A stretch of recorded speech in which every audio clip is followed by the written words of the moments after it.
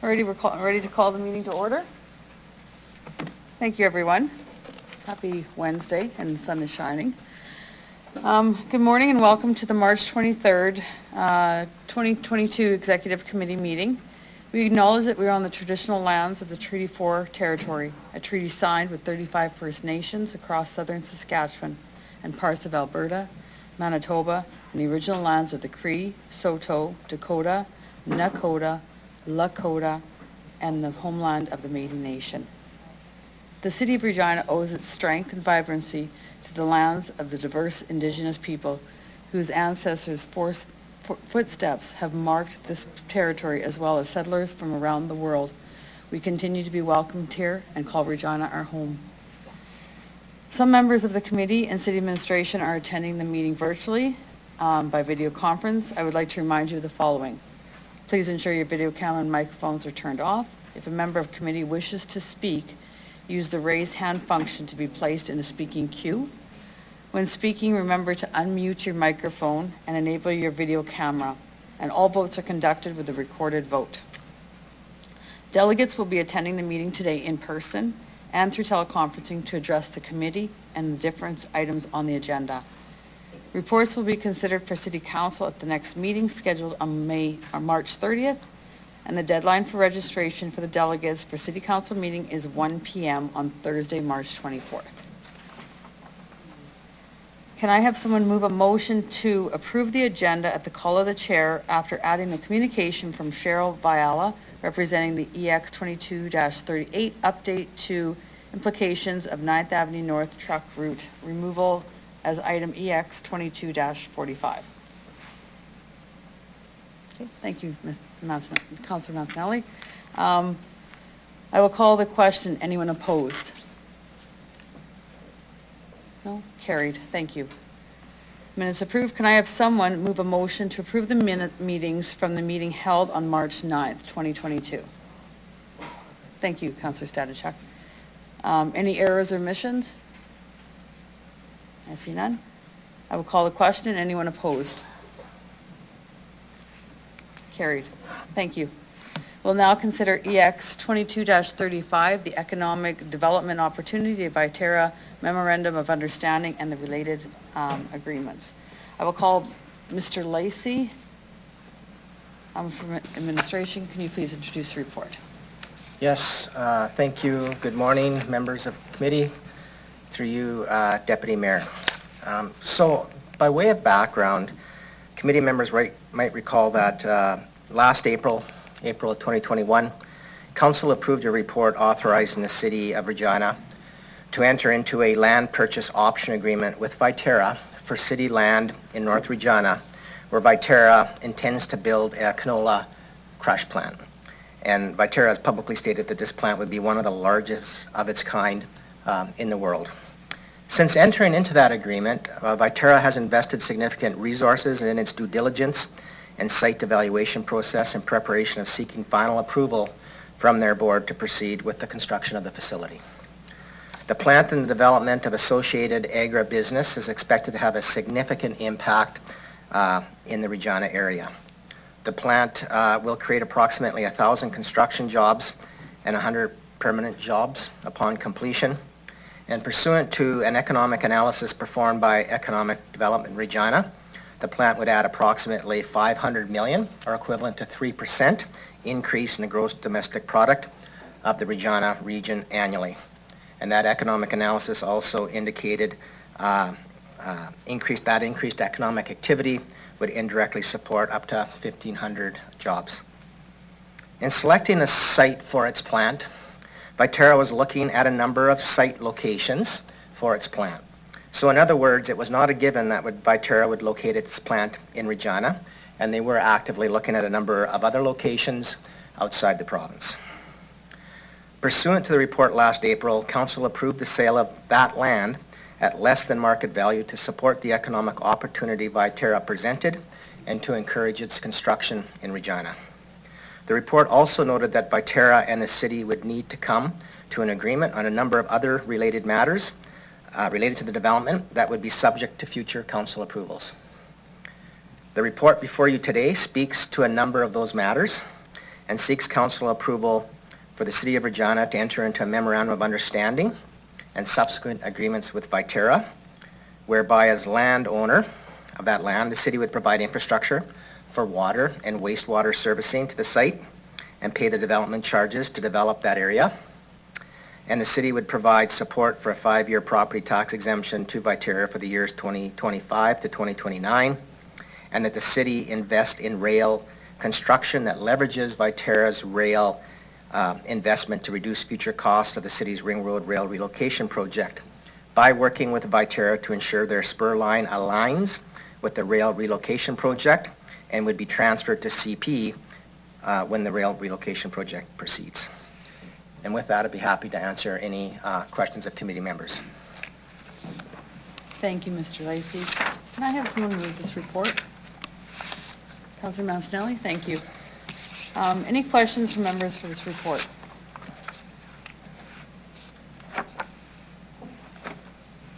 None?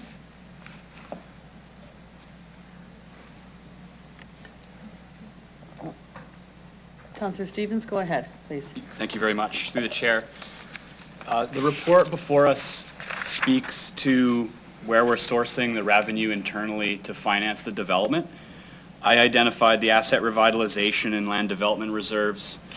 Are there other reserves, first off, that we'll be drawing from? And secondly, how do we replenish these reserves in the long term? Mr. Lacey? Yes, thank you. Through you, Madam Chair. So it is in the report is recommending that to fund these investments, the 12.6 be drawn from the land development reserve and 6 million be drawn from the asset revitalization reserve. And then as that plant is put into production and property taxes are collected, that in the future we would replenish those withdrawals from that future property tax draw. So the land, maybe I'll speak to a couple of pieces in the report, expand upon my answer. So the land development reserve currently is in a negative balance of $18 million. And that's in part for the purpose and reason of the land development reserves. The land development reserve is really an accounting tracking mechanism with respect to the city's land development activities, purchase of land, selling of land, developing of land, cost to develop land, that in turn we would sell and realize a return on. So, major withdrawals from that reserve have related to the Towns project, which we're currently projecting a return of about 18% on those funds, as well as the Yards initiative, to name two of the larger ones. And so it is expected over time that while the reserve is in a negative position, how land development works is you got to make that upfront investment. Once you make that investment, putting roads, sidewalks in, water infrastructure, development occurs, you sell that land then at a higher value. And as you sell that land, probably the first 80 or 90% of the land you sell is just recouping your initial investment.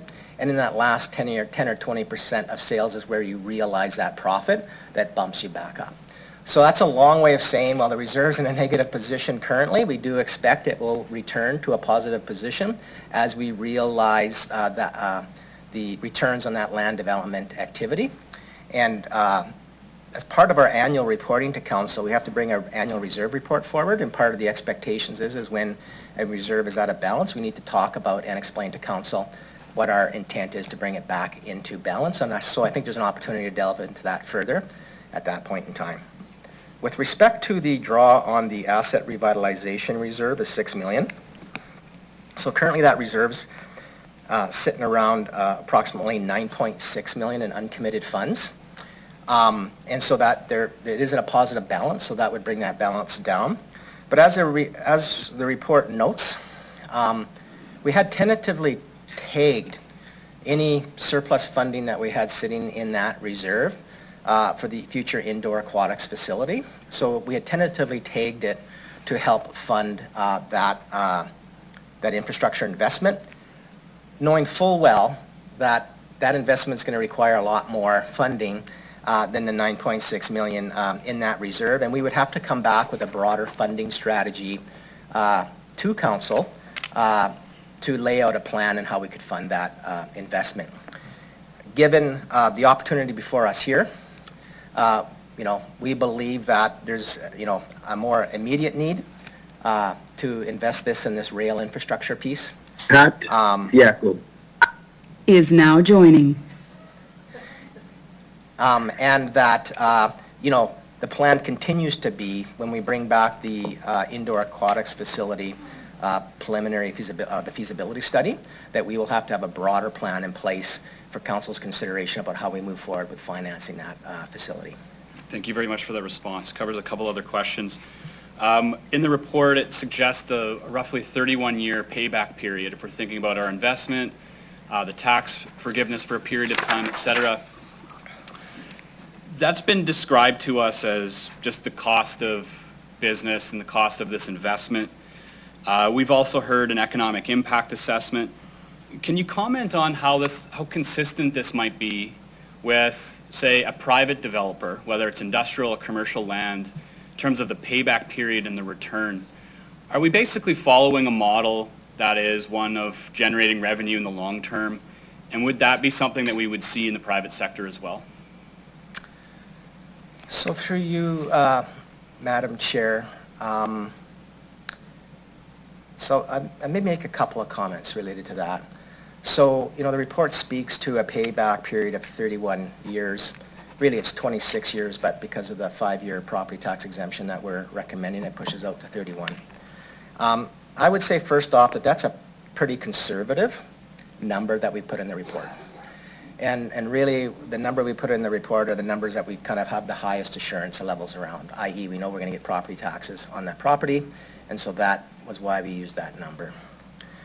We do believe that investment, though, overall, could very well likely be less as a net investment. And then secondly, it will create other economic, similar to the economic spin-offs, it will create additional economic benefits from a revenue perspective to the city. And so maybe I'll just speak about those in two buckets. So the first bucket relates to, potentially that net investment could be less. And it could be less for a number of reasons. One, just like any land developer, private land developer, when you're first in developing the land, you're the one that has to put the water lines in and the wastewater lines in. And then if there's other developers in the area or other developments that occur in the area, when they tie in to those lands, there's an expectation that they'll contribute to that initial capital cost. So in the private land development world, those are called endeavor to assist agreements. And as we move forward with this project, we're going to look at a similar mechanism whereby if other land developments benefit by us putting those water infrastructure in, that would recover part of that upfront investment that we've made. Secondly, part of the overall recommended investment here relates to rail. And in part why we're making this recommendation is we have worked very cooperatively with Viterra to get them to realign their spur line to be consistent with where we believe, consistent with the recommended and approved option approved by council some time ago with respect to the rail relocation project and where that line would go north of the city.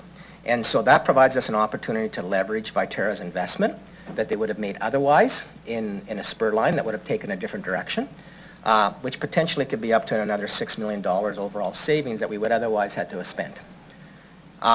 So those are kind of the direct piece where potentially that investment could be lower at the end of the day. Like I say, we've taken a conservative approach.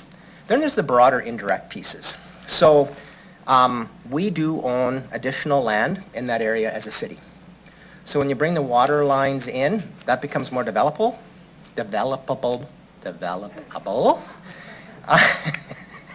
And so that increases the value of the land. And so, we have an expectation that land value should go up and we should see greater returns as those lands get developed and we sell them. Secondly, overall, kind of associated with the economic spin-offs that EDR has calculated, talked about the 1,500 kind of indirect job impacts. They've also done an assessment of what they believe it will result in overall with respect to indirect municipal revenue coming in. And that's about $23 million annually. that they expect to come in and indirect things. Now, those are harder to measure directly to the Viterra piece because, for example, that relates to the 100 jobs that are created, the 1,500 spin-off jobs, and those, and many, hopefully, of those people buying houses, and when they buy houses, are renting condos, pay property taxes. So those are kind of indirect benefits we expect to see from it.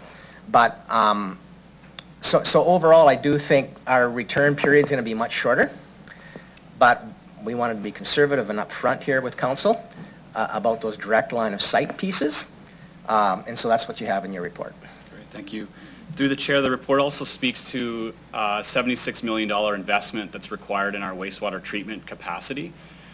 Would that investment simply be for this new proposed industrial park, or would that service broader needs either for residents in Regina or even neighboring communities if we actually start processing waste from, say, the RMs that surround us? So through this process, we've identified that not only with the Viterra plant, but with some of the additional economic activity occurring around Regina, that will have an increased load, so to speak, on our wastewater treatment plant. And so we do believe that at some point a wastewater treatment plant expansion will be required, and it's due to growth, Viterra being just one of them. We are currently in the process of conducting that analysis about exactly what we believe the impacts will be and how soon we will have to go to expansion. But this expansion, yes, would accommodate growth. That growth includes Viterra, but it includes other growth throughout the city as well, just not Viterra. And down the road, even if Viterra didn't happen, at some point here, we're going to have to do a plant expansion anyhow because of growth. So we are currently working, Mr. Doney and his folks are currently working on the analysis of how quickly we may need to do an expansion. And we expect that work will be done over the next month or two. And at that point, we believe we'll be in a better position to come back with a report to council, if necessary, seeking approval to begin work on plant expansion and any necessary funding associated with it. Thank you. Through the chair, the Viterra project specifically, among other canola crushing and biodiesel projects, have been heralded as provincial success stories. Can you comment on whether other levels of government, notably the provincial government or the federal government, have also contributed by way of infrastructure, financial support, tax relief? Are we flying alone, or is there other levels of government that are involved in making this project happen? Yeah. So through you, Madam Chair, I guess some of this I don't believe is public yet, so I will couch my language around this piece. But it would be fair to say it's our understanding that there has been active discussion and involvement of the provincial government. As I mentioned before, Regina was not the only location that Viterra was looking at. We needed to be competitive, and that includes discussions with the province about pieces that belong to the province, what the province could do to help make it competitive. And so the short answer is yes. I just don't think I'm in a position to disclose any of those details today. Thank you. My last question, and I understand this also involves a boundary alteration discussion and negotiation with the RM of Sherwood. I won't ask you to disclose the details of that negotiation. But if you were to make an elevator pitch as to why this project benefits both the city of Regina as well as the RM of Sherwood, and why this boundary alteration is our net benefit, what would that pitch be? So, Regina is not an island where you draw a line around the city boundaries, and that's where economic development activity begins and ends. And so, when we've done the economic analysis that I've described, I do expect most of that will be in the Regina city, but there will be positive impacts in the broader Regina Capital Region with respect to, where people may choose to reside, house, where related businesses, because we do see this very much being a catalyst industrial development that will result in other ag, food, value, and related business spin-offs. And I would note that Sherwood Industrial Park, as an example, which is an industrial park in the RM of Sherwood, is directly north of the Viterra facility, and so I think that they are prime location with respect to capturing some of that spin-off economic activity. Thank you, Barry. Thank you, Councillor Stevens. Councillor Briciani, go ahead, please. Thank you very much. Thank you for the report. So my questions are, Councillor Stevens had asked a couple regarding the water and wastewater. I guess the question that I'd like to kind of form is around the leverage on page 7, the leverage Viterra rail investment. And it's around, I understand the city has hired a rail consultant, and yet in the proposal we see already a rail design. Can I ask why we've now hired a rail consultant, and what is the goal? Through the chair. Yeah, so through you, Madam Chair, maybe I'll back up a little bit on this piece. So a number of years ago, City Council had directed the city to do some work around a possible relocation of the rail lines that run across Ring Road. And at that time, a high-level conceptual design had been developed that ran, the northern portion of that rail relocation ran north of the city, essentially where the Viterra plant is currently proposed to be located. Subsequent to that, Council has directed administration to do more work on a preliminary design, so to get a little bit deeper, and work with the rail companies and do appropriate consultations with respect to doing a little bit more of a detailed design, getting the parties in alignment and agreement with respect to what a preliminary design of a rail relocation would look like, working towards the preferred and recommended option that Council had approved a couple of years ago. So that work is ongoing, and it's ongoing parallel to the discussions that we're having with Viterra rail access, and what that looks like. And our interest as a city from the very beginning has been to protect, because where that preliminary concept is where the Viterra plant is looking to go. Our interest as a city has been to protect as best we can the overall preferred route that takes that rail north of the city away from residential areas where that CP mainline, Lanigan mainline currently resides.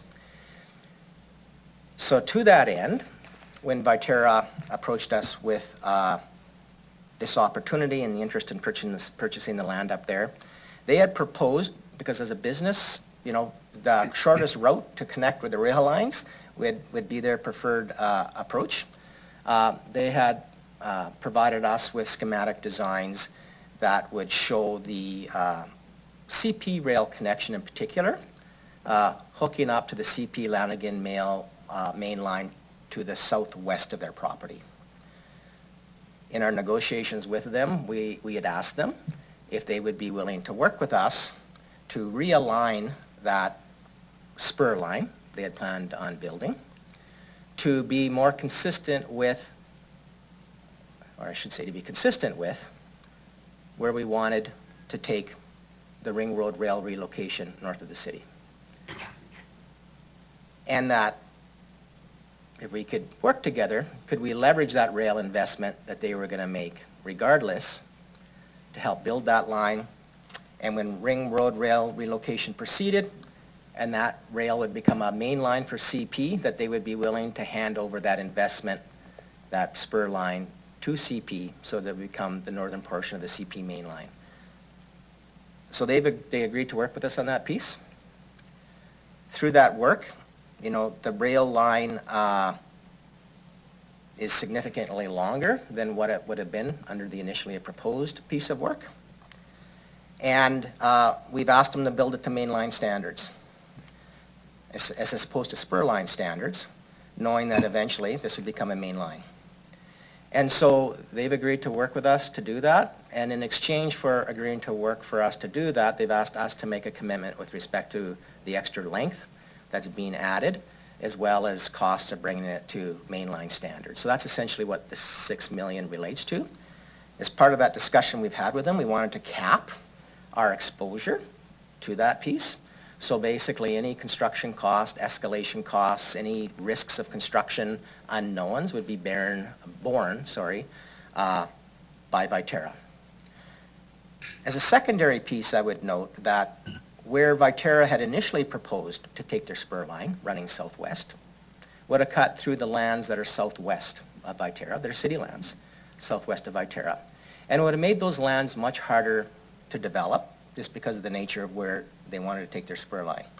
And in fact, those lands now, because we were able to move that spur line further north, have now been optioned to FCL. And so those lands, you know, you couldn't go back, I guess is what I'm saying, and saying, well, rebuild your spur line going southwest shorter, because, you know, in good faith conversations with them, we've aligned it with our rail relocation project, and those lands now are more developable, and we've optioned them to FCL in a previous report approved by council. I hope that answers the question. Be happy for any follow-up questions. Thank you, Barry, for that. So I guess the further question is regarding, so the city then had asked Viterra to do the rail alignment, so that would then kind of work with the city. But we also knew that Federated Co-op has also announced that they want to be at this space as well. You've indicated that we have hired a rail consultant to look at the rail line. So I guess my question is that why wouldn't we include all of the parties that are going to be used, and it could be more than that, it could be other users out there as well, to not only to ask, you know, kind of where they want them and how it's going to benefit them or what they need, also to contribute. Because again, we know that there will be another development coming forth that will need a rail line. So for the question, I just need clarity as to, we know that there's going to be other businesses out there that are going to need this rail line. What are we going to do to ensure that those rail lines are going to work with those other companies, and FCL being one of them? Through the chair. Through you, Madam Chair, thanks for the question. So a couple of comments I would have there. This is a Viterra spur line. They had originally intended to build it in a different direction. As I've explained, that I don't think would have been most optimal for us as a city. And so it still is a Viterra spur line, just going in a different direction, that they will hand over to CP at a future point in time. Rail relocation goes ahead, and it'll be CP's decision about who links into that rail line. So the city still would not necessarily have a direct role in that. It'd become a CP matter, because CP will control who would link into rail lines. We have had conversations through this process with the various parties. You know, we thought it was important early on to try and get FCL engaged in that conversation. Early on, FCL, for whatever reason, wasn't positioned to come to the table. But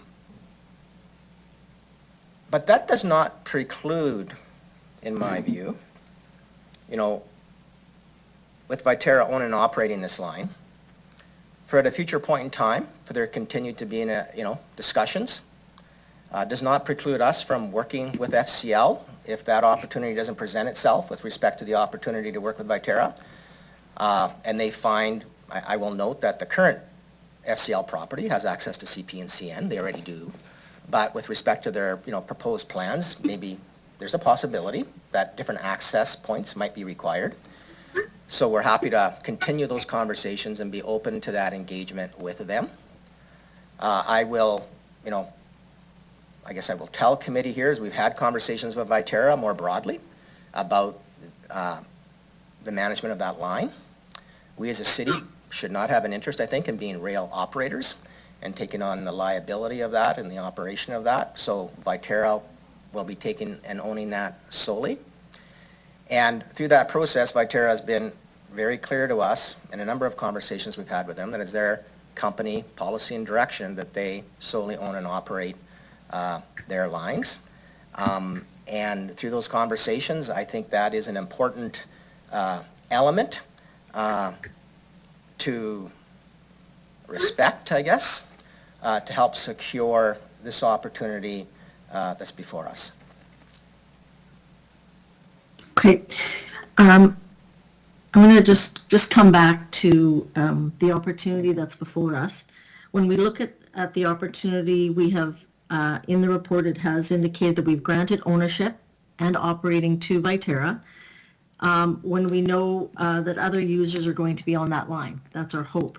So I guess with Viterra owning and operating the line, are we not concerned at all that this could prohibit other future development out there, especially competition, if they are the ones that are controlling the line and owning the line, through the chair? So through you, Madam Chair, I would come back to, as a city, and I think as administration, we're always open and willing to try and get the parties to work together, to talk about opportunities where there's joint opportunities. To be honest with you, it takes two people to dance, and if one of the people aren't willing to dance, that can become very challenging.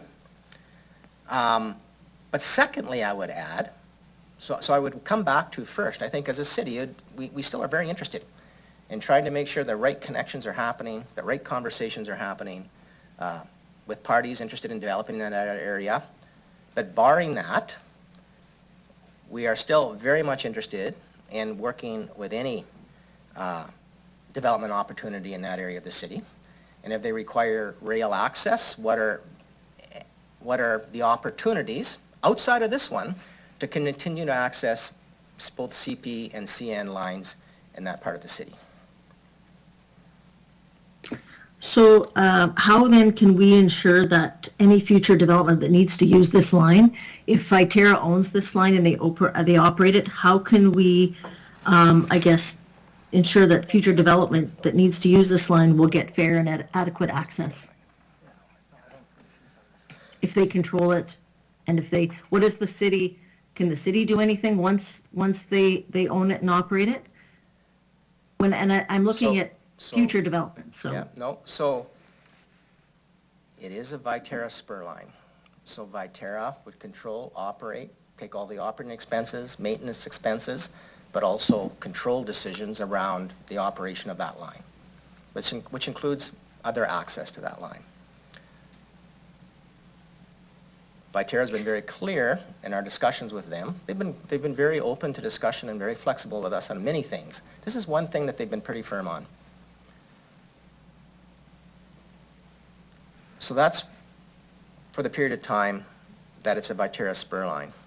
We have secured commitment from them that with Ring Road rail relocation, that line will be transferred to CP. And at that point in time, that's a CP decision with respect to who might access that line, etc. Just like any CP main line, where the city has no involvement in those discussions with respect to access, other than perhaps trying to facilitate discussions between the parties where we see an opportunity exists to try and bring parties together to work together to mutual benefit. To the chair, when do we think that is going to happen, when that would be changed over to CP? How many years out? Yeah. So I think that's, at this stage and point in time, I think that's challenging to predict because of the discussions that have to occur with the two rail lines, the preliminary design work, etc. I do know that I believe the intent is, you had referenced us engaging a consultant to do some preliminary design work, do some consulting work with the rail companies and come back with some preliminary design and findings. That will not occur I understand, until the end of 2023 is when they're projecting to bring a report back. But then actual detailed design and construction, if everything's positive at that point in time, and there's funding in place at that point in time, you know, I would not be surprised. You're probably looking at 2026, 2027 at the earliest before you actually see physical activity occurring. Okay. So because it's so far out, again, this consultant you said is going to be consulting with the rail companies. Will they be also engaging with other businesses who will be around there, like FCL and other businesses? Yeah, through you, Madam Chair, I very much expect that to be the case, but maybe I'll ask Mr. Brown if he maybe wishes to expand on the work that will be occurring over the next 2 years.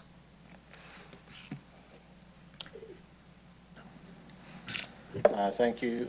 Through you, Madam Chair. Yes, so there will be consultations, of course, with the key stakeholders as part of the rail relocation preliminary design. So that includes, of course, CPC and certainly the refinery, who are immediately adjacent to the locations, and continuing, of course, conversations with Viterra, as well as there are a number of other current rail customers within that kind of project area that will be engaging either individually or as kind of a specific targeted group kind of thing, along with public engagement and other stakeholder engagements. Okay, thank you. So I'm just gonna, we're gonna hire the rail consultants. We've already got a plan because Viterra has got their plan of what they want to see forward with the city. But I guess the concern or the worry is that we're going to put all this together. We know we've got other companies coming forward that want to have rail access. And then does that mean that we would have to go back and readjust the rail if it doesn't work with other economic, if it doesn't work that they can't access the rail? Then is that going to be something we're going to have to go back and do? And would that not be more costly? Like, I guess I'm a little confused as to why we wouldn't look at this holistically right now. We sit down with everybody and say, we know we got patches of land here. This is going to be the line, and it's going to be a shared line. Like, I'm a little bit concerned that, we're going to give, of all of the other things we're going to be giving, and this is a great opportunity, but so is all the other opportunities that we're going to be seeing here.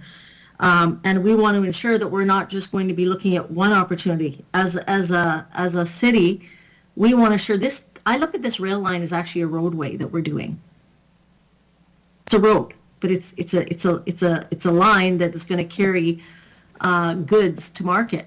But I think we have to be so careful if we're going to be allowing Viterra to have full control and the access. And so I guess the last question is, in this MOU, Mr. Lacey, can I just ask, is there going to be a condition that Viterra cannot restrict access if say, for example, to the rail that will if they own and operate it?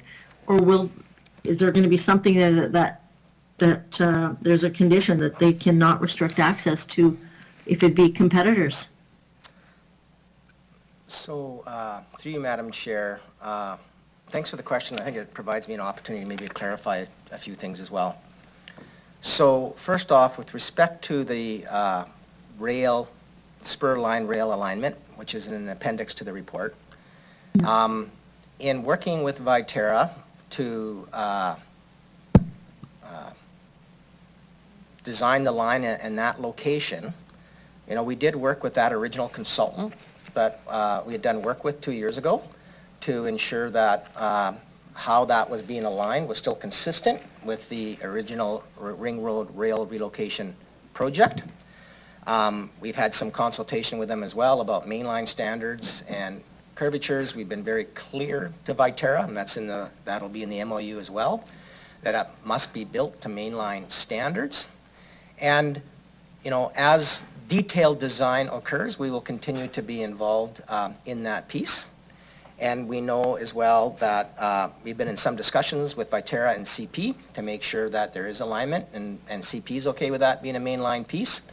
And Viterra's been working hard to get sign off from CP on those pieces as well. So from a design perspective, you know, I think we, to the extent that we can, we've ensured, working with the previous consultant, that it aligns with the original intent of the rail relocation project. And then secondly, as the new consultants brought on board, we'll continue to engage and involve them to make sure that our interests are being protected with respect to ensuring that this can become a main line. With respect to the question around, would we make it a condition that Viterra must allow others access to their spur line? And the answer to that, as I've indicated previously, Viterra's been clear on that.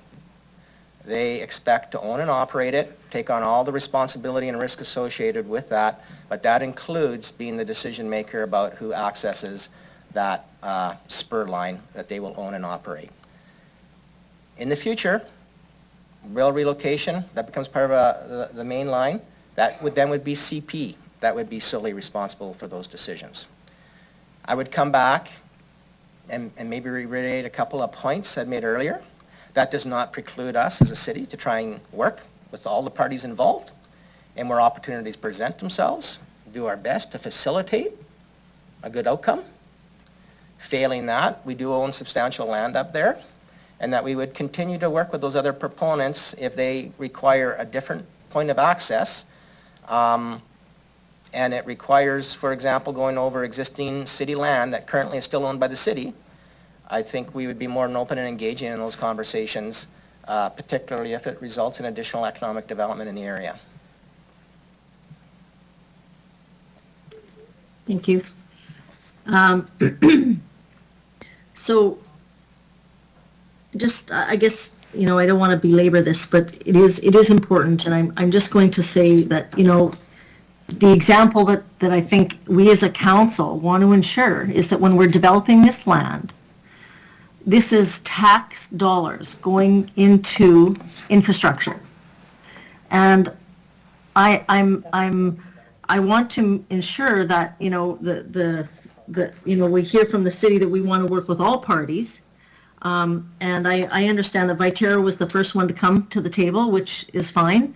But when we put in roads and we have a developer, because they've developed first, doesn't mean that they have access to that road only and they can determine who's going to use that road. I guess that's where I'm a little concerned. I think it's a great opportunity for Viterra to control that, because they can tell any competition that they can't use that rail line. And that's what concerns me. So as a city, we should be ensuring that, doesn't matter who it is, anybody that wants to use this rail line, that should be something that the city should ensure that there's protection there. So in this MOU, when we say, Mr. Lacey, and I just want to be clear, you've indicated that there's nothing in the MOU that insists that Viterra cannot restrict access. So really, we're saying that anybody else out there that goes out there, if you want to use the rail line and you're in competition with what Viterra is doing, you're probably not going to build out there. Would that be accurate? So through you, Madam Chair, maybe I just make a couple of points, because there's been a parallel made to roads. So CP owns rail. They're the owner of that rail. They're owner of their land. That's not a road. They determine who accesses their rail and how that access will occur. Maybe I would paint that private spur, that spur line, as just like an owner that decides to build their own private road on their property, and they determine and control who has access to that road, who drives on that road, because it's on their private land. They're responsible for the repair and maintenance and any other matters associated with that road. So I don't think that parallel is direct. And so from that perspective, I believe that's why Viterra has taken that position and has taken that position quite strongly. that is their spur line, and as a result, they own, operate, and make determinations about who has access to it until such a point in time as it's turned over to CP. So would we know the investment? What is the investment that the city is putting in? These are tax dollars that we are through incentives and when we look at that those are tax dollars that are going into this, but yet we're saying that they can operate it, own it, with all of the infrastructure we're also putting in as a city.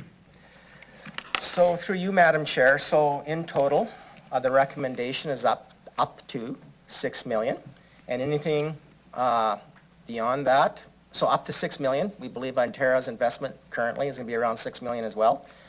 And as I mentioned before, our investment is capped at 6 million, and any construction overruns, unforeseen things that come up, Viterra is responsible for that. I would, I had another, it'll probably come back to me, but I was going to address another point, but perhaps I'll leave it because it's escaped me. Okay, and just to be clear for the record, it was the overall infrastructure we're putting in, not just the rail. It's like the 20.9 million that's going to be going in for the total amount, not just for the piece for the rail that was through the incentives, which is on page 4. Yes. But I So guess I'll just make a comment if I can.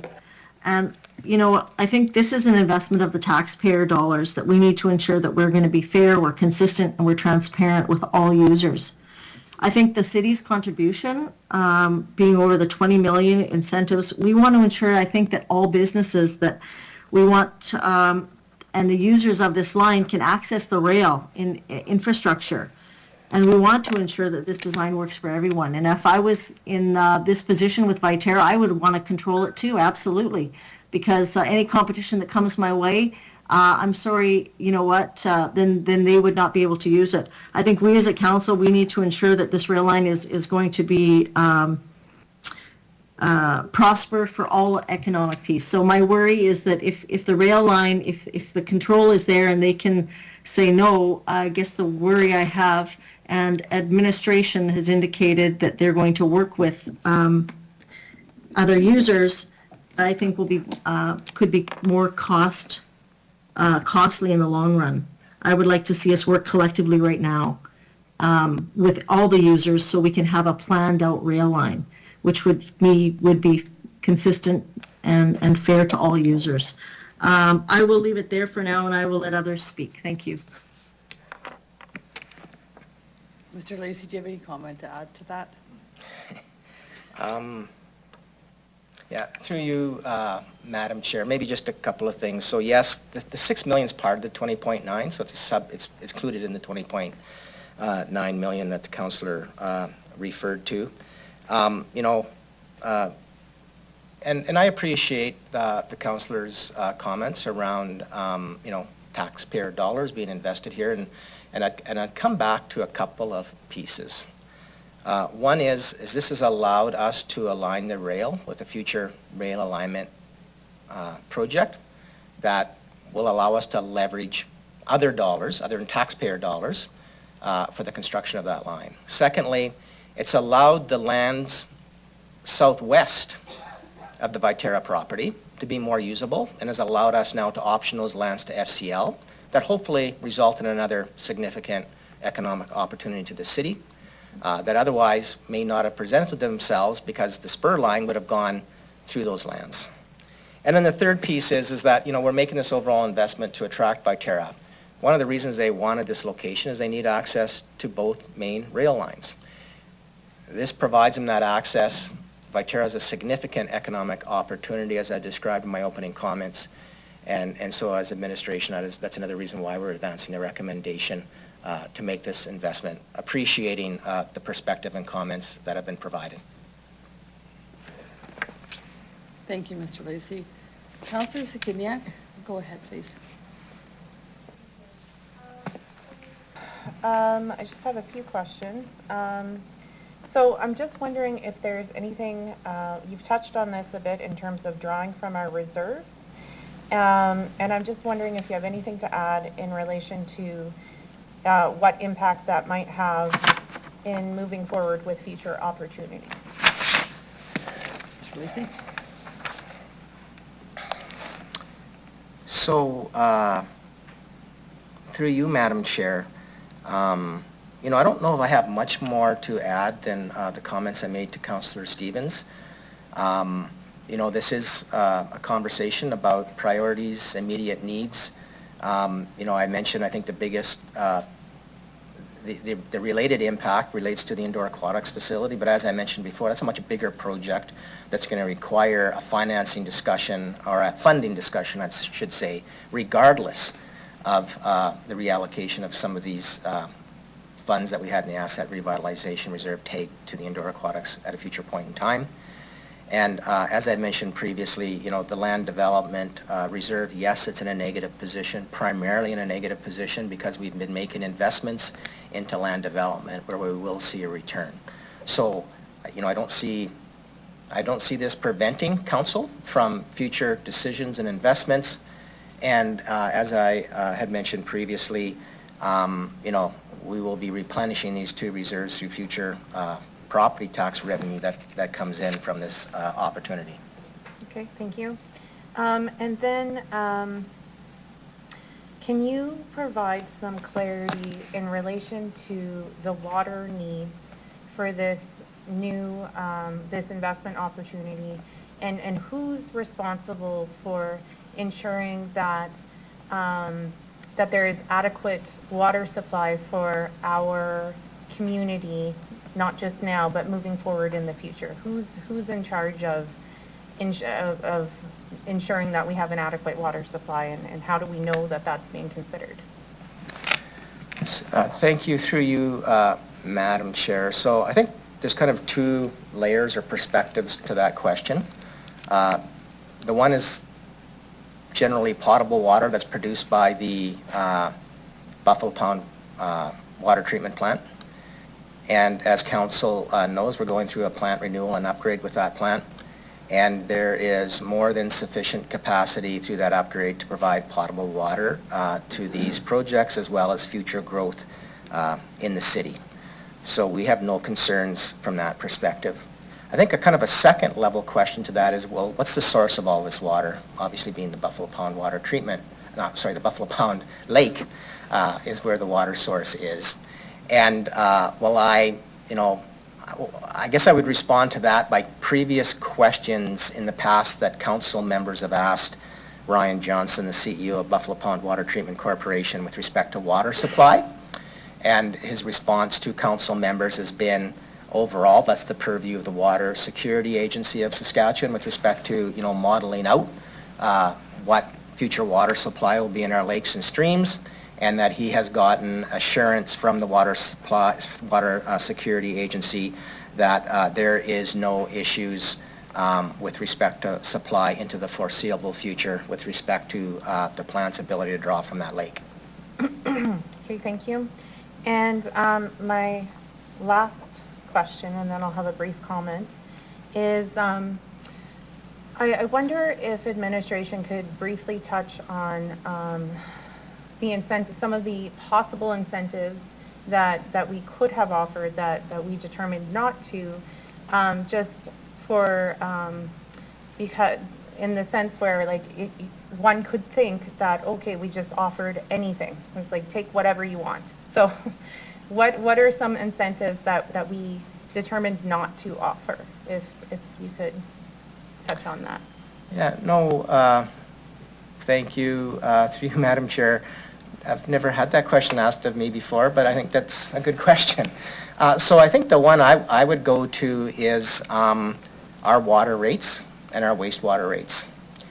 And they are generally higher than other locations just because of the nature of where our water supply is. We've had those conversations before.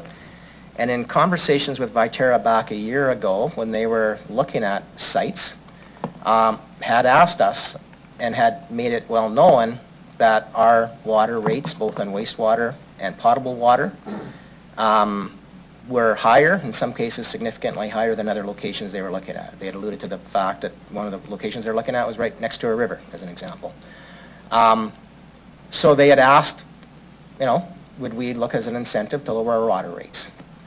And so on that particular one, that would be an example of where we said no. We have a user pay system. Everybody pays, both residents, and we do have a few large water suppliers as well, FCL being one, that pay full city rates. And so that was something that we have not provided as an incentive, even though that was an area that Viterra explored with us. Okay, so I just wanted to note that I really appreciate all the answers. I've certainly had lots of questions throughout since this proposed development has come forward. And I would say that the responses to all of the answers have given me confidence in the work. Not just of course I have general confidence in the work that administration does, but in relation to this project, I think that the due diligence has been done, and it's taken me a while to get there. But at this point, I don't have the same concerns I did with this project, and I am prepared to support it. So I thank you for all the hard work that went into figuring out everything that has been done to get us to this point. Thank you, Councillor Skiniak. We have Councillor Mole. He'll be joining us by phone. Yeah, so we're going to go to Councillor Mole. Councillor Mole, go ahead.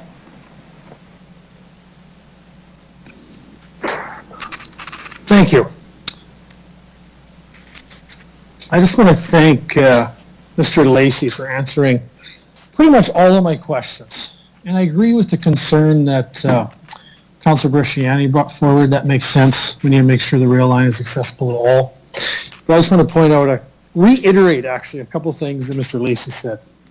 This is going to get us 3% GDP growth, 100 permanent jobs, and 1,000 good paying construction jobs. Okay? I work in the construction industry. I know many people right now that are unemployed. I would love to have those jobs. Keep in mind that we competed with other municipalities and provinces for this project. That was a big deal a year ago. And we succeeded to get it to this point. So I urge all our fellow councillors here, my colleagues, to support this wholeheartedly. Thank you very much.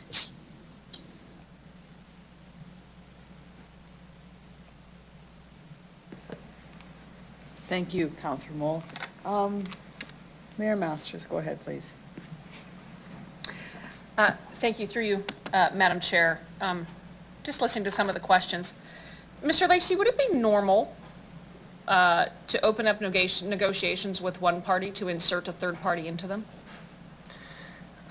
Through you, Madam Chair, that's very challenging when we're negotiating with Viterra. We've been negotiating with them in good faith from the very beginning. To insert another party in those negotiations that are between two parties, I think is very challenging. And certainly to I don't want to use the word dictate terms, but to significantly influence the outcome of those negotiations, I think that becomes very challenging to have good faith negotiations when you got other interests inserting their perspectives, I guess, and interests into those discussions. Thank you. I'm just going to ask it more point blank. Is that good faith negotiations? I think it's hard to have good faith negotiations when you got another party that's not at the table, and so I don't see that as good faith negotiations, I guess is what I would say. Yeah.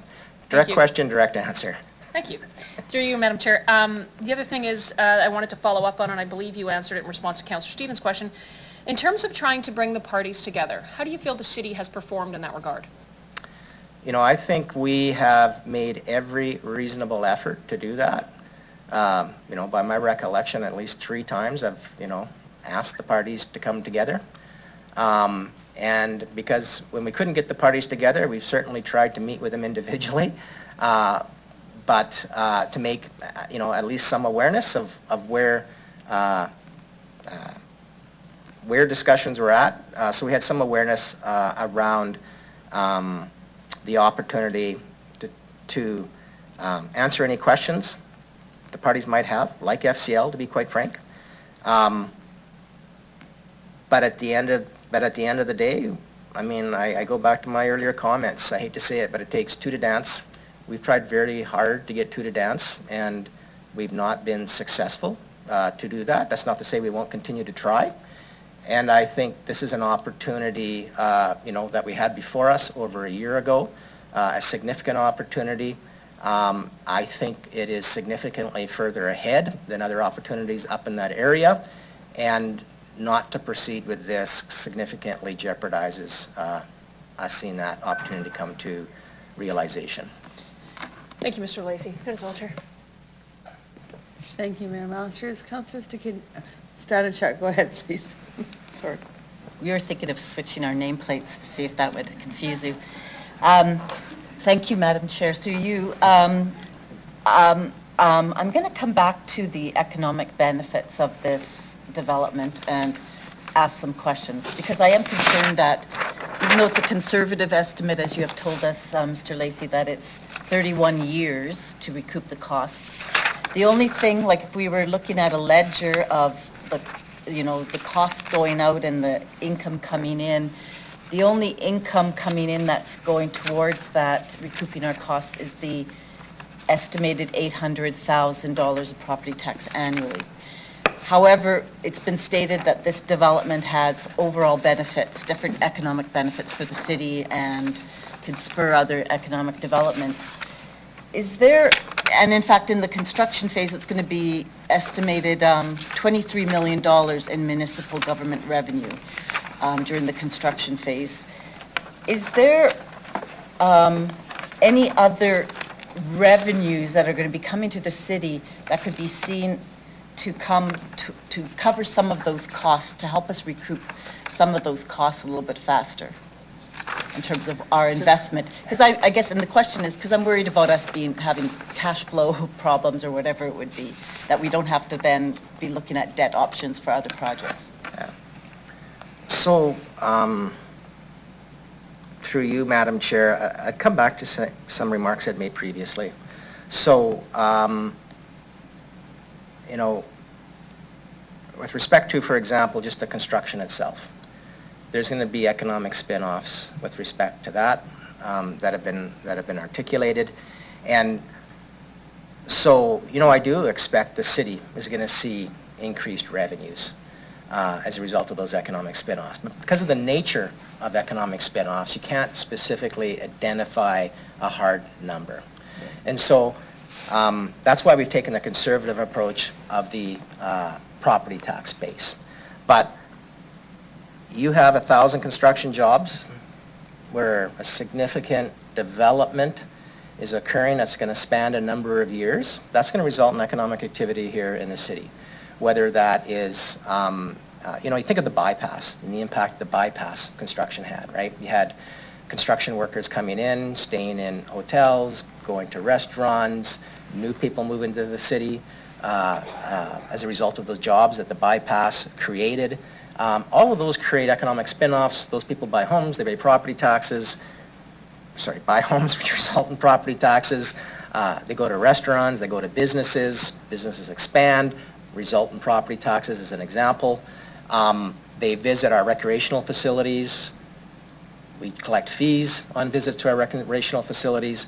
So there will be economic spin-off related to this development that will directly benefit the city in a revenue stream perspective that we will see sooner than later. So the reality is that, yeah, payback, if we could track all of that and track exactly, that house was bought and that house wouldn't have been bought, or a new house wouldn't have been built if that project didn't go ahead, so we're going to count that property tax, certainly the payoff will be a lot sooner to the city than the 31 years we've articulated in the report. We just can't track that. And we can't say with certainty, for example, that that house would never have been bought if this development didn't occur.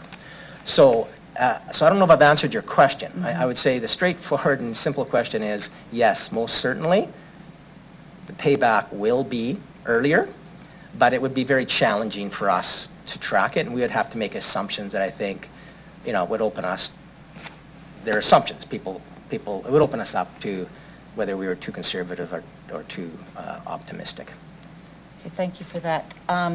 Through the chair, how long is there an estimate how long Viterra will operate this plant? So, I can't recall.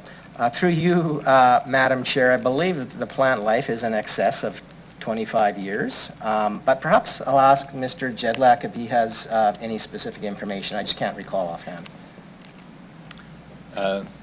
Through you, Madam Chair, I don't have any specific information on that, but one of the considerations in this incentive is the capital cost of the plant, which is significant. And I think when we look at any incentives as it relates to job growth, one of the considerations is what sort of investment is being made in the plant and facilities, and how easy would it be for a company to walk away from that investment.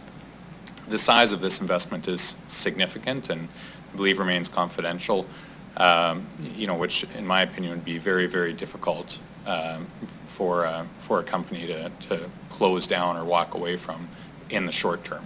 So. Okay. Would it be fair to say through the chair that they will be there longer than 31 years? That would certainly be or through you, Madam Chair, that would certainly be the hope or expectation. Okay, thank you. And my last question through the chair is, there's going to be economic benefit for Regina. There's also going to be people paying more income tax. There's going to be more sales tax. So the province is going to be benefiting. Is there any estimate in terms of what the kind of economic spin-off for the province will be from this project? So through you, Mayor Masters, we did not ask EDR to undertake that analysis, so we do not have information of that nature. I will just, note again that we are aware the province will be making some significant investments as well that are, at this point in time, remain confidential. Okay. Thank you. I have no more questions. Thank you, Mr. Lacey. And thank you, Councillor Statichuk. Councillor Hawkins, you're up next. Thank you, please. Thank you, Madam Deputy Mayor, and through you. This is the best commercial investment opportunity that I've seen in my 10 years on council, and it's probably the best commercial investment opportunity that this city has seen in the last quarter century.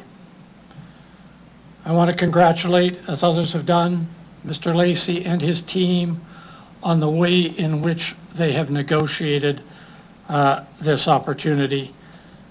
The term due diligence has been mentioned, and I believe that due diligence has been done to perfection here, and I congratulate them on that. In terms of this opportunity, we've heard about the jobs, we've heard about the $800 million in construction, we've heard about the 1,500 related jobs that will come along during the life of this plant. These are all families that will live in this city, buy houses, pay taxes, go to restaurants, and educate their children here. It's a tremendous opportunity. More than that, Mr. Lacey has been very clear with us this morning. This, because of the opportunity it gives us to upgrade our wastewater facilities, upgrade our rail. This will make lands that the city owns more valuable. It will invite more opportunity, not restrict it. I want to make a final, but I think an important point here. Time is of the essence. Viterra is here with a project that is in the final planning stages. There's nothing speculative about this. There's nothing of a hope and a prayer about this. This is real. If we get this job done today, shovel will be in the ground this spring. This is a mature plan. This is a plan that our citizens will never forgive us if we let slip away. This is a golden opportunity that will benefit this city and its inhabitants for years and years and years to come. I urge your support for this. Thank you, Councillor Hawkins. I see no further questions from anyone. Oh, sorry, Councillor Panura, go ahead. Thank you, Madam Chair. A lot of conversation, so I'm listening. This is a good place to be. One question, I'm not sure if it was answered or not, or maybe Ms. Lacey can or cannot answer, is the private land acquisition that we're going to need from going Winnipeg West to connect. In the report, it speaks of the land acquisition railway and water access, that you have to buy a private land. So the follow-up question is, you would buy that or need to purchase that regardless of Viterra going there. Am I correct? Through you, Madam Chair. So that's correct. The Ring Road rail relocation to go north of the city to take the tracks away from the residential area uplands that they're currently beside would require the city to acquire private land regardless in a rail relocation project, regardless of whether or not Viterra goes ahead. Okay, thank you. Madam Chair, just a quick comment. Everyone spoke. Like Councillor Hawkins said, this is a one-time opportunity even for us here. We've done a lot of good projects, even the time I've been on council, and this is one of the biggest one again. We need to do this. I mean, our grandchildren will talk about that.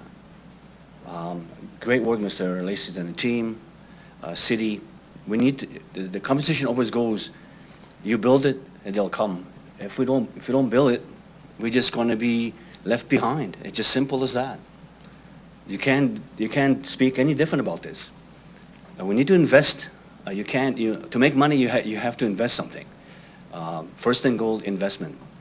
So when you talk about other jurisdictions who are buying for this project, I do recall one jurisdiction said, whatever you need, we'll give you.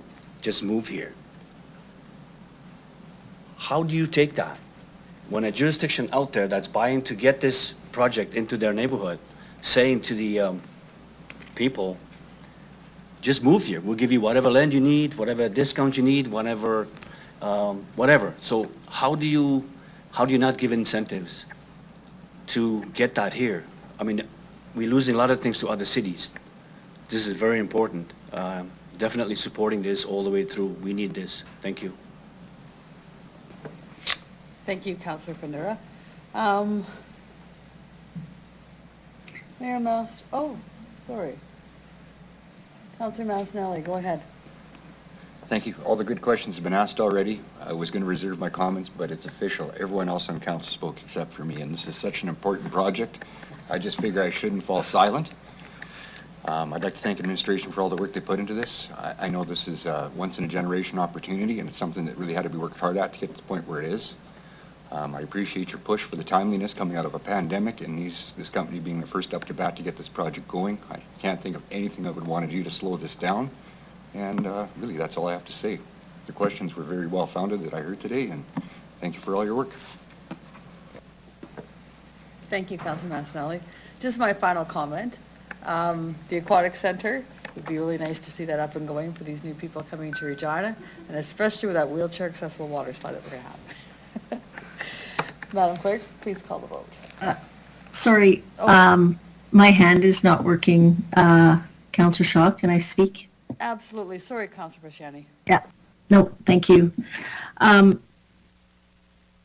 So I want to be clear.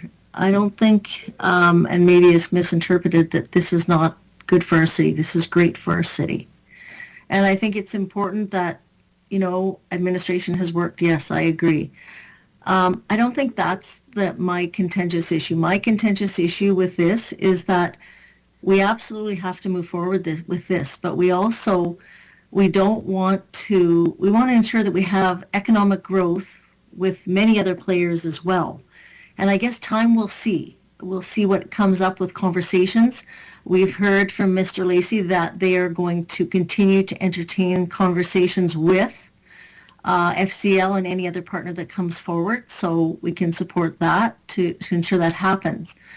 But I think the future will tell where the controlling of this spur line, we'll see where this goes for other competition or any other business that we want to come forward. So we absolutely want to support this, but we also want to ensure that we are supporting other opportunities for businesses to come forward here as well. So I will leave it there. Thank you. Thank you, Councilor Risciani. Councilor Melsenle, would you like to close the? No, you're good? Okay.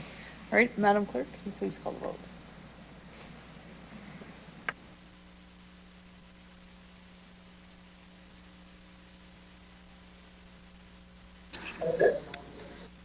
This is Councilor Moule. I'm in favor. Thank you, Councilor Moule.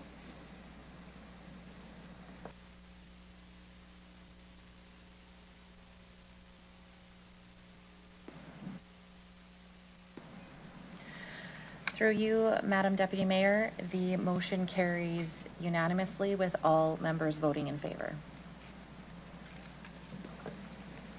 Thank you, Madam Clerk. I'd like to call upon delegation Councillor Conrad Medicine Rope in person here. Thank you.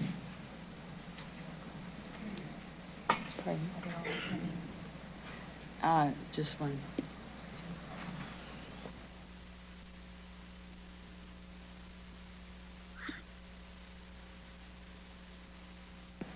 Sorry, I didn't realize that you're all attending as one.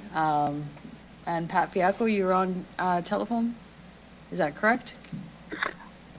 Good morning. Yes, I am. Okay, thank you. Can you please introduce yourself for the record, the organization that you're representing, if any? You'll have 5 minutes to address Executive Committee, in which you will have the opportunity to respond to any questions that members may have. Go ahead. Thank you very much, Councillor Shaw. My name is Pat Fiacco. I am with Carry the Kettle First Nations, and with me, attending the meeting at City Hall is Councillor Conrad Medicine Rope. Unfortunately, Chief Brady Watch is in meetings in Calgary. He was hoping to be back in time, but is unable to. Good morning, Mayor Masters and members of the Executive Committee and City Administration. On behalf of Chief Radio Watch and all of Council from the Carry the Kettle Dakota Nation, we would like to thank the City of Regina Administration for the cooperation and partnership in helping us complete the Municipal Services and Compatibility Agreement that we are looking for the Executive Committee to approve today. The Carry the Kettle leadership of the day purchased the North Regina lands in the late 90s that this MSCA is intended for. Their vision was that these lands would be developed so that there would be wealth created for the CTK members, and that CTK would be full participants in the Regina and Saskatchewan economy. That vision is very close to becoming a reality with the Municipal Services Compatibility Agreement being approved today. First Nations land development is very complicated, with several bureaucratic steps that must be taken. And over the past year, the City of Regina Administration, Mayor Masters, and members of City Council worked together to develop the MSCA.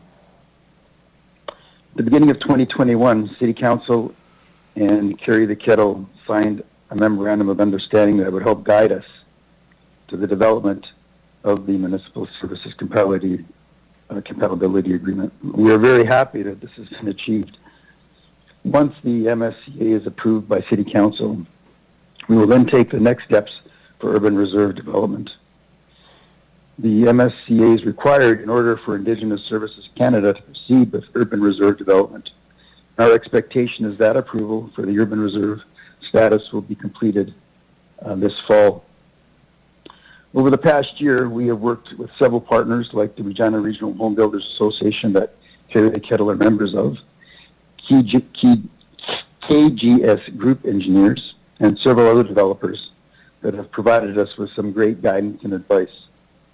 We still have a lot of heavy lifting ahead of us, but the Municipal Service and Compatibility Agreement is critical to the economic development success of Carry the Kettle. Carry the Kettle is looking forward to developing a green, sustainable development that will benefit all of Regina, all of Saskatchewan, and all First Nations.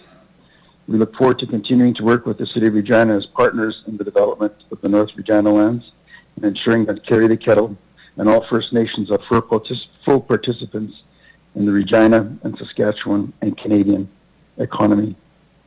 And we are more than happy to answer any questions you may have. Thank you, Mr. Fiacco. Do you have anything further to add? Good morning, and I'd like to thank each and every one of you around the table here for allowing us, Carry the Kettle, Chigakin Nakota Nation, to come this far and coming to an understanding and hopefully a better future for not only Regina and the surrounding area, but Carry the Kettle First Nation with this agreement here that we're going to be discussing here today. Under the Treaty Land Entitlement Framework Agreement, this is the major piece that TLE First Nation requires for its lands to go into reserve status.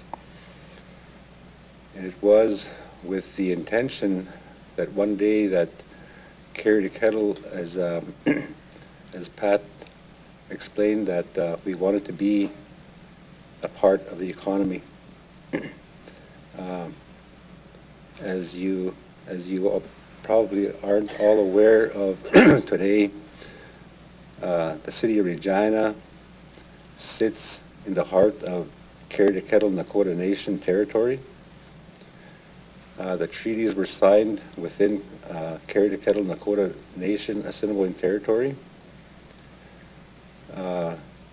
It's sad to see that my First Nation is coming to a dream, coming to the wish that our members have to be a part of the economy, to take them out of our, like, we have third world conditions back home, and we are trying our best to create that revenue for our people. And for myself, I'm very proud that this opportunity is in front of us today. Moving forward, I think the benefit is not only for our nation, but for the City of Regina as well.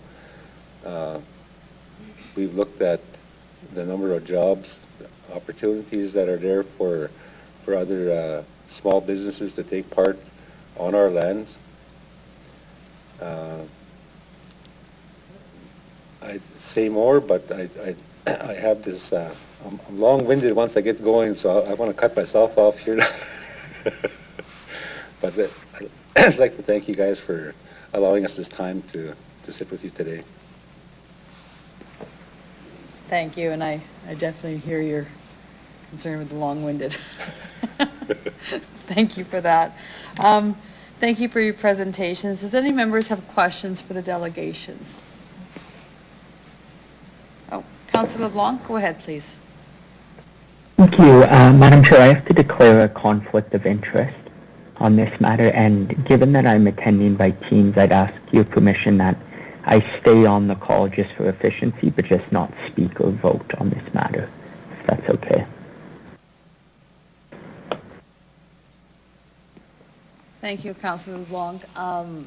Our city clerk said that she'll make sure she'll just to let you know that she'll call you if it happens to be the call dropped or anything like that. All right. Thank you. Thank you. Who do we have? Councillor Mayor Masters, go ahead, please. Sorry. Councillor Massinelli, go ahead. Thank you very much, and through the chair. I note this is an agreement all about cooperation, and I so appreciate that because I feel it's promising for the future. And with that in mind, we're talking about a sustainability plan tomorrow. Everything that we're talking about you developing in this plan is based on agreement to follow our codes or match the codes. Is there any pause or consideration for how that sustainability plan might affect things, and has that been considered through the chair, and any reflections on it? Mr. Fialko, you want to Thank you for the question, Councilor Mancinelli. Through the chair, you know, as the municipal services compatibility agreement states, obviously all of our development will be compatible with the city guidelines that are in place, and frankly, we're very supportive of the sustainability plan that is coming forward. It makes sense, and it is very much part of the values that First Nations have. That was the kind of information I was hoping to hear. I appreciate it. Thank you very much for everything. Thank you, Thank you. Councilor Mancinelli. Councilor Stevens, go ahead. Attached to the agreement in this report is also a high-level overview of the kind of neighborhood you propose building. I was wondering if you could speak to how this agreement and this plan addresses economic reconciliation and what this community will look like once it's built. Thank you for the question, Councillor Stevens. Through the chair, our first step, of course, is the municipal services compatibility agreement. There will be several phases to the development, and the Chief and Council will be putting together a more detailed plan, obviously with some of our experts that will be coming forward to City Council, as well as open houses, so that everyone understands what the development will look like. As the initial vision is that we would be looking at a residential component and a commercial and light industrial component. But again, more details will follow. Thank you.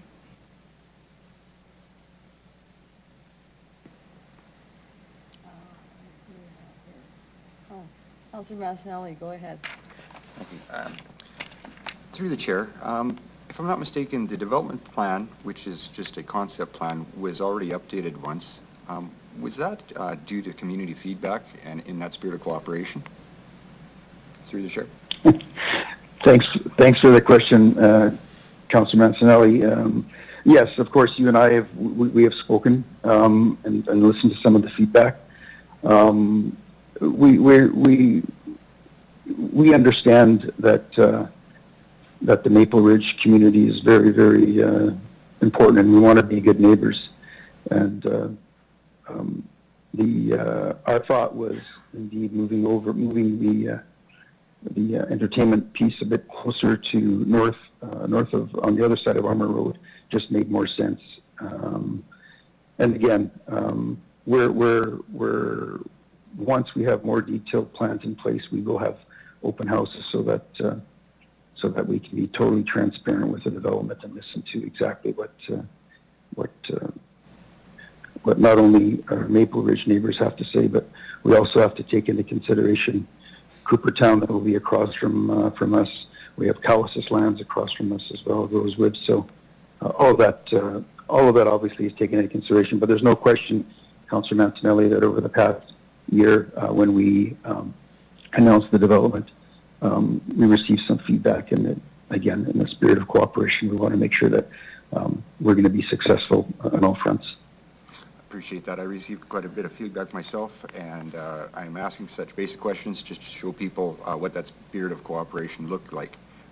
Another question, in the updated plan, I noticed that you have the phase 1, which is the gas station, car wash, etc., aligning with Diefenbaker, and if I'm not mistaken, that's the first part that you want to get developed. I'm wondering how that coincides with the development of Diefenbaker and what your intentions are, if you have anything you can share that way. At this stage, well, it's a travel center. North Regina and does not currently have a travel center, and with the Global Transportation Hub, with the Loblaws Distribution Center, there's a lack of service for those users. So it made sense for us. The alignment isn't so much with Diefenbaker. The alignment is more on the south side of Armour Road. So that's basically where that comes in. Thank you. Thank you, Councillor Masnelli. We have a mandatory break at 10:30, but I'm asking if it's okay. We have one more councillor that would like to ask some questions. Would everybody be okay with that? And then we'll go to break. Okay, Councillor Fundera, go ahead, please. Thank you, Madam Chair. I'll be quick. Don't want to interfere with the break, but it's important. Just want to you, Madam Chair, the question would be through Councillor Medicine Rope. But I want to say thank you to Mr. Fiacco for working hard with Carry the Kettle to bring this to this point. Councillor Medicine Rope, your comments were more of a human nature of what this means to your community. You spoke from your heart, talking about the Nakota Nation and what this means about the economic future of the community. And I understand the importance. I just want to hear one more time from you, the deep importance of what this means going forward.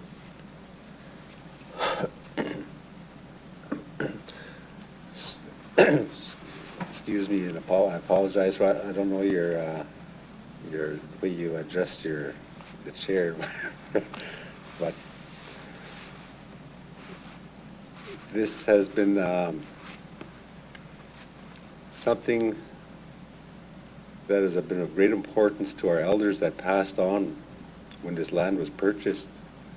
This was something that they expressed to the leadership of that day, that they wanted our nation to prosper alongside the city of Regina, what they called Huhujubin, Otoatung. They called it the pile of bones. The big city of the pile of bones is what they called it.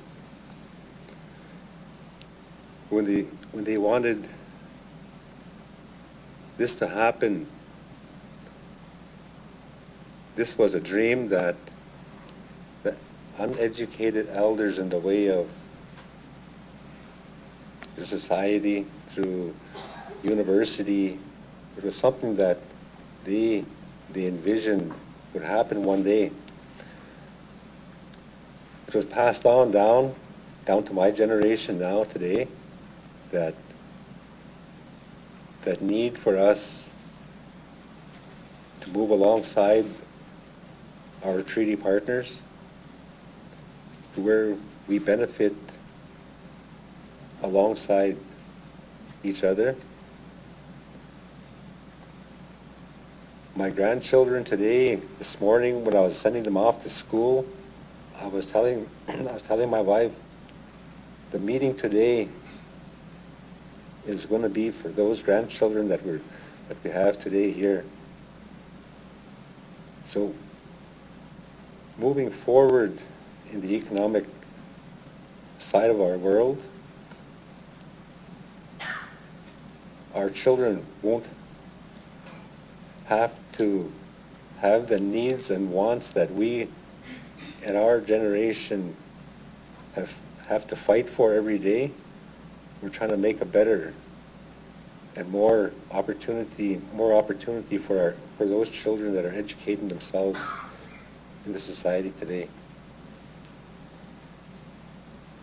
Right on. So, thank you very much. I need to hear that. It's always bolts and mortars and all, and tend to forget about the personal, what counts the most. So, thank you for that. Madam Chair, thank you. Thank you. I see no further questions. I'm just going to make a comment.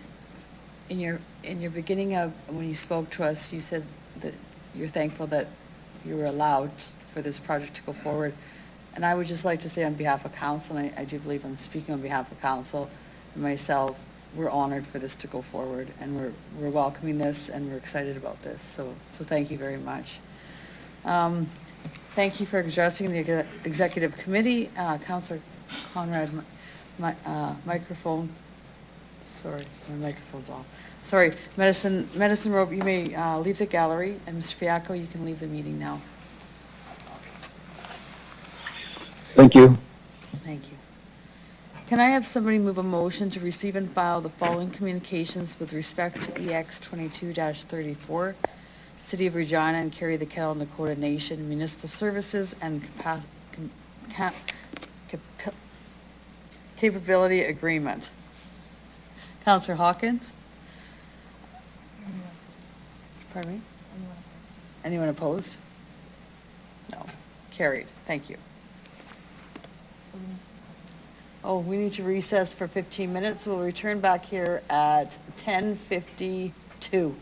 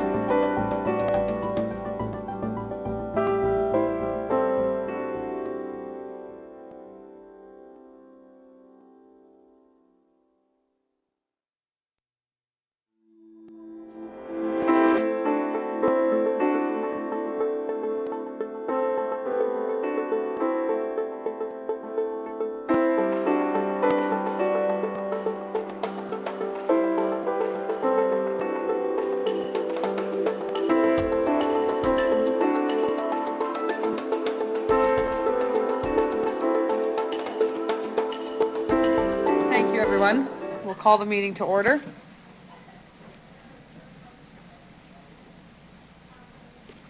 Thank you. We'll now consider item EX 22-36, clean. 34, 22-34. Where are we?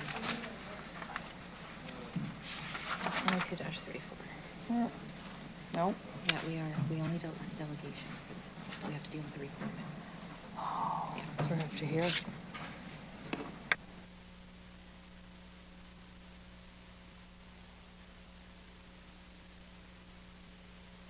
Sorry, I was jumping ahead of myself. We'll now consider EX 22-34, City of Regina and carry the Kettle Nakota Nation Municipal Service and Capacity Ability Agreement. Sorry. I'll ask Deborah Bryden from Administration to please introduce the report. Thank you, through the chair. Over a year ago, Carry the Kettle Nakota Nation, referred to as CTK, approached the city indicating that they would like to transition their land, 260 acres of land located in the city's northwest, from city jurisdiction to urban reserve and prepare for land development.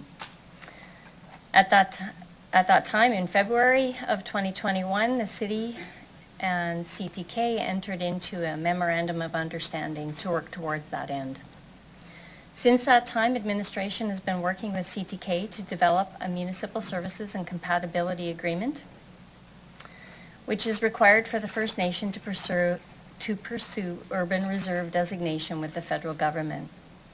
Upon reserve status being obtained, the lands would no longer be subject to the city's official community plan policies or zoning bylaw regulations. As such, an MSCA provides a framework for ensuring compatibility of land use, growth policies, bylaws, and procedures between the First Nation and the city to enable us to operate together as separate jurisdictions, but together and aligned. The agreement also outlines the fees to be paid for services from the municipality, as well as tools for fostering the relationship between the partners and for dispute resolution. During this process, we reached out to other prairie municipalities, the province's Ministry of Government Relations, and the federal government's Department of Indigenous Services. And when comparing this agreement to others, we found that this is potentially one of the most complex and broad in scale in Western Canada and perhaps the country. The proposed development is a very large site, and a phased approach for its development following urban reserve designation is defined in the agreement. Establishing this agreement is a step in the process that will guide future efforts for development of CTK lands and foster a prosperous relationship between the First Nation and the city. The terms within it have been negotiated in good faith and are agreeable to both administration and the First Nation. Administration recommends its approval for signature, and the team is more than happy to answer any questions. Thank you, Ms. Bryden. Can I have someone move the report and include the revised Schedule A1 lands in the report that be forwarded to the City Council for approval? Councillor Hawkins? Any questions from members on this report? Councillor Stevens, go ahead. Fully behind it. Thank you very much for entering and concluding negotiations on both sides. Because my question is really about the growth plan here and the extent to which the project as it's envisioned, not the details of the agreement per se, how does it fit into our overall growth strategy as a city and specifically the official community plan? So I'll refer that question to Ms. Dawson. Thank you. Through you, Madam Chair. So currently the majority of the lands are in our 500K growth area. There is a portion of the lands just adjacent to, or on the south boundary of the property. that are within near phases of growth. But essentially, this compatibility agreement is required so that the CTK folks can go to the federal government and apply for urban reserve. Once they achieve that urban reserve status, the lands are taken out of city jurisdiction and no longer subject to our OCP or zoning bylaw, and actually no longer subject to provincial planning legislation. So the compatibility agreement somewhat replicates some of the policies that we have so that we can ensure that there's compatible growth and services between the two jurisdictions. Okay, just a follow-up for clarification. So this goes ahead, we won't need to amend the OCP. That'll never come before us when we're talking about the construction of this project. That would be subject to a federal oversight body of some kind, is that correct? Through you, Madam Chair, there would be map changes just to identify that this isn't within our jurisdiction anymore and identify that it would be within Urban Reserve and CTK's jurisdiction.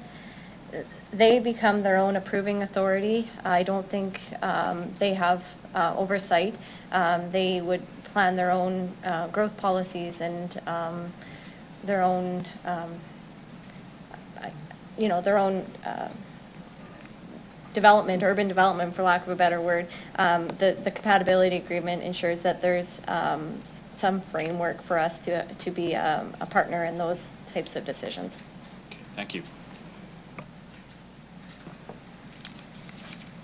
I see no further questions. Can I have someone move the report? Oh, sorry, Councillor Hawkins, you did already. Questions? That's no more questions from anyone? We're good? Kate? Thank you, Madam Deputy Mayor. I just want to comment on one thing. The delegation in his powerful presentation mentioned his grandchildren, but he also said that this was an opportunity for Carry the Kettle to be part of the economy and to take us out of third world conditions. I think I can say on behalf of all of Council that we're anxious to be a partner in that with you and to welcome you into our economy and to help with you to build this economy for your grandchildren and for ours. So I'd like to thank the delegation and urge Council to support this agreement. Thank you, Councillor Hawkins. Madam Clerk, can you please start the vote?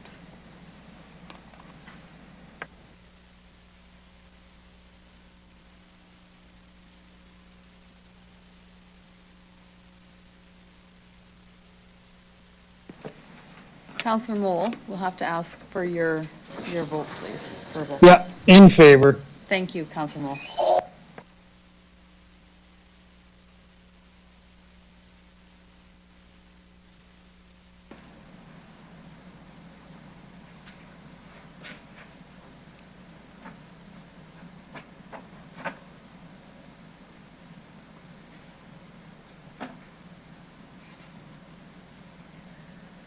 Through you, Madam Deputy Mayor,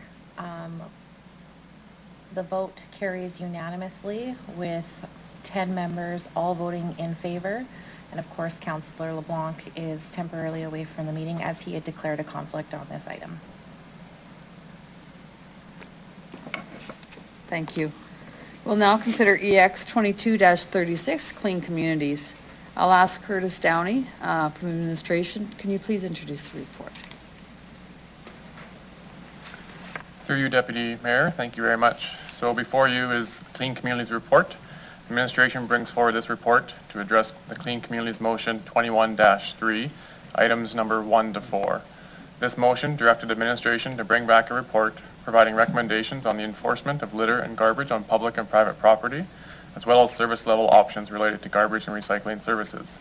This report was tabled at the November OCS committee meeting and is brought forward today. The administration conducted a jurisdictional scan and review of the waste services and enforcement policies to develop the recommendations outlined in the report. Our priority is providing waste service to the community and offering options for residents that have waste needs in excess of the average resident. Service levels are set based on cart set-out rates and percentage full.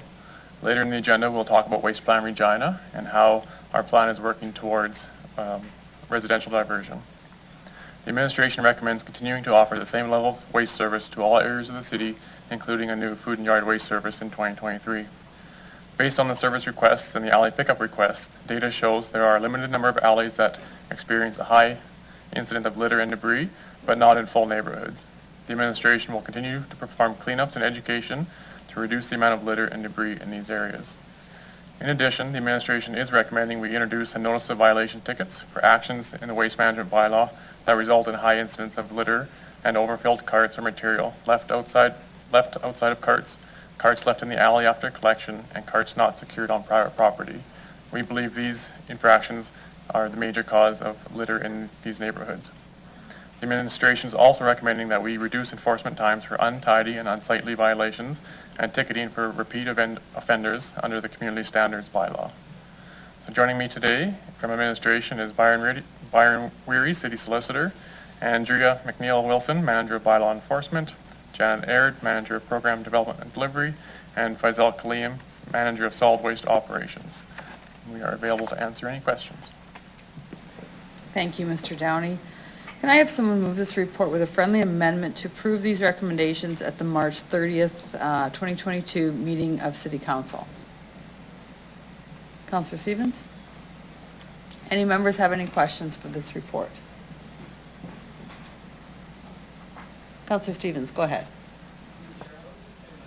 Advanced the motion was that I wanted to include a new point 5, and I'll read it out. If the committee wishes this to be a substantive issue and have a vote, that's fine, but I was hoping I could just advance the motion with this procedural amendment, and that would be that administration report to council 1 year after the implementation of the changes proposed in the Clean Community Report, outlining the number of service requests, community impact, number of tickets issued, rate of voluntary compliance, and general effectiveness of the respective policies and bylaws. I sent that to the clerk. Again, if it's the wish of committee to have a vote on it, we can certainly do that. But the idea here is simply that in 1 year's time, administration would report back on the outcome of these, whatever changes we approve.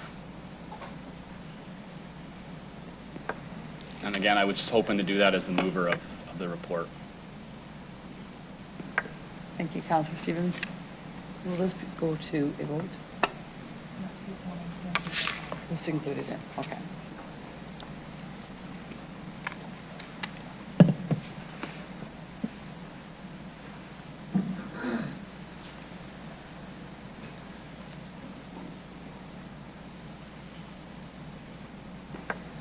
Councillor LeBlanc, did you wish to speak on this? No, not on this proposed motion. Okay, thank you.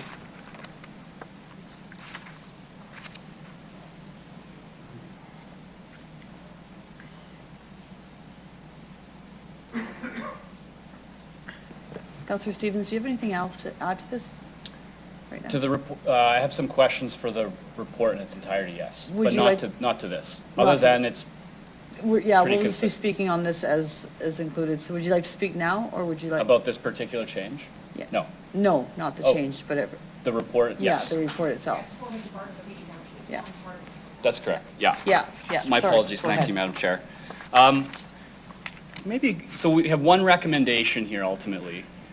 Can you walk me through how this substantively changes how we deal with this particular problem? And I want you to answer it from the standpoint of a resident that just wants garbage cleaned up and they're kind of tired of the routine messes. Walk me through how the change you've proposed here will address that concern. Through you, Deputy Mayor. So currently in the waste management bylaw, there's two options for enforcement. One is to take service away or to do prosecution. Historically, the city has not done either of those because they are quite extreme situations and typically don't result in changing the behavior of those that are offending. So what we're proposing today is to have a enforcement practice that is educational to a point, and then we are going to go into enforcement. So residents would receive, or property owners would receive tags saying that they are in breaking the bylaw through a number of different actions. whether the cart being left out or the cart is overfilled. And then we will move to notice of violations or ticketing. So residents would receive that, property owners would receive that with a hope to change behavior. So the average resident that is seeing that, they may not know that this is occurring, but we will communicate to the larger group and community associations that we now have enforcement in place, and property owners would be receiving tickets, and if those tickets don't work, then we would move to prosecution. So we do expect that this will change behavior, which is ultimately what we're looking to achieve. Thank you. The motion that brought us this report asked if an operator of the garbage truck could function as an enforcement agent since they're already there. Otherwise, it becomes a very reactive bylaw enforcement process. Resources are dispatched, it's complaints-based, etc. Can you comment on how that is addressed? What role would the operator of those vehicles play in this new model, if anything? Through you, Deputy Mayor. So the operators of our garbage trucks are really the eyes out in the field, and so they will have the ability to tag when they see carts that are overfilled or that are left out when they shouldn't be. So they're going to be the main point of contact as educating them, the residents. If bylaw enforcement is out in an area dealing with an untidy yard, they will also have the ability to tag carts if they see them when they're out when they really shouldn't be out. As that escalates, then the department will take those tags and move towards an enforcement process to ensure that we ultimately change some behavior. Thank you. The report speaks to the process of keeping track of many of these complaints. As I read it, it seems like a fairly dated process where we would use an Excel file and track it accordingly. Is there any way of updating this process, and could this technical issue be addressed with some of the customer management software that we've talked about at Council? Through you, Deputy Mayor. So I'll ask Byron Weary, City Solicitor, just to give an overview of potentially what will change in the future with regards to bylaw infraction tracking. Madam Deputy Mayor, the new software, as we understand it, will not directly impact this particular type of data gathering and processing. I am advised by our operating area that the plan is for a ticketing software to be purchased within the next year or two that will be that can be used for all types of ticketing that we do outside of parking tickets, which has its own separate software because of the volume of tickets that are issued. So to answer the question, it's not part of that customer relationship initiative, but there is planning in the works to purchase a solution that can be applied corporation-wide. Thank you. The report also mentions that despite some of the advances you're proposing in terms of process, that ultimately this doesn't involve a new investment of resources, so there are no budget implications. It's just changing the way we're addressing these concerns. Is that correct? Through you, Deputy Mayor. So currently that is correct. As we mentioned, there are some alleys in the city that have litter concerns, but it's not widespread. So right now what we're proposing is we will address it through our education with our operators, and the escalating enforcement will be handled by existing resources, and it will be largely complaint-based if it's something that is beyond what operators see. If the resources do not allow us to meet the expectations of residents, then we would come back in 2023 or 2024 budget request. Okay, thank you. Just want to make sure I'm interpreting the data in here correctly. So to go back to the weekly pickup schedule, which is not an intention citywide, would be about $250,000. And just for the most effective neighborhoods, namely North Central and Heritage, that would be a $50,000 request. Is that correct? Through the Deputy Mayor. So that is correct. What we expect the cost to go back to a citywide weekly garbage pickup. However, as we move to food and yard waste and permanently move to bi-weekly garbage pickup, we're expecting a savings of about $1.5 million because we would actually get rid of some of the garbage trucks. So currently where we flip back and forth, that's the cost to go back to weekly service for either the entire city or the small neighborhoods. But if we were to maintain that long term, we would not see the approximate $1.5 million savings from reducing our garbage fleet. Okay, thank you. The report also speaks to a particular service, the spring melt cleanup. Can you talk a little bit more about this program and what the implications would be if we extended it throughout the spring, summer, and fall? Oh, you didn't put it, leave it. Okay, good. To you, Deputy Mayor. I'll start and I'll ask Mr. Kleem to add some more details. So as the snow starts to melt, like we're seeing right now, the debris from the winter is starting to show up and be in back alleys, in private properties and areas like that. So we do have a systematic review, and I'll ask Mr. Kleem just to walk through how that works. Through you, Madam Chair. As Mr. Doney indicated, we do have the program especially when the snow starts to melt, where we're systematic in these areas and actually go through and run through with a crew of people to actually clean up the alleys. We're also reactive in terms of the service requests that we come in, so we generally prioritize any alleys that we're getting calls are first and do those ones and then are systematic on the back end.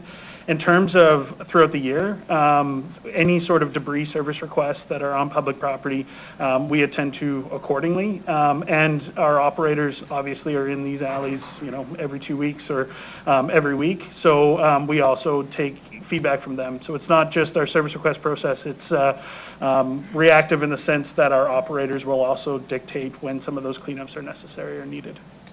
Okay. Just a follow-up. If you were to extend it throughout the actual proactive cleanups throughout the summer, what would be the estimated cost? I'll ask Mr. Kleem to give some estimates of that, and so like we said, right now we do that on a complaint basis, or any kind of concerns that come forward, we will address them.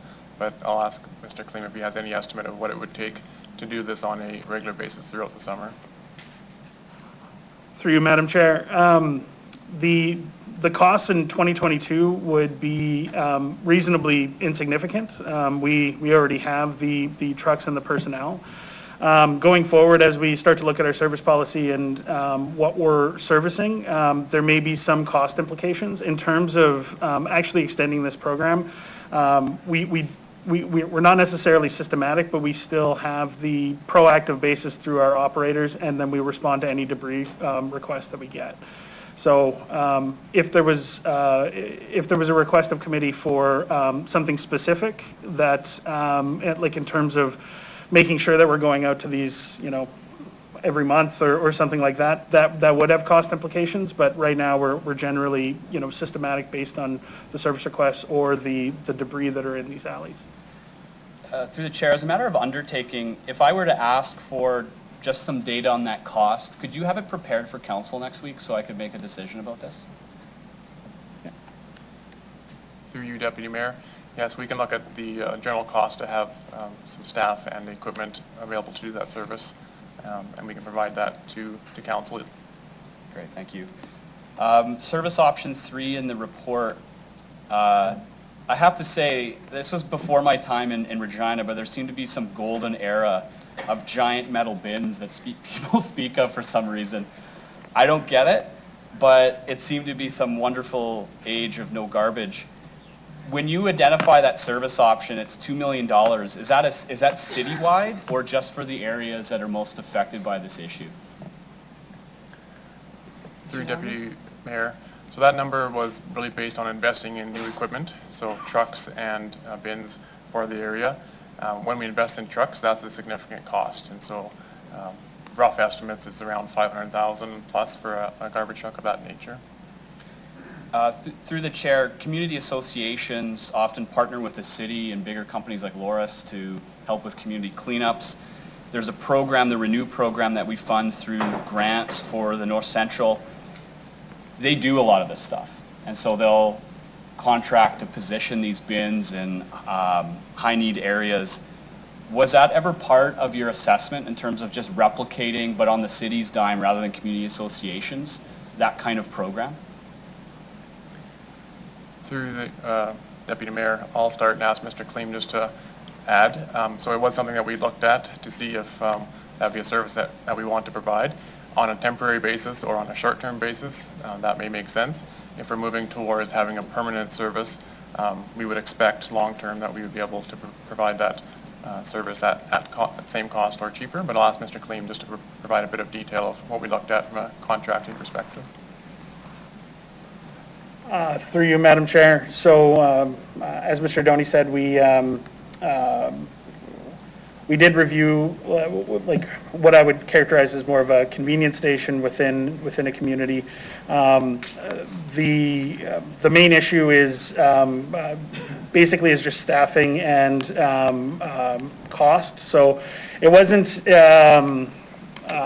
something that was like, if somebody has the ability to take something to a convenience station, they would also have the ability to take it to the landfill, theoretically. So having these types of convenience stations within the communities wouldn't necessarily help unless it was more, unless it was ubiquitous, which is what that cost analysis for the $2 million was. One of the things we also get with convenience stations within communities is just illegal dumping. And something like our former yard, and this is before my time, but the former Leaf and Yard Depot on Arcola Avenue, every spring we have a truck that goes through there just to check and see if there's been any illegal dumping, despite having the permanent site at the landfill. So that was part of the reason why the option was not recommended by administration. Thank you. To that point, just a comment. North Central, sadly, actually becomes a dumping ground for a lot of people in the city, and I think it's quite offensive. And one of the problems that the Community Association faced is when they promoted these bins, everybody would rush there and dump. And I think one of the most painful parts of this is North Central residents are often accused of this problem. In many cases, it's people coming to that community and dumping. And I think it needs to be a reflection of our service options as well as the fines. So I guess I'll leave it at that, but this might be a tentative notice that I might bring up at council, and that is kind of an exploration of a mixed option here. Problem in North Central and Heritage is quite astounding, as staff know. I'm not convinced that just the behavioral modification by itself, the fines, et cetera, is going to do it. Just a thought. So I'm just kind of serving notice that next week I might bring a motion forward that looks at a hybrid of some of these second and third options. And I might be in touch with staff in that time frame to craft something. Mr. Onrait has something. Mr. Onrait, go ahead. Thanks. Through you, Madam Chair, and I'll maybe just add comment about the bylaw software. So that is an item that we will take away. We can have a discussion with Ms. Folk to see if it fits into some of the work being done in the CRM. I'm not sure that it aligns with that, but we can definitely have a discussion about that. Great, thank you. That's all I have for now. Thank you, Councillor Stevens. Councillor LeBlanc, would you like to go ahead, please? Thank you. I just want to pick up on Councillor Stevens' the response to his questions about these convenience stations, and as I understood the answer, the $2 million capital cost for these stations was on the assumption that sort of the city would provide it directly rather than replicating the community association's model that they use on an annual basis. Given that and the lack of information in the report on that point, I'd like to request whether staff would be willing to give an undertaking to provide an estimated cost of providing these community-style bins on sort of an ad hoc basis before a council meeting next week. So I'd be seeking that undertaking. Mr. Doney, go ahead. Through you, Deputy Mayor. So yes, we can provide an estimated cost to provide this service, I'll say on a weekend basis, and then obviously council can scale it up as much as possible. Finances is one piece of the puzzle. Obviously diversion rate is the other piece that we'll talk about during Waste Plan Regina to ensure that we don't encourage residents to use these stations for all different waste streams. So we'll definitely bring some cost numbers for council next week. Thank you. With respect to service option 2, which is not being recommended, so service option 2 would relate to increased frequency of garbage pickup, particularly in Heritage and North Central, and there's costing for that. My question for staff is, am I right in assuming that the costing for Heritage and North Central is provided because those are the areas where this problem of garbage accumulation is most acute? And if I'm right, can you just elaborate a little bit on the scope of the problem in those neighborhoods? Mr. Downey? Through you, Deputy Mayor, I'll start and then ask Mr. Kleem to add. So yes, we did include those neighborhoods as a option to go back to weekly service because that is where we see the high amounts of litter and garbage in alleys.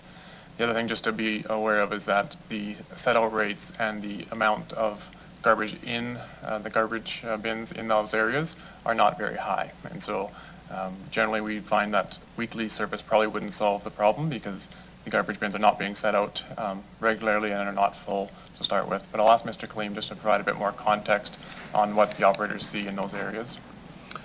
Thank you, Madam Chair. All the systematic that I spoke of for the spring melt cleanup are in the North Central and Heritage areas, as well as the majority of the debris pickups, specifically around spring. If I was to put a number of alleys, it's approximately 5 to 10% of the alleys that are in those neighborhoods where we would have a service request for them. So it's not 100% of the alleys. Thank you. And I want to just pick up on what you said, Mr. Doney, which is, as I heard you to say, the bins being set out in Heritage and North Central are often less full than bins in other neighborhoods, and also those bins are set out less frequently. Did I hear you right on that point? Through you, Deputy Mayor, yes, that's correct. Thank you. And I saw in the report the data that was suggested seemed like citywide bins are about 78% full when picked up and 84% of bins are set out. Do we have that parallel data for Heritage and North Central just to get a sense of the divergence? Mr. Downey? Through you, Deputy Mayor, I do have that information, and now it's based on a sample size, so I'm not going to say it's representative of the entire area. But we did find that the garbage for this sample was set out about 40% of the time and was about 30% full, and the recycling was set out about 25% of the time and about 25% full, so substantially less than citywide service utilization. Thank you. I just want to speak a bit about this service option 3, the community style bins, and I think there's been some points made about setting out community style bins leads to an increased risk of illegal dumping, essentially. I want to just explore a little bit the possible positives of a community style bin. So my understanding is that some low-income people have a hard time getting to the dump for things like mattresses, couches, and so on. And so those items end up in back alleys. I want to ask administration, are we familiar with this problem on sort of a city level, and is there anything that having access to these community style bins might do to assist that problem? Mr. Downey? Through you, Deputy Mayor, I'll ask Mr. Kleem just to elaborate a bit on what they see in the back alleys when they pick items up. I'll start with that. Through you, Madam Chair, we certainly do see those like items that will show up in these alleys, as well as other. We'll see them on the side of the ring road and the like as well. The city does have programs to make sure that, especially if it's on public property, we would attend to those appropriately. I'm not sure if that answers your question. Thank you. Yeah, I guess maybe the pointed question is, are staff familiar, do staff agree that it occurs that some couches, mattresses, etc., end up on the side of streets in low-income neighborhoods because people are financially unable to get that to the dump on their own? Deputy Mayor. So I can confirm we do see that kind of debris in public alleys. I'm just not going to elaborate on why it shows up there.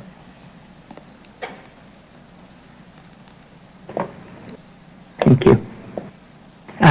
Point 5 of the motion, which led to this report, asks staff to consider essentially the effect of providing support, either financial or service in kind, to these existing community cleanup annual events that occur mostly in Heritage and North Central. I don't see this sort of partnership model explored much within the report. I wonder if staff can just let me know whether that was considered and whether there are opportunities for partnership with these existing programs. Mr. Doney? Through you, Deputy Mayor, I'll ask Mr. Kleem in a minute just to provide a very high-level overview of what's happening with the community associations as some of his staff are involved. Depending on what is approved by council, what we do see happening is a communication plan with the neighborhood community association. So working with them directly to make sure they know the changes to the bylaw and any suggestions that they may have. Also part of that does align to what Councillor Stevens and Councillor LeBlanc have mentioned, which was item 5 in that pilot program that we're doing right now, that provides funding to community associations to provide some of those cleanup situations. So I'll just ask Mr. Kleem to provide a very high-level overview of where that's at right now. Through you, Madam Chair. The point 5 specifically went to committee and council in a separate report. I believe it was in September of 2021. And through that program, an in-kind service model was approved for basically community cleanup associations. So the reason why it had to go last year, separate from this report, was so it could be put as a part of the community association applications that they go through. And funding was approved for phase 1 and phase 2 community associations through that program. So my team is currently working with the Parks, Recreation and Cultural Services team for the first year of it, and the pilot, we haven't had one of these cleanups yet. But we're currently working through what that looks like, working with the community association to arrange these community cleanups this year. Thank you. With respect to enforcement options, and here's where you're recommending some enhancements, that section of the report notes that we've historically focused on education rather than enforcement of the rules, and that approach hasn't worked. I wonder if you can tell me whether this main thrust in bylaw and focusing on education rather than enforcement is common throughout our bylaw enforcement department, and why it hasn't worked fully here. Thank you. I'll start and then I'll ask Mr. Weary to provide a bit more context on bylaws across the city. So what we found with our waste management bylaw, the education approach has worked in many areas of the city, and so we're starting, obviously our diversion rate is at 20%, and we have a plan to get that closer to our 65% with the food and yard waste program. We had excellent support from the pilot program. However, we have seen in certain areas where that diversion rate is lower, and there are more infractions with waste management bylaw. And so now, as you see, we're recommending a more of an enforcement approach to try to improve compliance in those areas. And I'll ask Mr. Weary just to provide an overview of our bylaws in general and how the education and enforcement has worked. Mr. Weary? Thank you. Yes, the decisions around waste management bylaw are made by the operating area, so we are support to them in their enforcement efforts.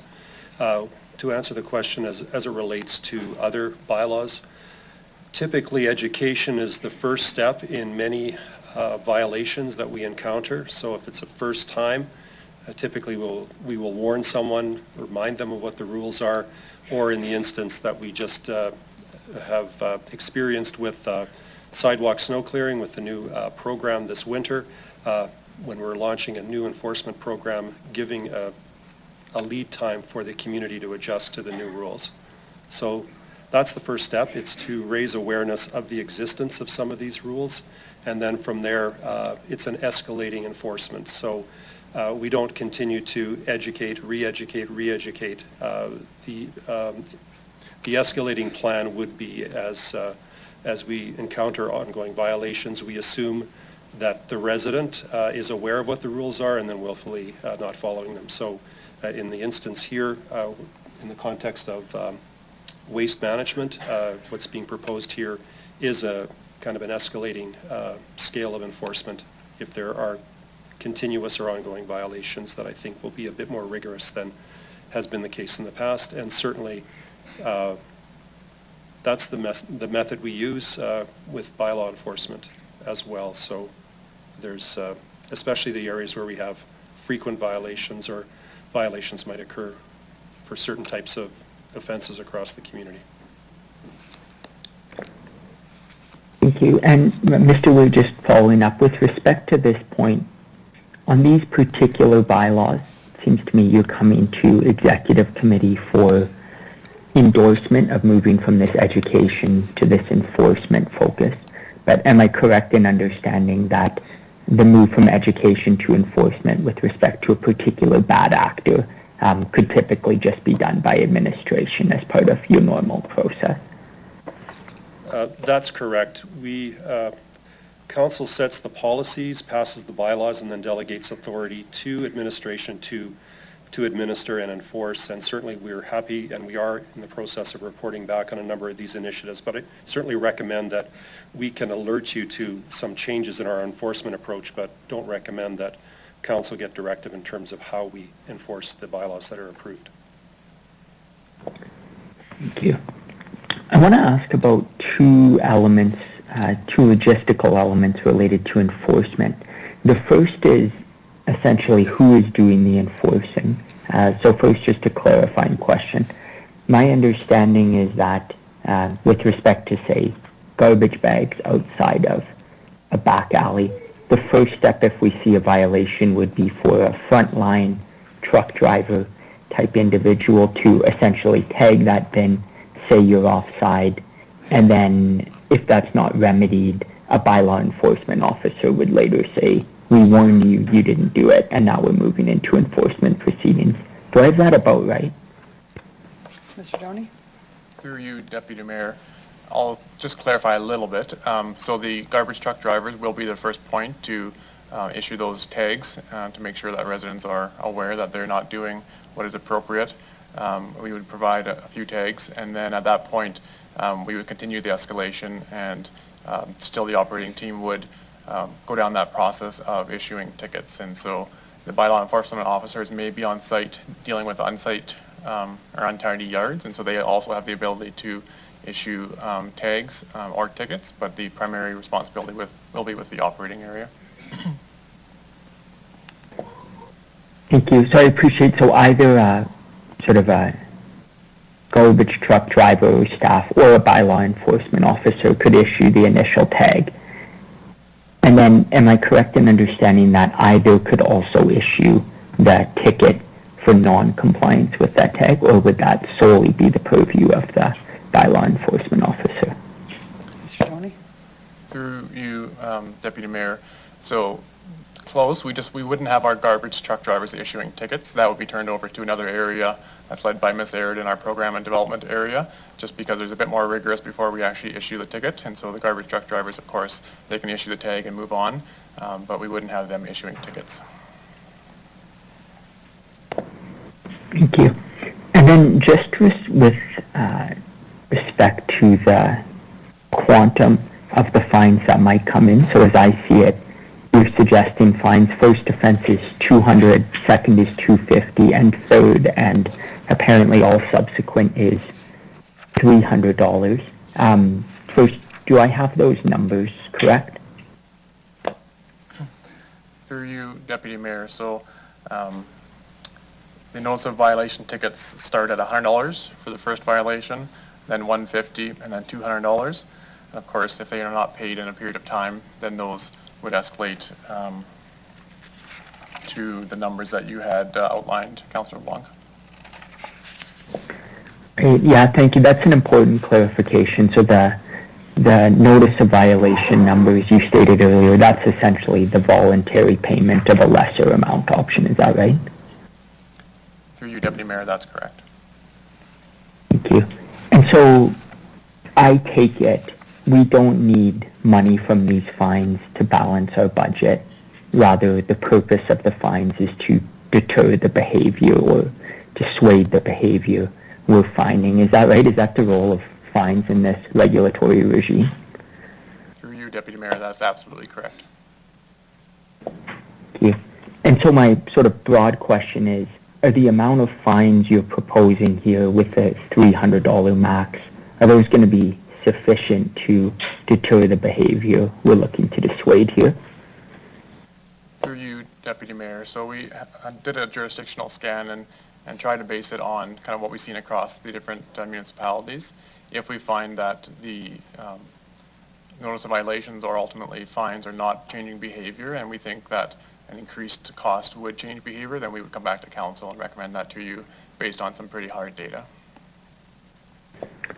Thank you. And maybe just in terms of something like an undertaking, with respect to Councillor Stevens' proposed point 5, that there be a report back within a year, is that the sort of data that might be included within that report of whether the existing fine quantums are dissuading behavior in the way that we'd like?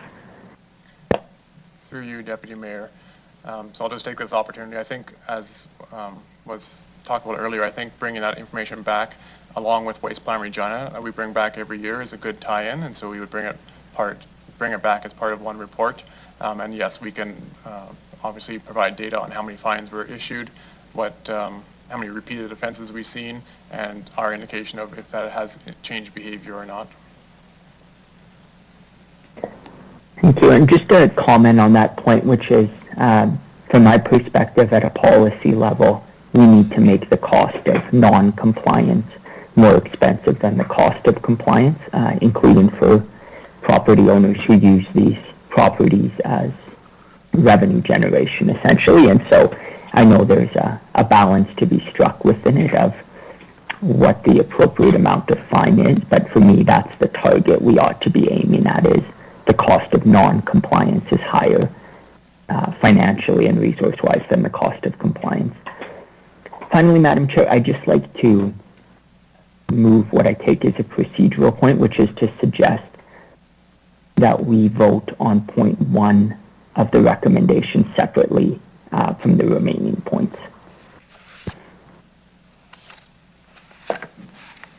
Thank you, Councillor LeBlanc.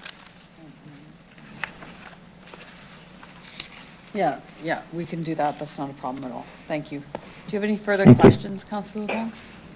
I don't know. Thank you. Okay, thank you. Mayor Masters, please go ahead. Thank you. Through the chair.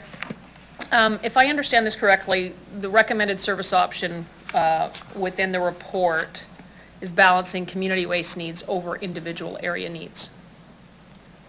Through you, Deputy Mayor, that is correct. Thank you. Not knowing the answer to this question, is there any other issue or service that we provide that focuses on an individual area versus community-wide? I will give you my opinion, and then I'll ask maybe Mr. Onright or others to see if they have any other thoughts. But I'm not aware of any service that we provide that tailors to an individual over the community. To an individual area? That's right. Okay. Mr. Onright?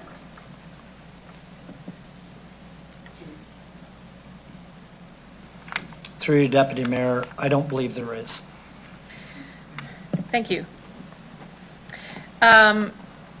So in terms of service requests, through you, Madam Chair, if I factor out the last couple months of the year, and we're just to look at some of the data that I have, since 2019, there's been a 187% increase in litter service requests. Does the administration have any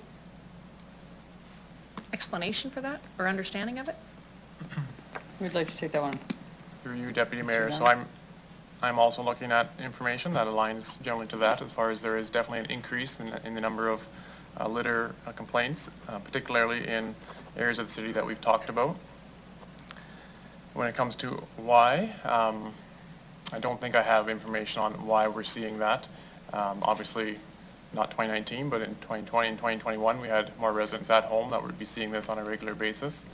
I'll ask Mr. Klim if he has any indication of why we might be seeing more service requests in the past year or two. Through you, Madam Chair, I would be speculating similar to Mr. Doney. I would, and this is purely speculation, not based on data, that it was related to people being at home during the pandemic, but that's not based on anything definitive. Thank you. I suppose if people are going back to work or some hybrid model, we could expect that number to go down this year. Through you, Madam Chair.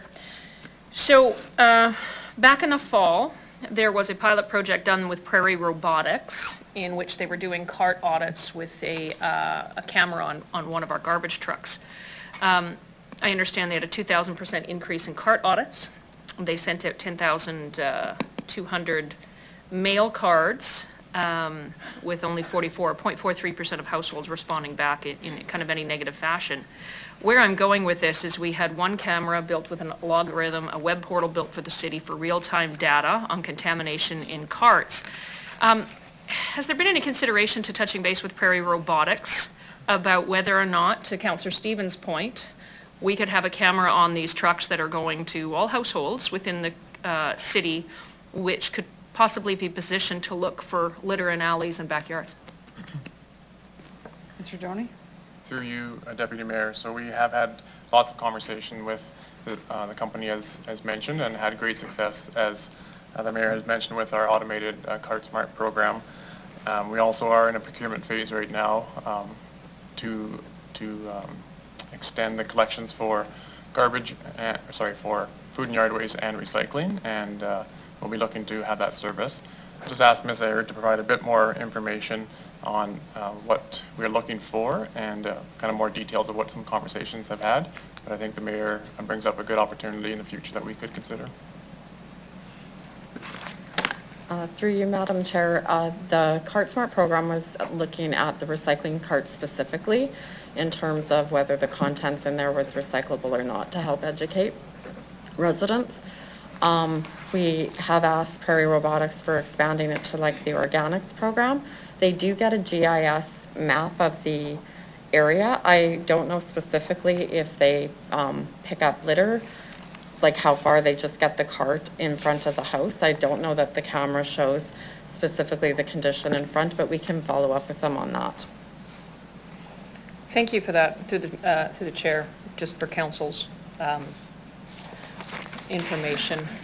There's a 41.5% improvement in terms of contamination in recycling bins. But I believe, not to steal Councillor Mancinelli's mantra of innovation, I would suspect if they can build an algorithm to look inside of waste bins, they could get us real-time information about litter, creating heat maps for us. Going back to the data, Mr. Stoney, do we have a heat map of where those complaints come from? Through you, Deputy Mayor, we don't have a heat map, but we have a good indication of the alleys that Mr. Klim had mentioned, where those complaints come from. Thank you. Through the chair, do we have the capacity to build a heat map on data in an easy fashion? Through you, Deputy Mayor, I'm looking at Mr. Klim and answering. I believe we have that capacity in general, yes. Through you, Madam Chair, do you see value in that? Through you, Deputy Mayor. So just a bit of context and information, which is a little bit tangential. We build heat maps for our water main breaks, and so we do that regularly so we can see where they're happening and to address things in the future. So we use that to make decisions, and so I do see there could be value in heat maps in this situation to see where there is litter occurring and if that's changing based on the season or based on the years. Thank you. Council, to be honest, I'm not sure how I feel about the enforcement measures. I would like there to be enforcement, but we also know that folks are dumping. I'm having some personal difficulty that we allow boarded, burnt up houses to stand, but we're going to ticket people for litter and aren't doing things. Basically, from a broken windows policy, we know that littered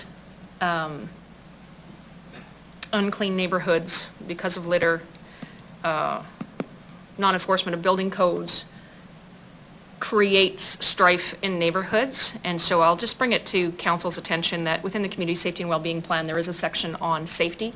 Community safety involves a little bit of the bylaw enforcement for how we get clean neighborhoods, because folks who live in clean neighborhoods without a whole bunch of abandoned buildings, boarded up buildings, pride in neighborhood rises. And there's just proven, I believe, throughout North America that it works in terms of improving neighborhood standards. So regardless of how the vote goes today, I would suggest that in the Community Safety and Wellbeing Plan, when it comes to the Safety Community Action Table, you're probably going to be seeing something come out of them relative to clean neighborhoods as well, knowing it's important for safety and well-being within the community. That's it. Thank you, Madam Chair. Thank you, Mayor Masters. Councillor, going to Councillor Secuniak, go ahead. Thank you. So I think I'm just going to ask two of my questions today. So they're kind of specific. So on page 10 of this report, I'm just trying to understand a comment on the report. And so it says, given the complexity and follow-up associated with untidy and unsightly violations under the community standards bylaw, it's not practical to have solid waste officers enforce these violations. The operational areas will improve communications. Okay, so what I'm wondering here is, does this mean, like that's that part, that there will be additional follow-up after enforcement by whomever, by law officers, to ensure that areas that may be subject to ongoing complaints are addressed more proactively? Is that part of the changes contemplated here, that there's some additional level of proactive enforcement on our end? Through you, Deputy Mayor, I'll start and then ask Mr. Weir just to add a bit more information. So this is referring to unsightly yards with regards to the community standards bylaw. So what we were trying to say there is that our garbage truck operators are not really in a place to issue tickets and violations for that, and so that would be handled by the bylaw enforcement team. And Mr. Weir, you can mention how maybe we're going to move forward a little bit differently in that regards.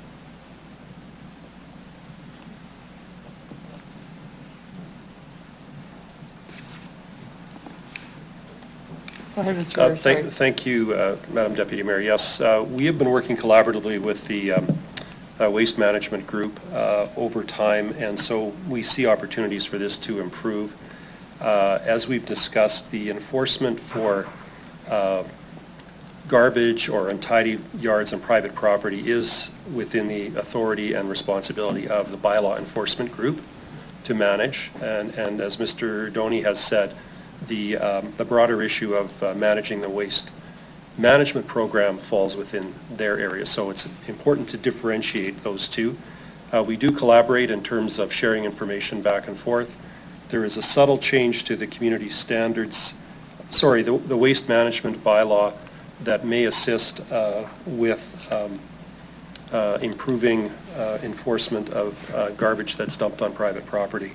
There's a subtle change to the offense provisions that's being recommended here. But we have a system in place for enforcing against untidy or unsightly yards that is kind of well understood and used very frequently by the bylaw enforcement department. And so that will still be the primary form of enforcement, but there is also an opportunity for ongoing non-compliant properties to be enforced differently through issuing of tickets and or formal charges or prosecutions that would go to bylaw court. Okay, thanks. And this is another clarification question for me, and this is on page 12. So an amendment to the community standards bylaw is not required. So is this because we have a bylaw that we're not currently enforcing adequately? Is that like we're saying, you know, in terms of the changes contemplated, we don't actually need to change the bylaw? Or are we just saying we need to be better at enforcing that bylaw? I don't know if that's specific enough.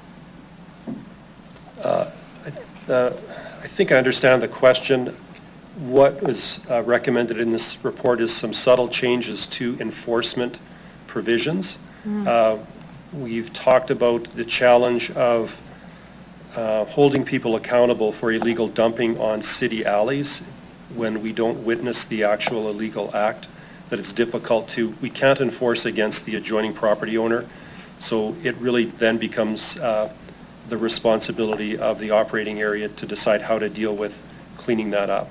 And it becomes a service question. As I've said before, the community standards bylaw and the clean property provisions, in our view, don't need to be changed. We have a process in place for that. So there's the main substantive change here is to allow ticketing to happen for waste management violations. That's the big substantive change here. There's with the resources we have, we are doing what we can. There's going to be a report coming forward to committee and council in a couple months, which will outline some potential changes that we are looking at implementing administratively that may assist with addressing some of the challenges specific to different neighborhoods within the city, but that work is still ongoing. Okay, thank you. That's all I have for now. Thank you, Councillor Sikiniak. Councillor Bresciani, can you go ahead, please? Thank you very much. Just in regards to the points in regards to the enforcement, I would appreciate, as Councillor Stevens had asked for a report after a year, that will be able to give us a better idea of how this is, if it's working. I also would want to make a point about community dumping. Community dumping does not only happen in North Central and heritage areas, as I've heard. It happens in areas, in new areas where my residents live, when developers have bins out that are building, that there's often mattresses and things like that dumped in there as well. So it's kind of happening, I believe, across the city. I've seen them dumped in ditches and things like that as well. But wherever there seems to be an opportunity for someone to dump a mattress or a chair or whatever, that is an option for anybody. So I would like to ask, though, how is this dealt with this clean communities work when we do have debris that does blow around when building is happening, and it's not with all, but with some builders, we do see that their debris does blow and it's kind of messy. How is that addressed in this community? Is it, again, just the same as it always has been, where it's a ticket or a warning, or how does that work? Mr. Tony? Through you, Deputy Mayor, so that situation would be on private property, and so I believe that would fall under the community standards bylaw. So I'll ask Mr. Weary just to provide an overview of what that process looks like if it's on private property. Mr. Doney's correct. It would be problems or issues of that nature are dealt with collaboratively between bylaw enforcement branch and our building branch. If it's active construction, there's overlapping authority. I'm not aware of any specific case along that line that's come to my attention, but I can advise that those two areas of the city do collaborate on regulating the condition of construction sites. Okay. In regards to individuals not removing their bins, so they've got the two bins that do not move off of their lawn, they just keep it there, they do not pull it back in. What is the process for that? To the chair. Mr. Doney? Through you, Deputy Mayor, so currently the waste management bylaw only allows the city to take away service or go to prosecution. But what we're proposing is that there would be fines available if residents are not pulling their carts back in at appropriate times or placing them out at appropriate times. So that would fall under these proposed notice of violation tickets. Okay, great, thank you. One of the, we talked about community associations being able to partake in community cleanups. Would that be the same for all? Does that include all community associations or just a few? Through the chair. Mr. Doney? Through you, Deputy Mayor. So that information was in that report that we'd mentioned in the fall regarding community associations, and the different community associations are classified at different levels. Just going to ask Mr. Kleem if he has any background on that. I don't have that with me right now. Through you, Madam Chair, my understanding is the Clean Communities motion, the 0.5, only dealt with phase 1 and phase 2 community associations, not phase 3. I might ask Ms. Shaley if she has anything to add. Through the chair, so Mr. Kaleem is correct. Council passed a recommendation last fall to create a pilot program for 2022, and it's phase 1 and phase 2 community associations, which are those associations that represent areas of the city with higher socioeconomic needs. So those associations were eligible to apply for a grant for this year. We've had about 10 of those associations apply for a grant, so those community cleanups will be taking place this year. At the end of the year, we are bringing back a report to council to report back on how that program went, and that report will have a discussion as to whether the program should be expanded to the other associations. Thank you. I guess that's where I have a concern. We've seen in the inner city areas where there's been a service done to help out those communities to remove the garbage, and they do community cleanups. These community associations continue to get support for doing community cleanups. I hosted my own community cleanup last year, asking the city to provide a couple bins, which they did, was great, and it was a huge success. So I'm going to ask, and I understood that that was kind of a pilot to say, okay, how can we look at this holistically as a city? Beautification is a key for our city. And if we have we had, I think, a blue bin there, and we had a red one, and you ignite the community to come together to gather garbage and then go drop it off. I struggle when, you know, we're not looking at holistically, not looking at the whole area of the city. We're just kind of impact. Everybody has garbage dumped, and everybody wants a clean community. So, you know, our Cole East, and I'll speak to that one, is one where I think, and every neighborhood wants a clean community. So, do we know what, if we were to expand, what the cost would be to have the community cleanup for the other community associations that were not included in this one? What would be the cost? And if that could maybe even be brought forward at the next meeting, I would appreciate that. Mr. Doney? Through you, Deputy Mayor. So as you mentioned, the desire is to have a similar service across the city, and that is one reason why the recommendations in the report are structured as they are, so that everyone has the same level of service when it comes to residential garbage collection and recycling service. I'll ask Ms. Shaley just to give a bit of context of when that report comes back later this year, what that will entail. So it's through the chair. The program that we've designed for this year is based on council's direction from last fall. So it is a pilot project for 2022. And as I said earlier, when we bring back a report in Q4 of this year with the results of the pilot project, we will provide the full implications of whether or not the program should be expanded. So your request will be addressed in the report that we're bringing back in Q4 of this year. Okay.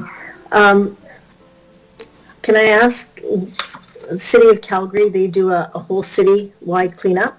I think I saw it in their parks. And this has been something that I've been asking for a while. I did when I hosted mine in my community. It was around Earth Day, which this year is April 22nd. Has there ever been a discussion that we come together as a city and say, okay, you know, we engage our schools and our community associations, and we collectively could do something citywide? Has that ever been thought of through the chair? Mr. Dorman? Through you, Deputy Mayor, I'll start and then ask Ms. Shaley just to provide a bit more information. So as we roll out the residential curbside service, we're going to be rolling out food and yard waste in 2023. We've got the opportunity there to really bring the city together to focus on residential diversion, which includes food and yard waste and recycling, and get a real solid waste program for the entire city. That has been the focus of Waste Plan Regina to date, is to try and increase diversion. However, as mentioned, there's an interest to have more of a cleanup. So I'll just ask Ms. Shaley if she's had any more context about kind of a citywide cleanup when it comes to the parks. Through the chair, regarding parks, our park staff do undertake regular maintenance activities and litter pickups, and so it begins in the spring. Our communications department also works with us to undertake a full campaign around litter pickup that starts again in the spring. Regarding the work we do to support community associations, these cleanups do rely quite significantly on volunteers. And so there's been interest in the associations undertaking these kinds of activities at the neighborhood level, which is why we've designed a program that supports them at the neighborhood level, the community association level. So we've not yet had conversations about a citywide volunteer type effort. We can certainly have discussions about that and include that in the report that we bring back in Q4. Thank you. I would ask that connecting with cities such as Calgary that does it, they don't provide any other service to any other neighborhoods. It's standard, but they do work on a community cleanup for everyone. And yeah, I think I'll just make my comment that I think it's imperative that we start looking at our city holistically, and that we work together with all community associations on certain issues like garbage, like waste, things like that. We need to ensure that everyone who here is a taxpayer is also getting all of the same services. And I understand that there's a larger issue in inner city, but I also think that we need to ensure that all areas are working together and getting services, and if it's through the community associations or whatever, and through volunteers as well, and engaging our schools, because I know there was an interest, and when I hosted that, people were grateful that someone just took the lead to do it. So I support this. Thank you. Thank you, Councillor Rusciani. Councillor Hawkins, go ahead, please. Madam Chair, it's 10 after 12. We should probably break for lunch. I was just going to wait. We have two more, yourself to speak, Councillor Massanelli, and then I was going to break for lunch. But I think it's probably better that we break for lunch now. This may take a bit of time. the break, I was told that the break was at 12:15. I'm happy to go ahead. Thank you, Madam Chair, through you. I have two areas of questioning that have already been discussed to some extent. The first deals with enforcement under option 2, page 12. In this option, a notice of violation ticket would be issued as part of the escalated enforcement that is focused on achieving compliance through education, specifically tagging of bins, followed by a letter to the property owner. If non-compliance continues, the city would use escalated enforcement tools such as notice of violation ticket. I want to track this in terms of time to figure out how much time there is likely to be between the tagging of a ticket by a truck driver and a notice of violation ticket in the hands of the accused violator. So I want to see if we can do that. Tagging of tickets, I'm guessing that the operator tags the bin, comes back to the city. That record of that tag has to get over to enforcement. So there's a silo thing there. How long does it take to get from the tagging over to enforcement? Mr. Doney? Through you, Deputy Mayor, I'll start and then ask Mr. Weary to add a little bit. Our intent right now is that the tagging would primarily occur from the solid waste truck operators, and so if we're on a bi-weekly service, they would get a tag and then a tag and then a tag. So we were thinking 3 tags to make sure they're very clear of concerns, and then a letter would be issued after that. Once the letter has been issued and if behavior has not changed, then we'd be looking to go to the enforcement and issuing a ticket. So I don't believe there would need to be a delay between a letter and issuing a ticket. So I'll ask Mr. Weary just to provide a bit of context if there's any kind of gaps that I'm missing regarding the actual issuing of a ticket. Thank you, Madam Chair. Councilor raises a good point around administrative delay with some of these enforcement processes that we've discussed on other enforcement matters that have been before committee and council. This process that Mr. Doney has described, it won't be in a silo because it will be managed by people within the waste management group. So the escalation will occur within their group. There'll be records kept of which bins were tagged, and once that happens, I believe they will go to escalating enforcement, and then we will look at targeting repeat offenders. Presumably tagging will alert people that they have to be following the rules, and that many people, once given that notice, will fall in line, and there will be a group that won't, and those will be the ones that will be subject to escalation. And if they don't take direction the first time, they likely will be repeat violators. So we need to focus on those as the priority people for escalation of this enforcement. So this, as you've heard, is new for the waste management area, so it will be important for us to keep data to determine how successful they are. From the community standards side, we have, it's noted in the report, we are going to tighten any of our timelines to minimize the administrative delay within the requirements allowed within the Cities Act, and we also will be more focused on going after repeat violators. So that's something that we will be tracking and will report back as part of this 1-year analysis. So it's a collaborative effort between the bylaw enforcement group and Mr. Doney's team that are responsible for day-to-day management of the waste management bylaw. Thank you. Through you, Madam Chair, I'm uncomfortable with this. My question hasn't been answered. I want specifics on this. I want at the end of the day an answer that says our driver tagged a bin on April 1 and whatever went on, there was non-compliance, whatever went on, a notice of violation ticket was issued, and the notice of violation was in Hawkins' hand because he didn't deal with his bin properly. How long are we talking? Through you, Deputy Mayor. So the plan we've outlined right now would look at 2 to 3 months between the first violation and the ticket in their hand. Thank you. That's an answer.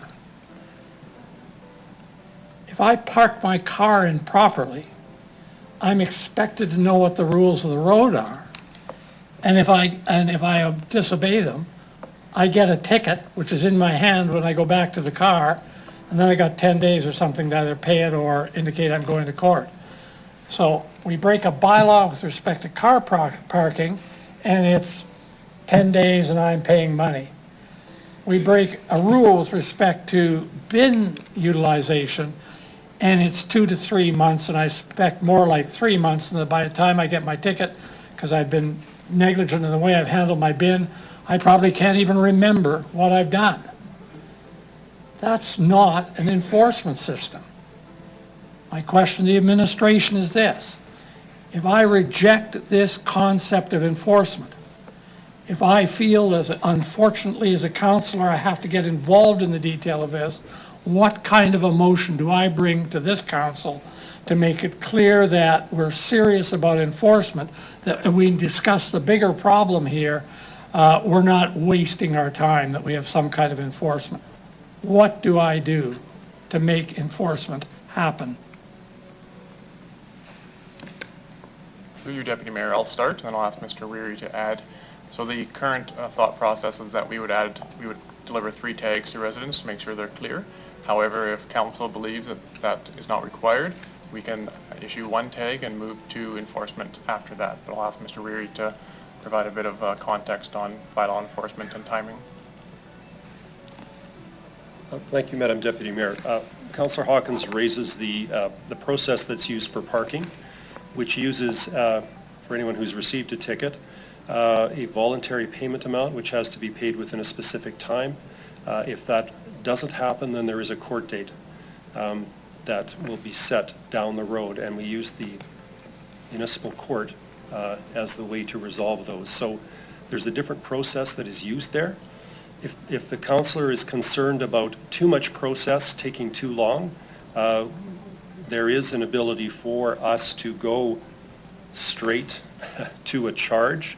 We don't have to follow a voluntary ticket system if we don't want to.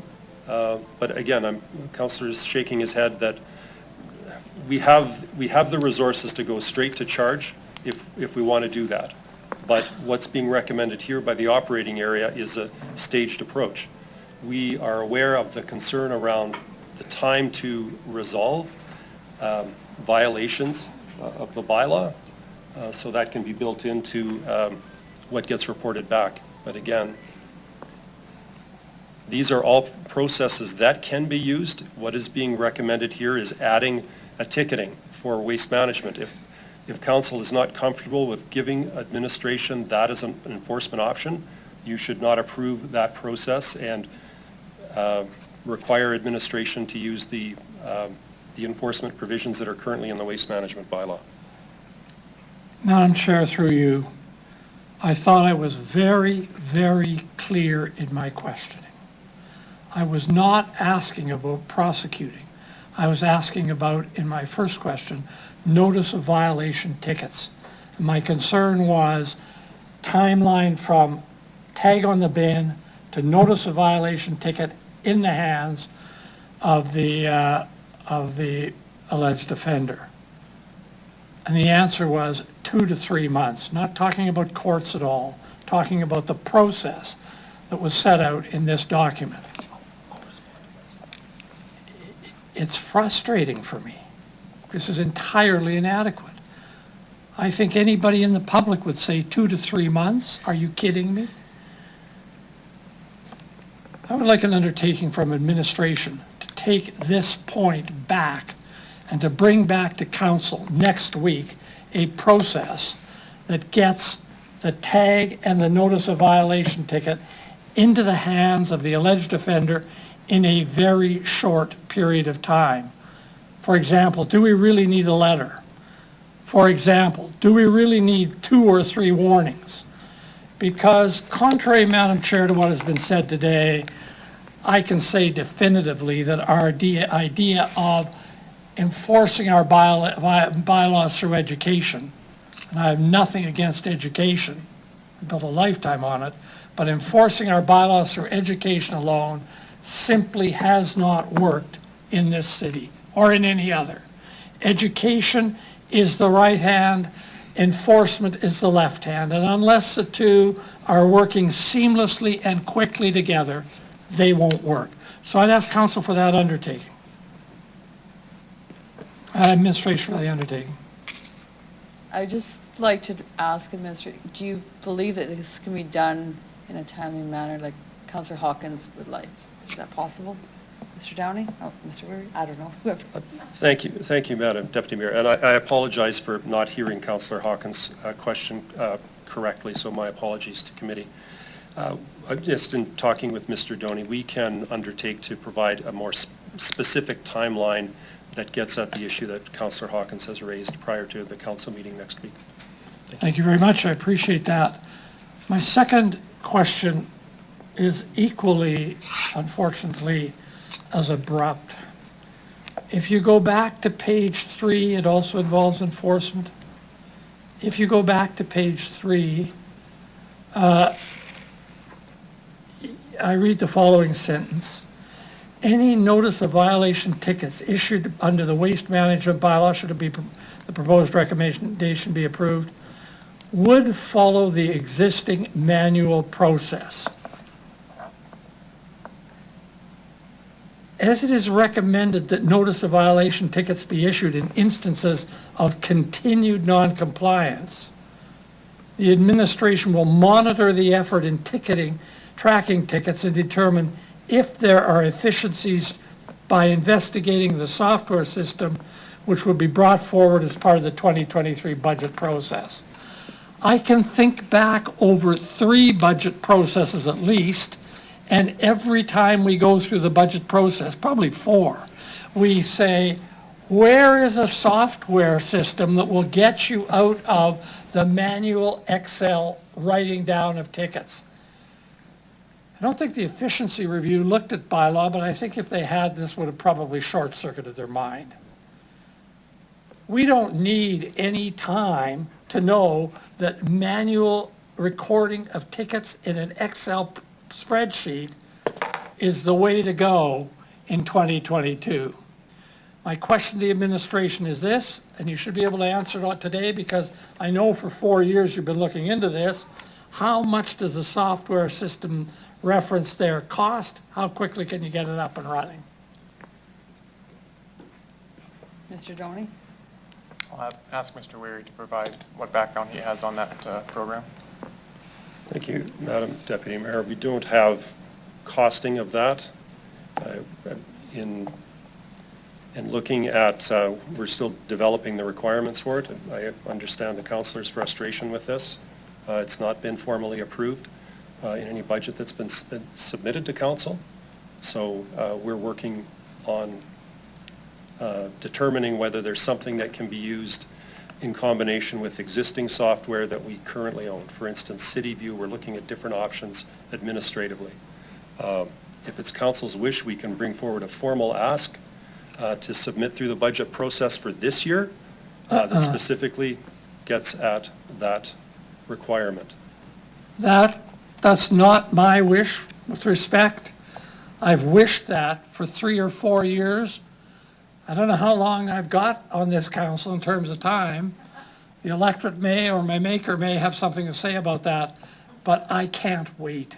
And I am asking for an undertaking on this. You must be able to phone up a couple of software providers this week and get some kind of an answer. And when I get that answer, I want to know whether the enforcement budget can be adjusted this year now to accommodate the answer to that request.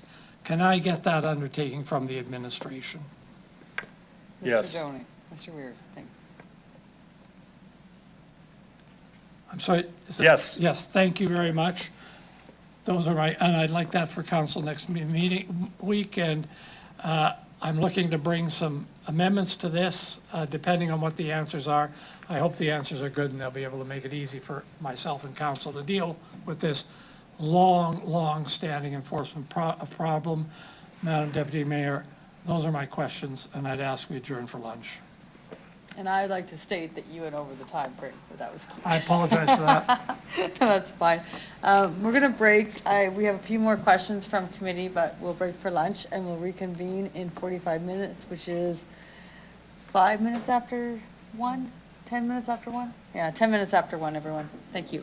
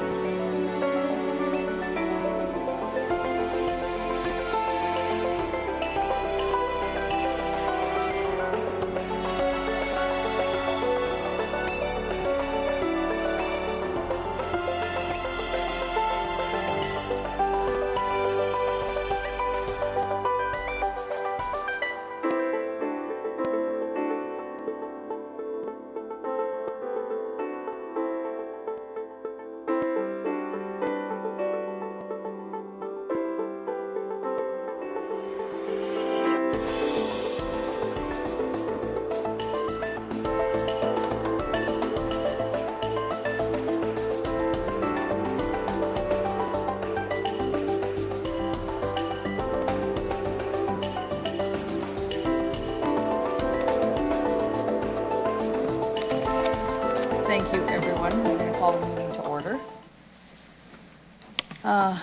We'll be dealing with EX 22-40. I'd like to call upon delegation Connie. No, we're still on. Are we, I am, oh, It's okay. sorry, you guys. I got so many things going on. We still have people that want to talk about the clean communities. Sorry. I believe you left Committee. off at Councillor Ventura wants to Yeah. speak. Councillor Ventura, I do believe you're up next. Thank you. Sorry for this. No, that's good. The meeting goes quick. It can be done in no time. Thank you very much, Madam Chair. Let's go back into the enforcement side of things. Just want to ask a question on the bylaw or with the enforcement itself.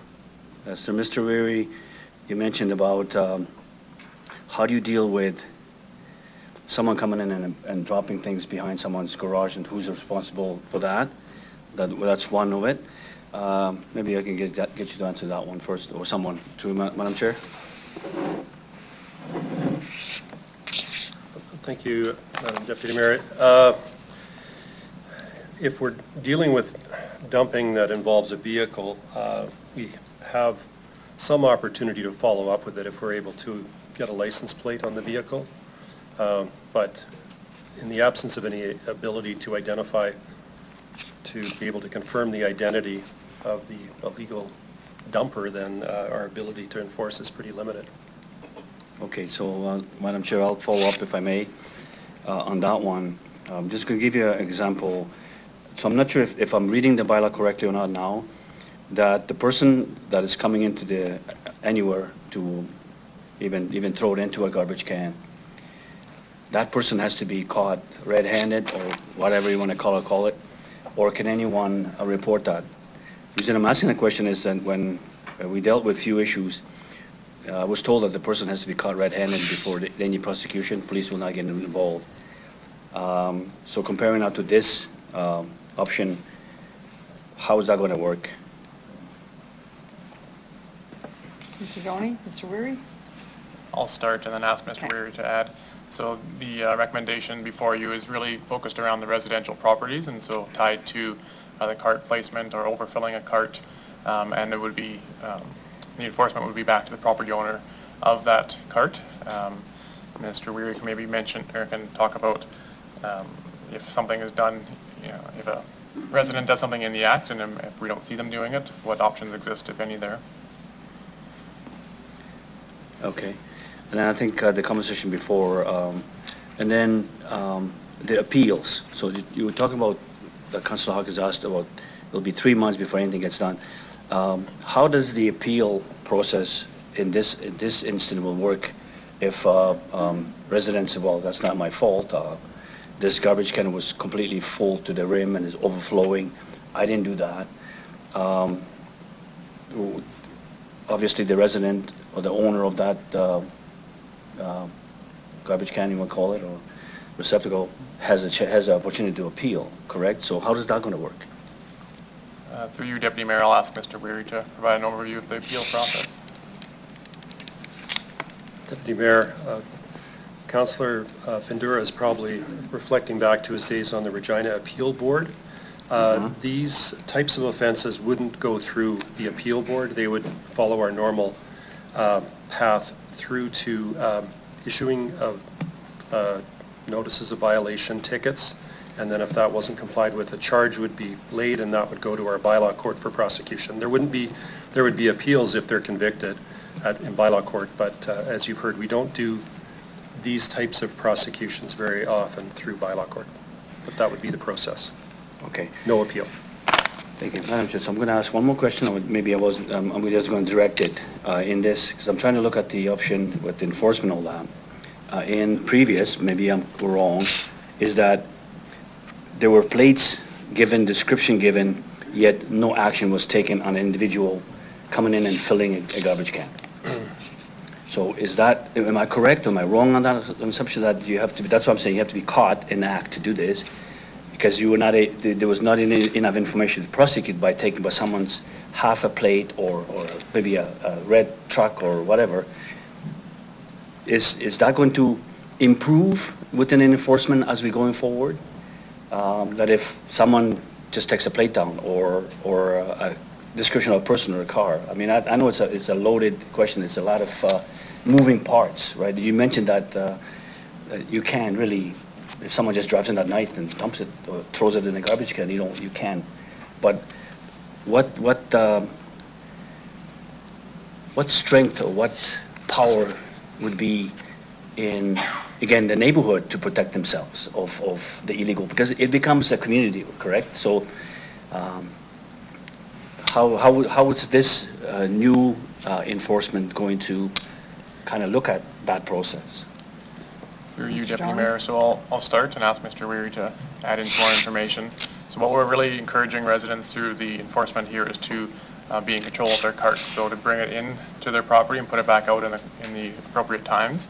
If carts are not left in the alley, then there's less chance of a random individual coming by and filling them up. If they're secured on your property, there's less probability of that occurring. So that's kind of what this is focused on here. And Mr. Weary can provide a bit more information perhaps on the other situation where someone is just driving by and dumping material. Yes. Some offenses that involve use of a motor vehicle, we can make the owner of the vehicle liable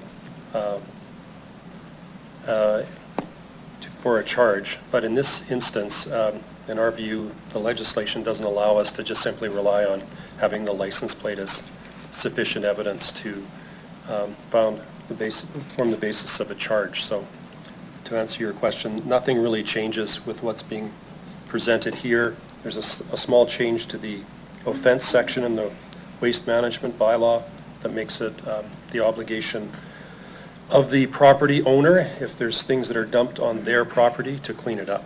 That's the one change, substantively, that's different. Okay. Okay. I'm good, thank you. Thank you, Councillor Pandura. Councillor Massanelli, go ahead, please. Thank you. I understand this isn't the focus of what we're reading in front of us, but I hope you'll allow the question because it's been touched on in both the report and the conversation. I noticed in situations where there's a witness and photographic evidence, there is some steps the city can take. I was just wondering if you could educate me as to how that works out or what the steps are and what residents need for the type of proof you would need to be successful in stopping people from dumping from vehicles throughout our city and its outskirts. Mr. Doney? Thank you. Through the Deputy Mayor, I'll ask Mr. Weary to provide some information on that. Any evidence that residents of the city have that will photographs, certainly a reliable license plate number is at least something that allows us to follow up with the owner of the vehicle to let them know that we've observed the vehicle committing an offense under the waste management bylaw and can follow up that way. Whether we can actually gather enough information to charge someone for that offense it would be case by case. But just having the license plate alone, as I've said before, it would not be enough, but might form the basis of an excellent lead to follow up. But I'm not aware that we've charged anyone based on just the license plate information, and we would be unsuccessful if we tried to prosecute on that alone.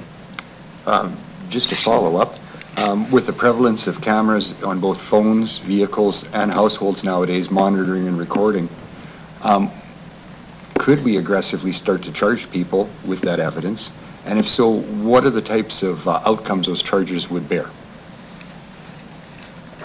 Mr. Doney? Mr. Lacey? I'll just ask Mr. Weary to provide some more information. That type of an offense likely would just go straight to a charge, and there would be a charge that would be laid, and then individual would be brought to bylaw court if we had sufficient evidence to initiate a charge. But as I said before, without some change to the Cities Act legislation to make the owner of a vehicle specifically liable for committing a dumping offense, we don't view that we have sufficient evidence to charge. So, but we do follow up, as I said before, with vehicle owners to confirm that we've observed that, and then that is some level of enforcement that we do follow up with if we have the license plate. But as I said before, it's tough to have enough information to charge someone unless you actually catch them in the act. So.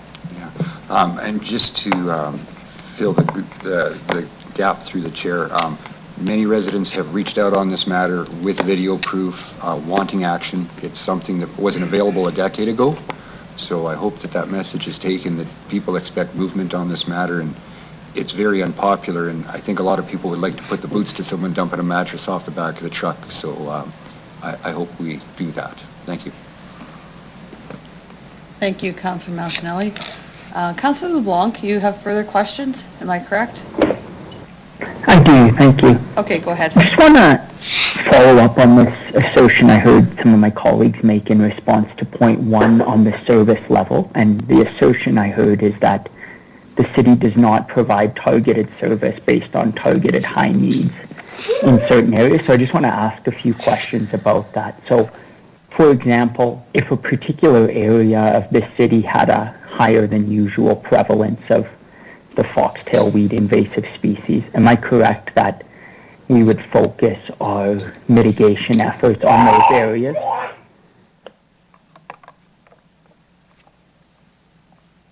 Mr. Doney?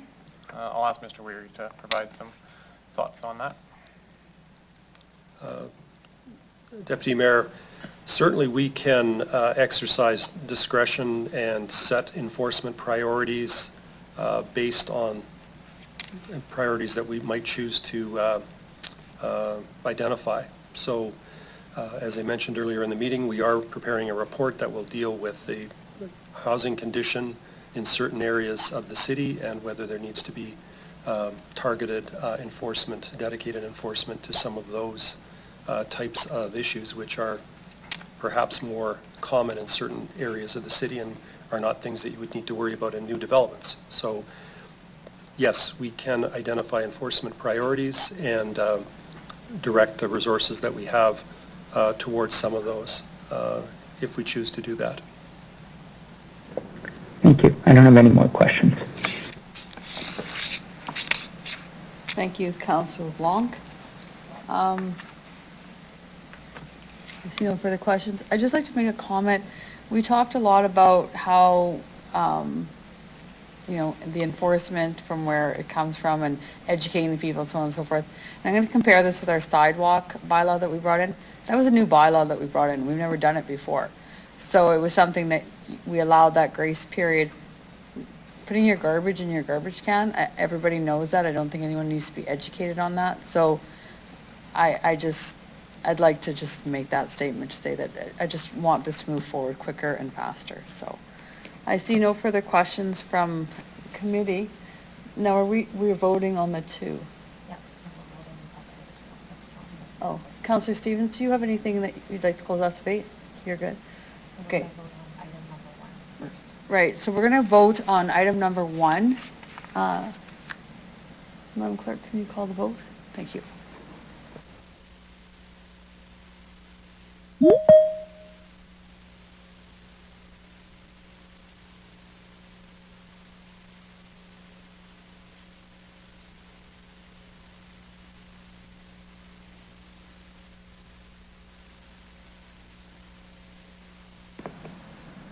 And Councillor Moll, we need this for a roll vote.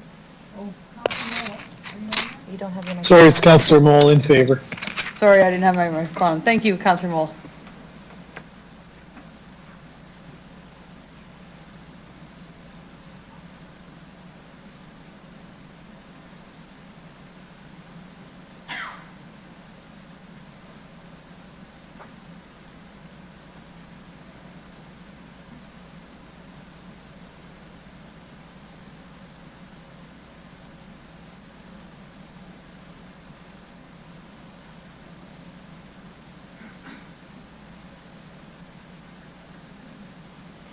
Through you, Madam Deputy Mayor, the motion to vote on number 1 separately carries 6-3.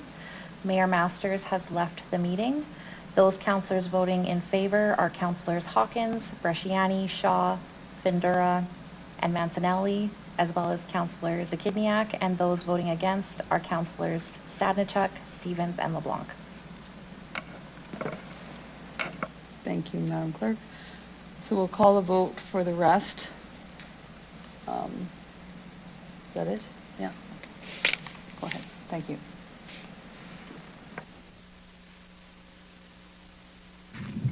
Councillor Moole in favor. Thank you, Councillor Moore.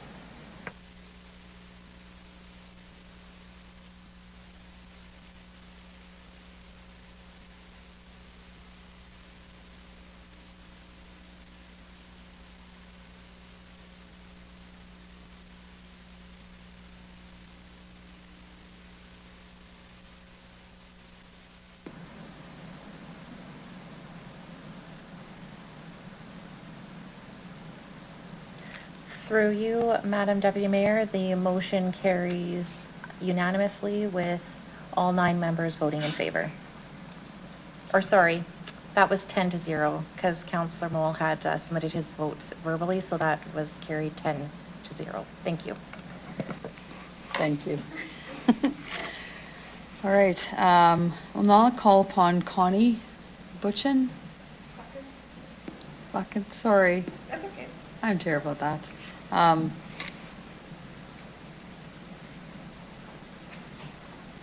Thank you. Oh, should I sit where the mic is on? No, that's okay. Yeah, it doesn't matter. We can put any light on. Okay. Okay, there, we'll put that light on. Thank you. Can you please introduce yourself for the record, the organization you're representing, if any, where you live? You'll have 5 minutes to address Executive Committee, and after that, you'll have the opportunity for us to ask you questions. Go ahead, thank you. Okay, thank you. My name's Connie Buchan. I live in Regina in the Regent Park subdivision, and I represent the Off-Leash Dog Park User Group. Old PUG is our acronym. And a few of you will recognize me from presenting at council before, so hello again, and hello to the new people. Our Old PUG group has a Facebook page, and that's where we do most of our communication, all of our communication pretty much. And we're now at 1,600 members. And some people are not on social media, but they still use the dog parks, or they haven't yet joined our page.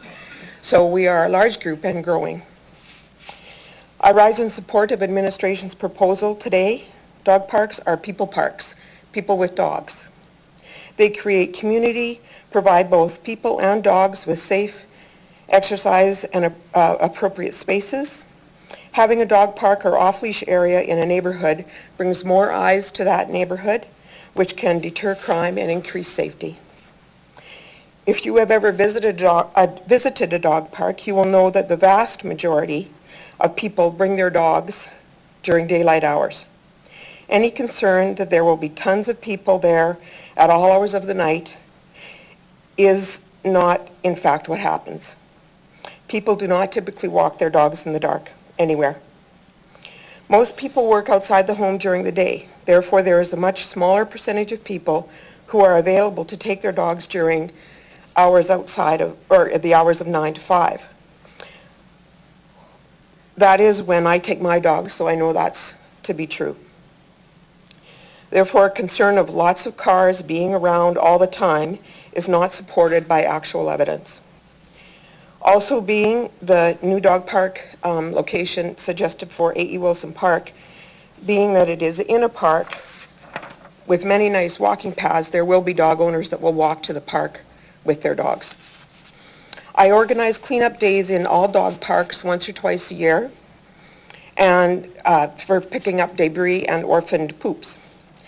These activities are well attended, and we have a few people that actually just randomly do pickups throughout the year every day that they go to the park.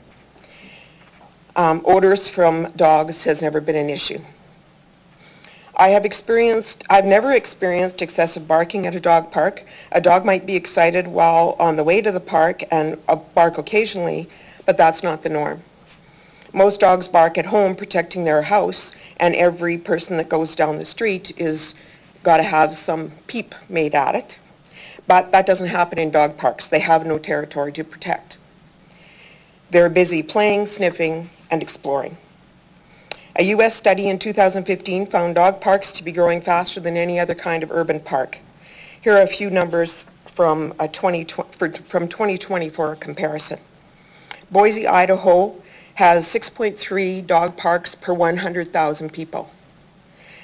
Henderson, Nevada has 5.8 dog parks for 100,000 people. Regina has 1.2 for 100,000 people.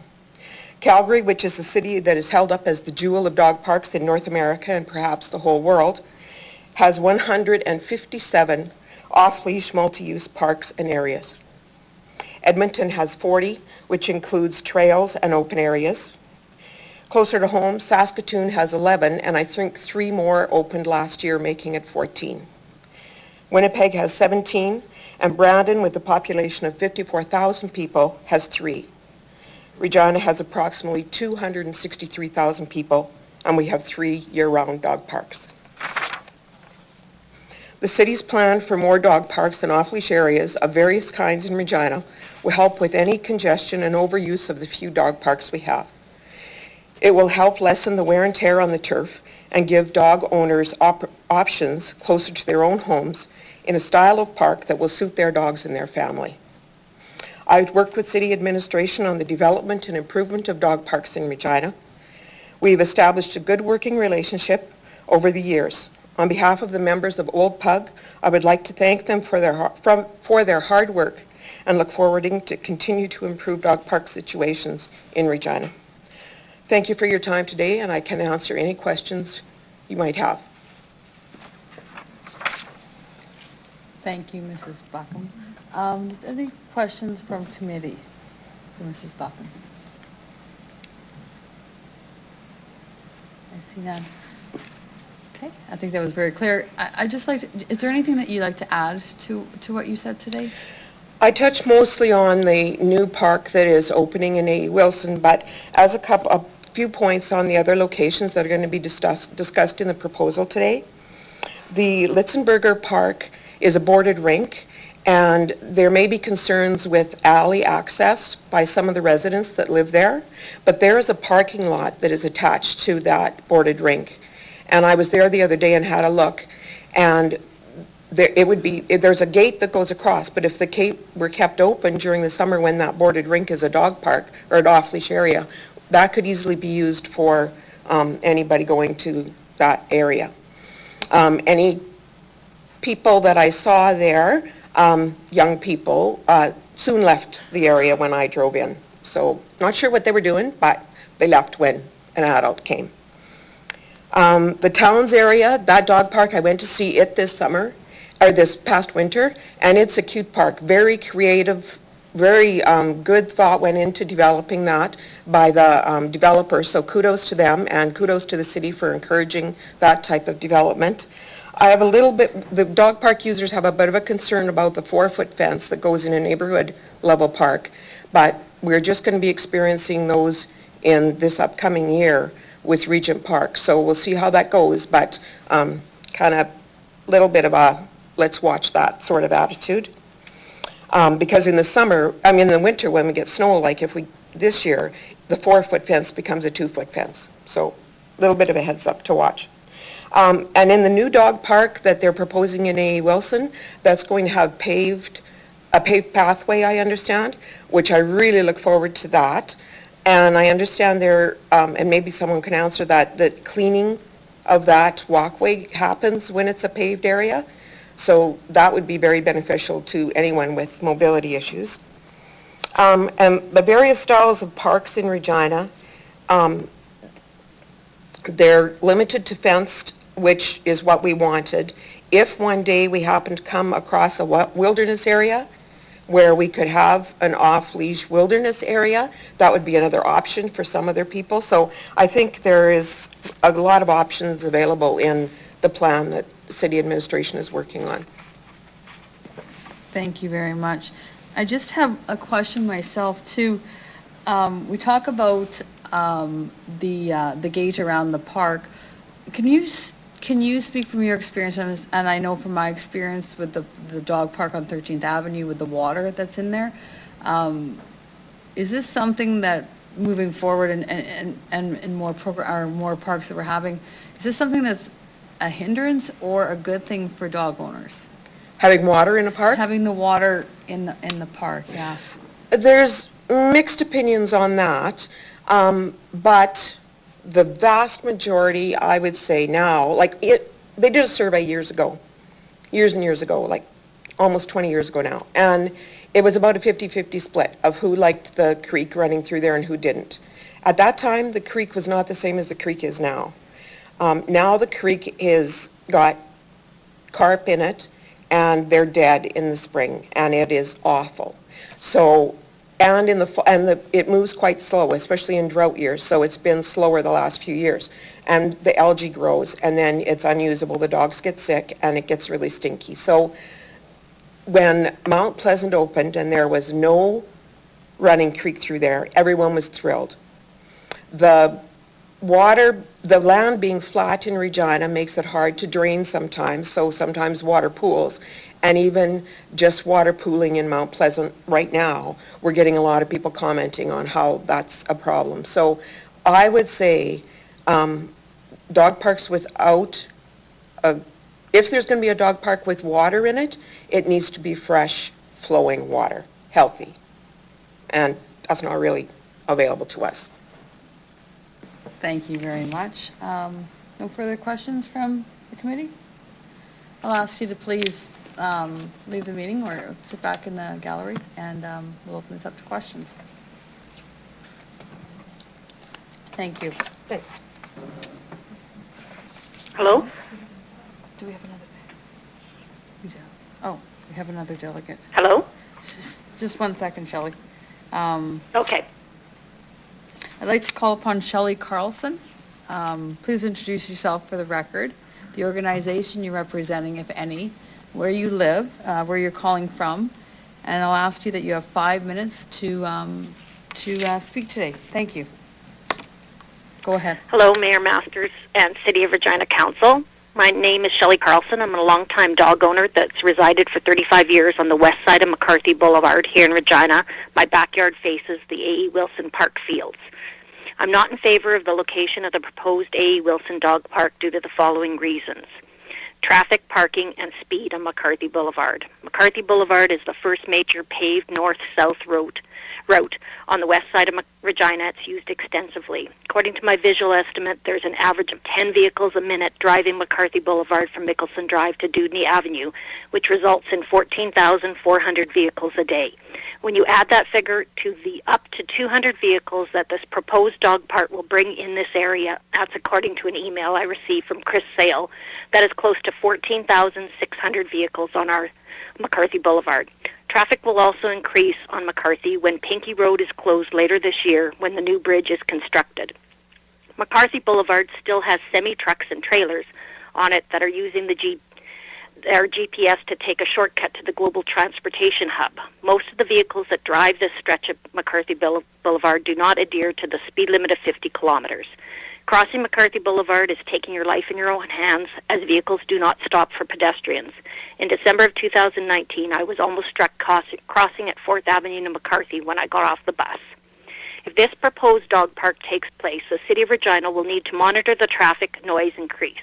I would like Council to consider changing the opening times to 7 to 10 p.m. to correspond with quiet time in our neighborhood if this takes place. There will also need to be a pedestrian crossing light installed on McCarthy Boulevard and Brunskill Place, as this area is dangerous for people crossing McCarthy Boulevard to get to Rick Hansen Playground and A.E. Wilson Park. Our area also deals with back alley traffic from the Massage Therapy School, the City of Regina Maintenance Department, the Sewage Lifting Station, the SaskTel Tower, the Jack Hamilton Arena traffic, and cross-cutting traffic down our alley through the street. Right now, I feel like I'm living between two roads and dealing with the noise pollution for both these roads. Adding the proposed dog park behind Jack Hamilton Arena with its 22 parking spots is just going to cause added traffic, noise, congestion to an already overcrowded area in the winter hockey and summer tennis and pickleball. These activities already spill over to the short street of 4th Avenue to our alleyway and down our alleyway. The next thing is the material in the fields. There's broken glass, ceramics, cement that is all through these fields that is left over from an old city dump that was in this area. It's only been the last few years that I've seen these materials appear as the Regina clay soil is redistributing this material to the surface. This material will have to be covered with many loads of topsoil in order to prevent the dogs using the proposed dog park not to wear or dig it up. This will be an ongoing issue for the city, which will result in extra costs needed in the long term. I believe this is why these fields were left as natural spaces and not developed. Transparency. The city failed to provide feedback letters to the 13 East Side McCarthy Boulevard to Brunskill Place residents that are located right across from the proposed dog park. I delivered the second letter to these residents before the end of the survey. In fact, all of the east side of McCarthy Boulevard from Mickelson Drive to Brunskill Place should have received both these letters. We're all going to be impacted with the increase of vehicle traffic. I feel that the city was not transparent in this whole process to the McCarthy Boulevard residents, and the city needs to do a better job in future consultations. Thank you for listening to my concerns, and I hope you consider two things before you make your decision to approve the A.E. Wilson Dog Park. I invite you all to drive to McCarthy Boulevard and park beside the Jack Hamilton Arena and observe for yourself the traffic that McCarthy Boulevard residents deal with on a daily basis. Please put yourselves in our shoes for a minute and see that the increased traffic of up to 200 extra vehicles a day on this street will make a huge impact to our lives on a daily basis. We are facing almost 15,000 vehicles a day. And Albert Edward Wilson, A.E. Wilson, former city councillor and namesake of A.E. Wilson Park, wanted this park to remain in its natural state so residents, wildlife could enjoy the solitude this park provides. Right now, A.E. Wilson Park provides this to the many walkers, joggers, bicyclists, dog owners that I've spoken to over this past year. By adding the proposed dog park to this area, it will disturb the little peace and tranquility our area has at the present. Thank you. Thank you very much, Ms. Carlson, for your presentation. Does any members have any questions for the delegate? Councillor Stanichuk, go ahead, please. Thank you. Through you, Madam Chair. I didn't completely catch what you said you were proposing would be appropriate times that you would want the dog park to be open. Could you repeat that, please? Well, right now it's open. The other dog parks are open 6 a.m. to 11. Because our neighborhood is a little closer to the dog park, I would, if this is to go through, I would hope to consider that you would change the times from 7 a.m. to 10 p.m. to correspond with the quiet times that are in neighborhoods right now. Because I don't think anybody really should be in a dog park by themselves at 11 o'clock at night in the city of Regina. Okay, thank you. And my second question through the chair, the delegation that spoke just before you indicated that a lot of people would, because it's close to a lot of walking paths, that a lot of people might just walk with their dogs to that park. That might reduce some of the traffic. Sorry, my question is, do you feel that that might be the case, that there would be a lot of owners walking with their dogs to the park? That might be the case, but the ones that they would have to park on in the Dieppe side or come from Dieppe to cross, as I said before, to cross McCarthy Boulevard, you're taking your lives in your hands. These vehicles do not stop for you. That's why I'm asking that maybe the city could consider a pedestrian crossing light at McCarthy and Brunskill. Because they don't. Like, I was almost hit in December of 2019, and I've lived here for 35 years, and this traffic has gotten worse since the northwest area has built up with the Hawkstone, the Skyview, the Edgewater, and Wisteria. These vehicles do not go 50 kilometers an hour. They speed. And I've spoken to the police, and the police got their hands full with everything else, so they do the best they can whenever they can, but we still have speeding going on the street, and especially this stretch of McCarthy Boulevard. They hit the lights at Mickelson, and then they just go down to Dewdney. They're speeding. Okay. And we still have, as I said, semi-trucks going down that use their GPS to take a shortcut to the global transportation hub. And a lot of them will try to sneak through, and they do not keep to the 50 kilometers either. Okay, thank you. I have no further questions.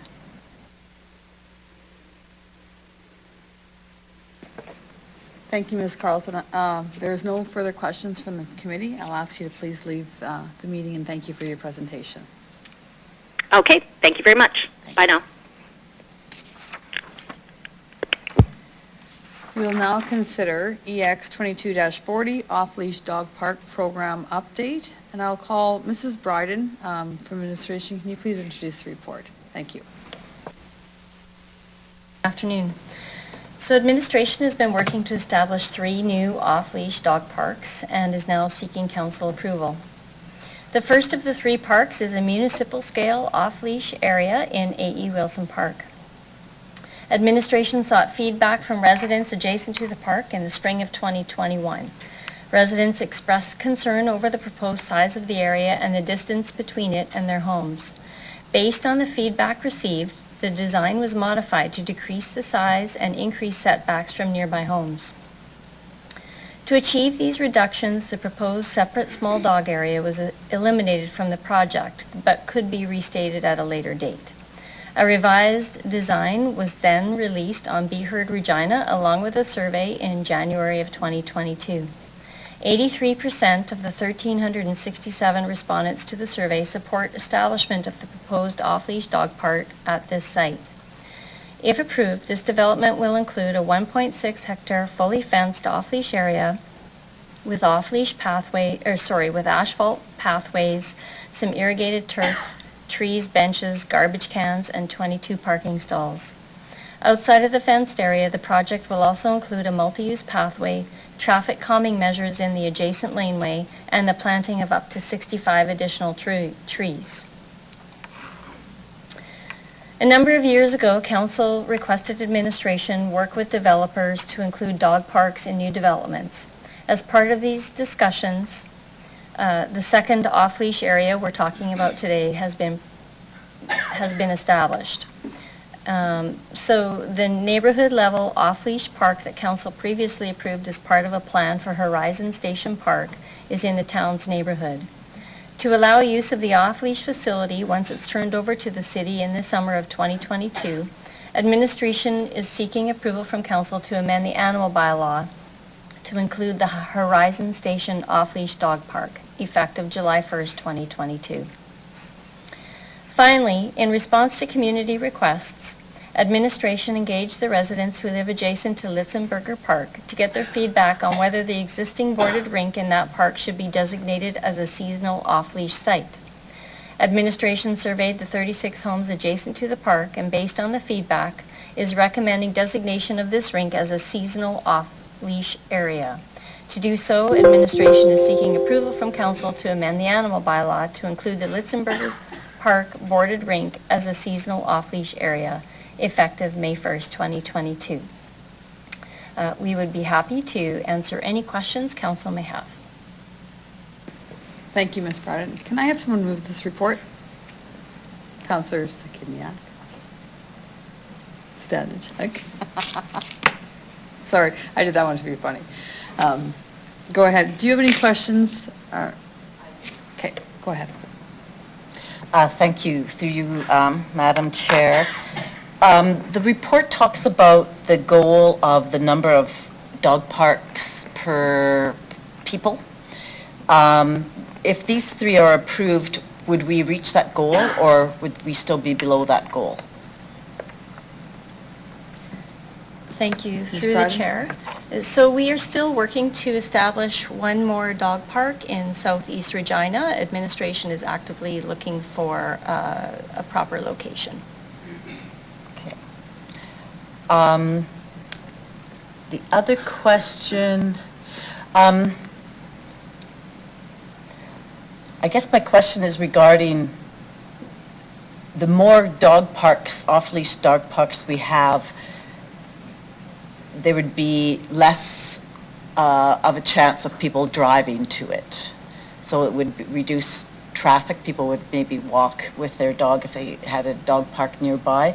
So the goal is it static? Just because the numbers that were given for Saskatoon were so much higher than what our goal would be.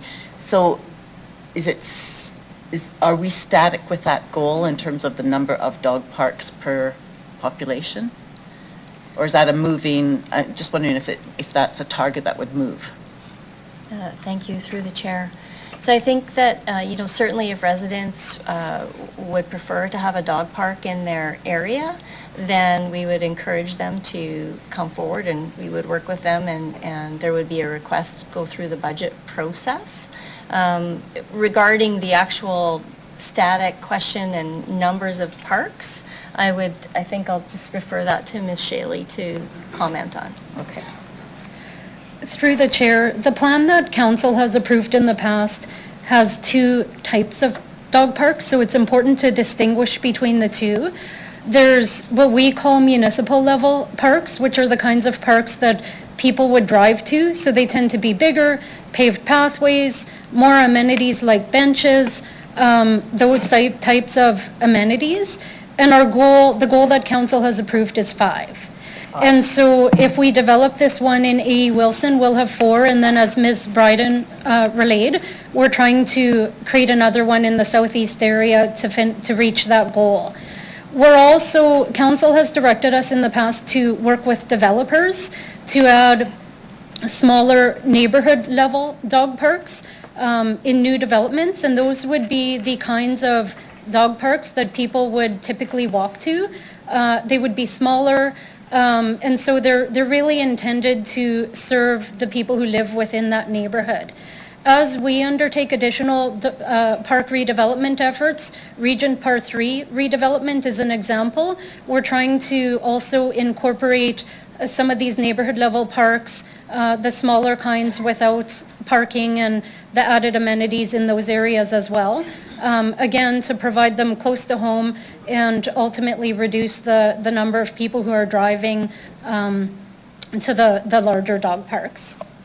Okay, thank you. That was very comprehensive. And I guess my last question is, we heard a number of concerns from the last delegation around traffic, the danger to pedestrians crossing McCarthy Boulevard. And I'm just wondering if, like a lot of the concerns raised by residents about these proposals, looks like it has been addressed by administration. But I didn't see that about traffic and pedestrian safety. So I'm just wondering if you could address, someone from administration could address that concern. Thank you, through the chair. Mr. Sale, would you provide comments, please? Thank you, through the chair. So the estimate that I provided to Ms. Carlson of 200 vehicles a day, it is a conservative, or not conservative, a generous estimate of the amount of traffic that the dog park would generate. We believe that one of the things about a dog park is that it generates a little bit of traffic throughout the day.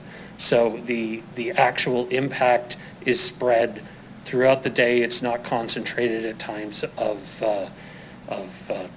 PM and AM peak. So we think that it's not really going to be noticeable.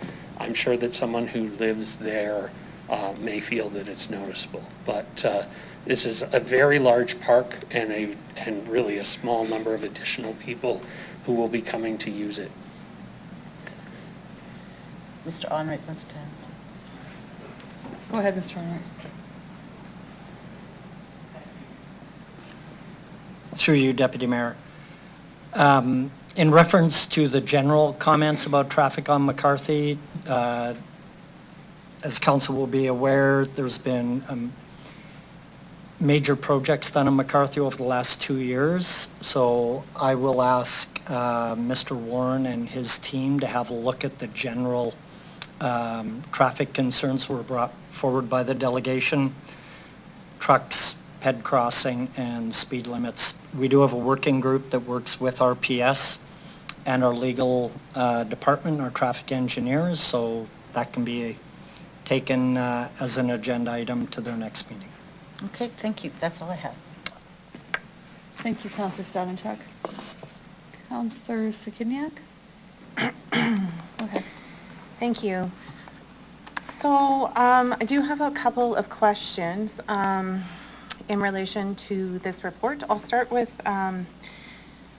one not specific to the A.E. Wilson Park, which is in my ward, but my first question is in relation to pesticide spraying in boarded rinks. And so I know this is something that we do because I've seen it in the seasonal off-leash dog park by my house last summer. I'm wondering why we would spray for pesticides in boarded rinks that are used as seasonal dog parks. Through the chair, please. I'm not sure who'd like to take that one. Thank you, through the chair. Ms. Shelley? Through the chair, I don't have the answer to that question. It surprises me that we do. However, I would be happy to follow up with our parks maintenance staff. Okay, thank you. Okay, and then, so in relation to, I don't have comments specific to the other dog parks. I do support them. I also support the proposed A.E. Wilson Dog Park. And I do have a couple of questions though. I do want to thank administration because I've been involved in this process. I was advised when the initial survey went out, advised about the changes that were made to the plans in relation to concerns. I do want to point out that initially, in the initial feedback of the 19 closest residents, 8 folks expressed support, 11 expressed concerns. There was a variety of changes made outlined on table 1 of page 6. And that is thanks to the efforts of folks like Shelley Carlson who advocated for some of those changes. So I think that was very helpful in creating changes to make a dog park that will suit the needs of the area better. And I think that administration did a great job out of implementing those changes. And the results of the additional feedback show that I think it's 83% now are in favor the second time going forward and doing a broader survey with those initial folks and then broader survey. So I think that speaks to the changes that were made. I do have a question though for administration. Will there be continued monitoring at A.E. Wilson specifically of the implications of the dog park and adjustments as needed to address any traffic safety or concerns that we maybe didn't anticipate that are occurring in the area? Thank you, through the chair. Ms. Shelley, would you provide comment? Through the chair, that's right. We'll continue to monitor the situation, and as issues arise, if they're traffic related, we'll work with our colleagues in our traffic branch to find solutions to resolve those issues. Great, thank you. And then there was a question that was asked from the previous delegation in relation to the cleaning of the asphalt path. Is that something, so this is a new thing, we don't normally do this in dog parks, is that something that the city would clean because it's part of our pathway system?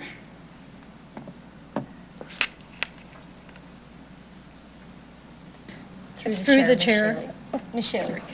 Through the chair, that's right. We will include this. I'm assuming that the delegation is referring to winter pathway clearing, and so we do currently clear our pathways in all of our parks, and we would add that to the list. Great. Okay, and then finally, and this change in the material of the pathway was also due to the community feedback, and so as a result, we now have at A.E. Wilson what's proposed to be Regina's first accessible dog park, and so I also think that's great and appreciate the community advocating for those changes, and I think this is a great initiative and I'm happy to support it.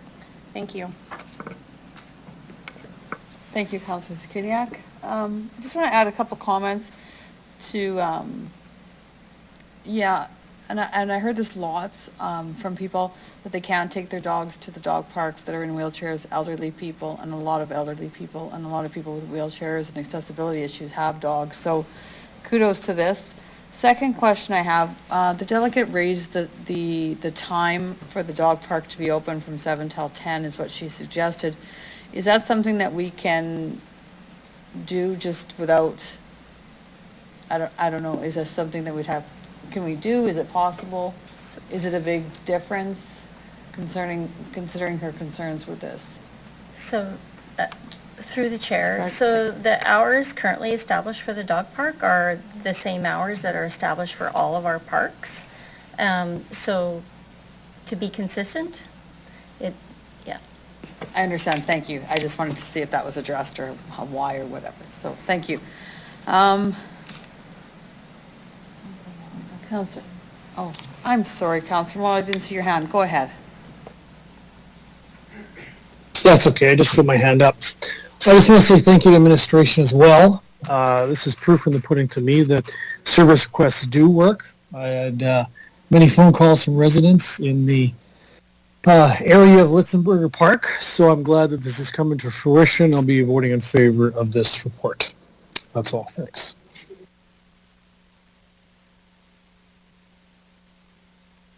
Thank you, Counselor Moll. Counselor Bandera, go ahead. Thank you, Madam Chair. On the A.U. Wilson, the discussion was, or the comments were made at the proposed parking. So when you say proposed parking, because you have many other areas that individual could park and then walk through the pathways to the dog park, how is that going to be managed? Because you have entrance off of Brunskill, you have entrance off of, actually entrance into Jack Hamilton on the south side to the tennis courts. Then you have entrance of 4th Avenue off of McCarthy to the north side of Jack Hamilton Arena, and you have a proposed. Is that going to be a strict propose, or, I mean, because, I mean, we won't be able to control where people are going to park and then walk the dog, right? So I think the comment made by the delegation saying that crossing McCarthy Boulevard, even at Brunskill or 4th Avenue, would require, I mean, lights, but I mean, I can see on a residential, you won't need to do that. So are you going to be restricting parking? If you look at Jack Hamilton, you got tennis courts and dog park. Are these going to compete with each other, or this is fairly, I mean, I do know the area, but not frequenting that often. How is that going to work? If you're just dedicating one, it'll be, or anyone can park anywhere in that area? Madam Chair? Who would like to answer that one? Thank you through the chair. Ms. Shaley, or Chris, provide comments? Through the chair. So the project proposes adding 22 new parking stalls accessed from the existing parking lot on that is south of the Jack Hamilton Arena. So there are existing gates at 4th Avenue and the back lane to prevent people from driving into the site off of that back lane. And that was one of the major changes that we made in response to the request from the residents. The original plan was to access off of 4th Avenue, and we moved it because of their concerns about traffic in the back lane.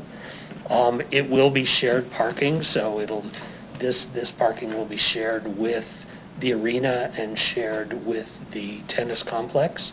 So at times there may be competition for the parking, but it ultimately it's more parking for everyone. Okay, yeah, because I didn't hear about the gate controlling that access. That would be the concern if I'm looking at that. Okay, that's thank you very much for that. Appreciate that. Thank you. Councillor Stanachuk, would you like to close this debate? I just want to say that I do support this proposal, even though I'm a cat owner. And there's no parks for cats, but we've got to keep our status as a bird-friendly city, so I'm fine with that. Thank you. Your cats are always welcome at the dog parks I go to. That'll be just fine. I see no further questions. I'll ask the clerk to please start the vote.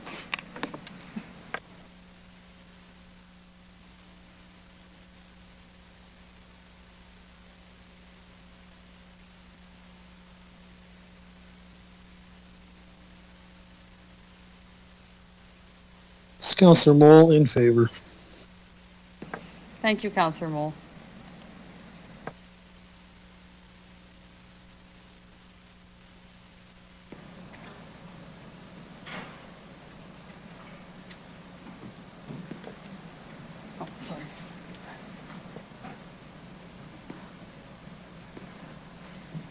Through you, Madam Deputy Mayor, the motion carries 10-0.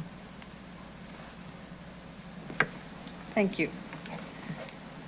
We're going to now move on to EX 39, 2022 property tax exemption related to 2014 boundary alteration. Mr. Lacey, can I please ask you to introduce the report? Through you, Deputy Mayor.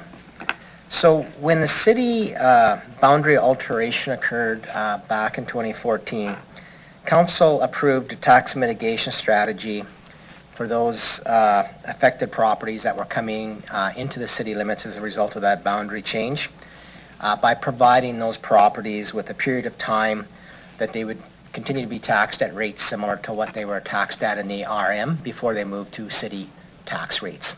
And so ever since 2014, we've been here on an annual basis seeking approval for a partial tax exemption to make that happen since 2014 for those properties that continue to be eligible under that tax mitigation strategy.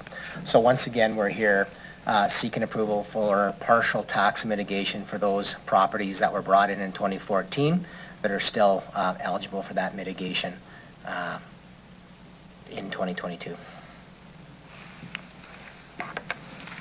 Thank you, Mr. Lacey. Can I have someone move this report with the correction of Appendix B under Part B, Southeast Mitigation Area, representing the percentage except set for address 6200E Primrose Green Drive to read as 74.75%. Would anyone? Councilor Mancinelli? Go ahead. Do you have any questions? Should I open up? I have one question. If I remember correctly, there's a long backstory to this tax policy, and I know it partially involves the last land annexation and promises made at the time, commitments. I do notice in this policy that there is a extension going over and beyond 2024 for another 5-year period or suggestion in there. I'm wondering how that aligns and why that's proposed in that way.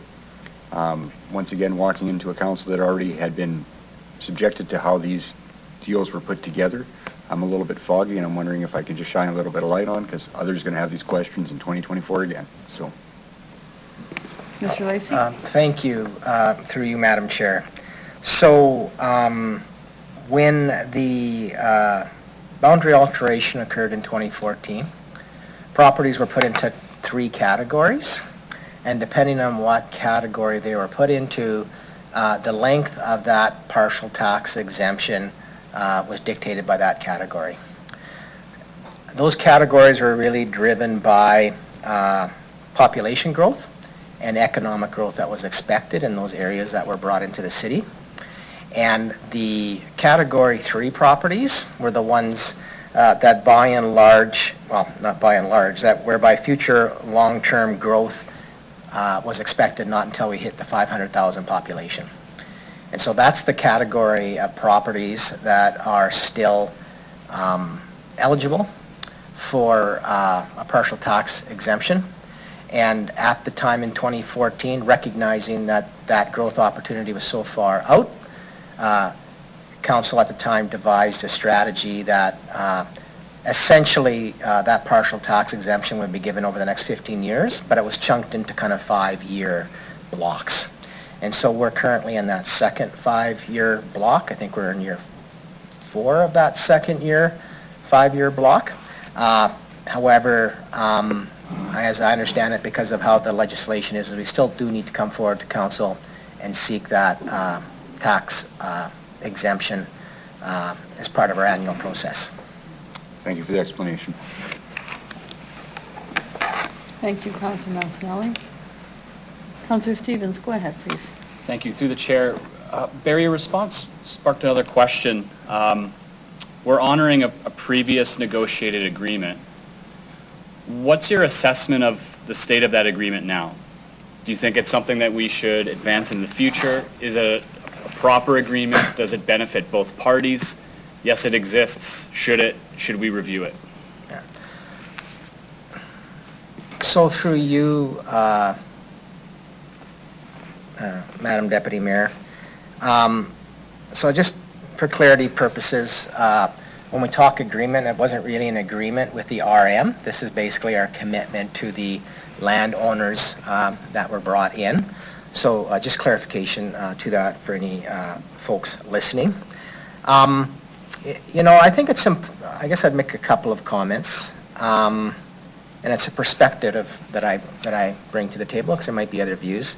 So first off, I think as a city, you know, there was a commitment made to these landowners, and I think it's important for the city to kind of honor commitments where it continues to make sense. And in this particular case, these are properties where, you know, there's not expected to be a lot or any development on these lands for the foreseeable future. And so I think it was seen as kind of a balance of fairness to those property owners, but also a balance of fairness to the city at some point in time that those properties would move to full city tax rates. I would mention that should a development happen, and that happens from occasion, for example, if approval came forward to do a development on these properties, and council approved that when development occurs, and that property automatically gets taxed at full tax rates. So really that reduced property tax exemption piece only exists as long as that property essentially remains unchanged from when the time boundary alteration occurred. That's great, thank you. Thank you, Councillor Stevens. No further questions from anyone? Okay.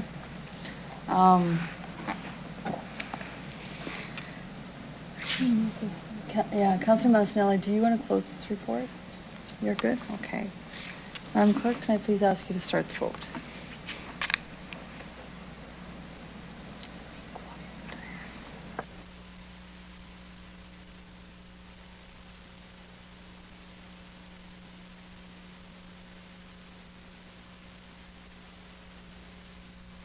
Councillor Merle in favor. Councillor Moll, I'm sorry, I keep forgetting. I know you're there, but I just keep forgetting to ask you, so thank you.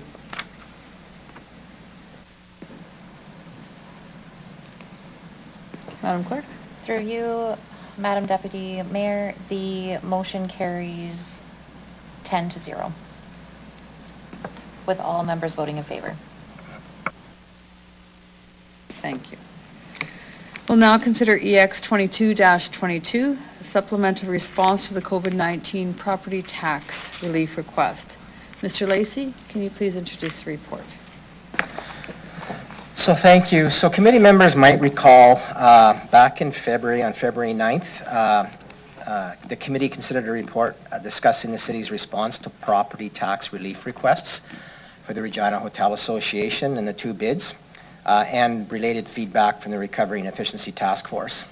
At that meeting, the committee had requested administration to prepare a supplemental report containing further information on the property tax penalty rates in Regina and other municipalities, to consult with the hotels, the Regina and District Chamber of Commerce, and other non-commercial property owners to determine potential uptake for a property tax arrears payment plan offering a reduced penalty rate to participants.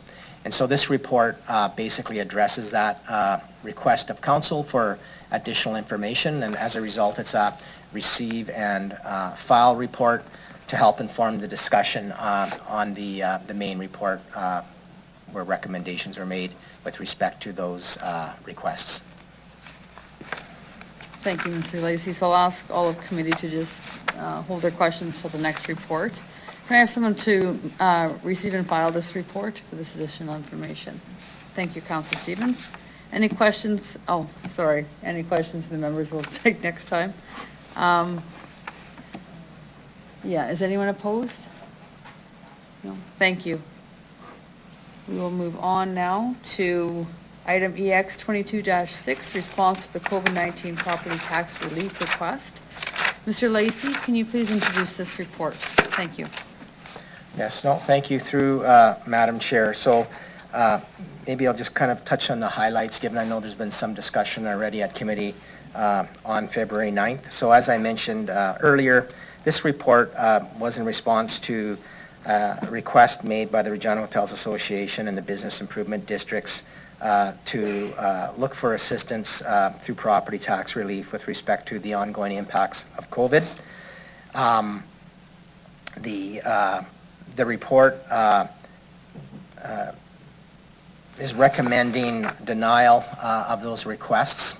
However, what it is recommending is that Council consider administration's recommendation to implement an arrears payment plan that would offer a reduced penalty rate of 0.5% for all property owners that enter into a repayment plan arrangement with the city.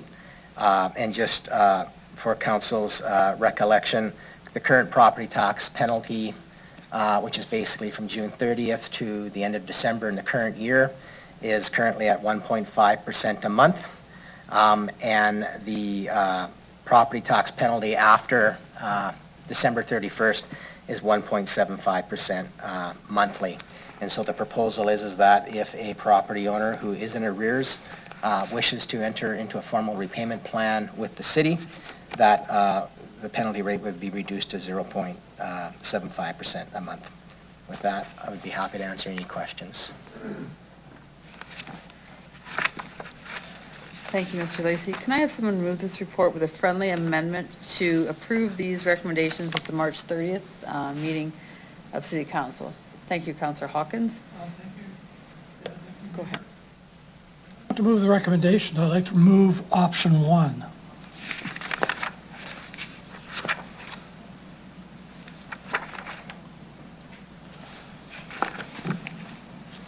Just continue the status quo. Would you like to speak to that, Councillor Hawkins? Thank you very much. I moved option 1 because I believe that the solution proposed here is a solution in search of a problem. And I say that for the following reasons. It doesn't appear to me that there was much demand in the community, or indeed from anyone, for this proposal. This originated in the proposals of the Regina Hotel Association and others for some kind of relief from COVID strain. This proposal doesn't really appear from their response to address the problem that they were worried about, and indeed the letters with respect to this proposal are tepid in their support at least, and the survey results are very thin. That's the first thing. The second thing is there's no strong indication in this report that this reduction in tax penalty would have much effect, if any, at all. The third thing is that there is some indication in this report that folks are in fact being able to, despite COVID, to meet their property tax requests. And the fourth thing I want to say, and the administration may help me on this, my read is that it's very difficult to determine the cost to the city, the shortfall in revenue from this reform. I understood it to be something in the order of $875,000 possibly. And if that's the case, I think that the demands on the city for revenue for projects like supportive housing, for environmental projects, for infrastructure projects, such as the pool and other infrastructure projects, are pressing. And for us to give up that revenue source hurts. It hurts, and you might well say, well, if it is necessary to achieve the prosperity in a tough economy of certain businesses, that would be okay, but we're not targeting certain businesses here. And moreover, because of the passage of time, it looks like the Regina economy is improving substantially and quickly. So I'm not sure that this solution meets the original concerns. I'm not sure that the original concerns are still valid. And I think that the city has to be very careful about its revenue base. The demands on us are high. So I prefer the status quo. I don't think we need to make a change at this time. And for that reason, Madam Chair, I'm moving the status quo. Thank you, Councillor Hawkins. Councillor Stanishek, you have, go ahead. Sorry, thank you. I'd like to say that I agree with Councillor Hawkins. When I looked at the survey results, I think it's of 18, 19 property owners that were sent a survey or invited to respond to a survey. The response rate was 4.4%. Only 80 responses out of 1,800. So I thought that was quite low. I do have a question, however, is on page, okay, and again, I've got the two reports kind of mixed up. So I think it's in EX 22, the supplemental report 22, that on page 4 it stated that if 40% of property tax arrears paid, I can't read my own handwriting, and that the penalty, whatever would have a reduction of property tax revenues by $892,500. So I do have a question about that, because if the demand does seem to be so low, why would this proposal cost so much, $892,000 with very, it sounded like very few people would take up that reduction in property tax payments? So, thank you, through you, Madam Chair. So, a couple of comments. First, maybe just in follow-up to Councillor Hawkins' comments. I don't think it's very difficult for us to know what that take-up would be. And so, we had to pick a number, and so the number we've picked, just to give a sense of what the implications would be, was 40%.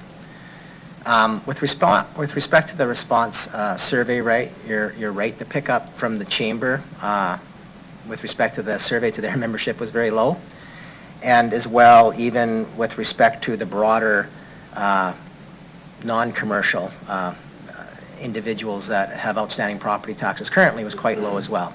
I would note, and I think it's reflected in the report, typically we don't get people engaging with us very often if they owe us taxes and we're trying to follow up with them. So I think that could be a reason, we don't know for sure, around that piece. And so it is very hard for us to know what the actual take-up will be, and the 40% was really to put a number out there that would give council a sense of magnitude if we got significant uptake.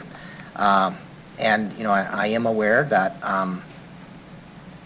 where our collection rates and people paying their taxes has been pretty consistent right through the pandemic with numbers that are similar to prior to the pandemic. So I do appreciate the comments made here, and I think for us it was just responding to the broader COVID environment when this came forward, and were there opportunities to provide people that perhaps are struggling paying their taxes just another opportunity maybe to get into an arrangement where perhaps it is easier for them. That was really the driving force behind the recommendation. Okay, that's it for me. Is that all you have, Councillor Stanishek? Councillor Sikiniak, go ahead, please. So I do support administration's recommendations, and I don't support the status quo. And I would offer that for those on the fence here wondering if this is actually something that's needed, it's not like we haven't received any feedback. We did hear feedback from those who responded indicating that they were supportive of this initiative. And so I'd offer that we could certainly, another option would be to try something like this for a year, and then we would actually have the sense of what sort of uptake there is, and revisit with a commitment to revisit it in a year. I think if we were to try something like this, now is the time to do it, coming out of a pandemic. I have personally spoken with property owners who are in arrears payment plans and are struggling to pay the amounts owed to us, and are struggling with the penalty rates. For those folks and others in that situation, I would like to try this.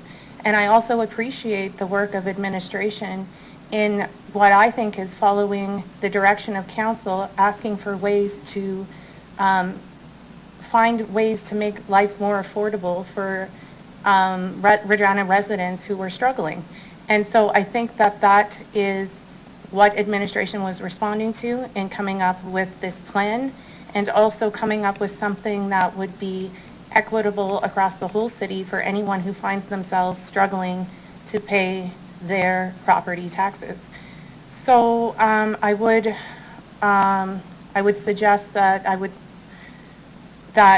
we could certainly try this and revisit it in a year, and then we would have better information than a survey could provide. I think that's all I have. Thanks.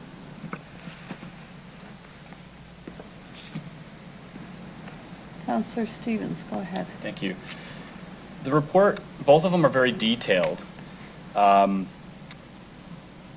guess my question for administration is, why did you originally recommend the relaxation of the amount that we charge? So what would be your main argument in favor of the option you put before us? I see the technical details, but you sided with a position. I'm just not really sure why. So through you, Madam Chair, maybe I'll start and I'll ask Ms. Mills if she has additional comment with respect to the recommendation and bringing it forward. So I would say it was twofold. One is that, we do know there's some property owners that have struggled in the pandemic, and so it was an opportunity to potentially provide some relief with respect to a reduced penalty rate if they wish to enter into a formal arrangement with us. So part of it was simply just due to the fact that we know that the pandemic has impacted people differently, and for some people it's created more hardships than others. The second piece is that we do often hear, even before COVID, I think, and this is where I'll ask Ms. Mills to maybe touch on a little bit, is when people do phone us looking to talk about their taxes and arrears, what the payment plan options might be, and often ask about, well, is there an opportunity if I get on a payment plan for a reduced penalty rate? And so, does that provide an opportunity for us to see people pay their taxes faster?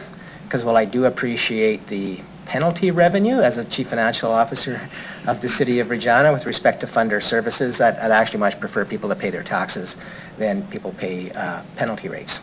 And so that was a little bit of the driving force behind the recommendation too, which doesn't really relate to COVID. I think that issue is an issue regardless of COVID. Having said that, we don't really know,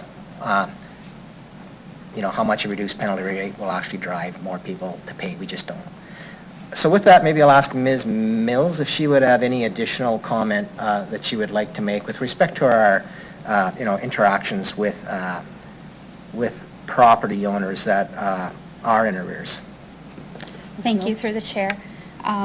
Yeah, I would echo Barry's comment that we do hear quite often from property owners in arrears that the penalty is, difficult for them to get past the penalty when they're trying to make their payments.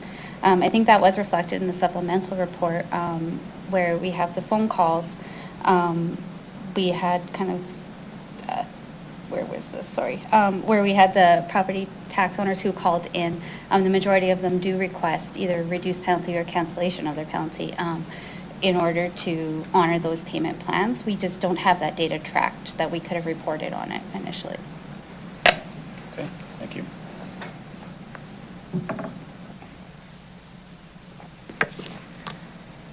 Is that all the questions you have, Councillor Stevens? That's it.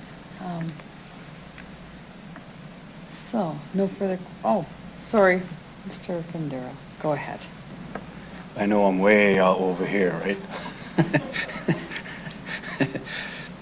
You know, Madam Chair, as in the report states that anyone who is on tips or all the properties that are not in errors are not qualifying for this.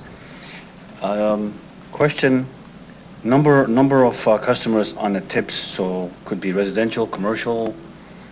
Do we know the percentage of let's say, residential or commercial, or a property, a taxpayer? How many are those on tips?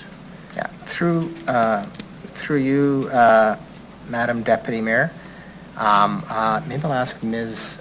Mills if she has that information available.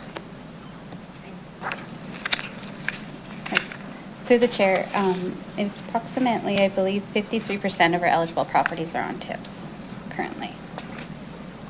So, to you, Madam Chair, so that is, you're combining them all together, like commercial, residential, all properties? Oh, sorry, yes. Okay, great. Thank you for that. I'm good, thank you. Thank you, Councillor Bandura. Councillor Mancinelli, go ahead, please. Thank you. Through the chair, I think I have to support administration's original recommendation. I appreciate the chart provided for the arrears penalty rates as well as the current year penalty. I note that we're second highest in the arrears penalty rate across the jurisdictions you list off. And with that thought and coming through a pandemic, I think that I agree with administration's recommendation for things we might not be in our line of sight right away. Looking at that compounded rate of 23.1% annually for someone falls behind, that could be quite a bit to catch up from. And coming through a pandemic, I think there might be a chance there that I don't want to put anyone under, and that's what the intention of this policy was about. So I appreciate the work. Thank you. Councillor Hawkins, would you like to close this, or is there anything you'd like to add? Well, thank you very much. We're short on data here. We know a couple of things for sure. One thing we know that throughout the pandemic, people paid their property taxes. One of the reasons they might have paid their property taxes is they want to avoid penalties.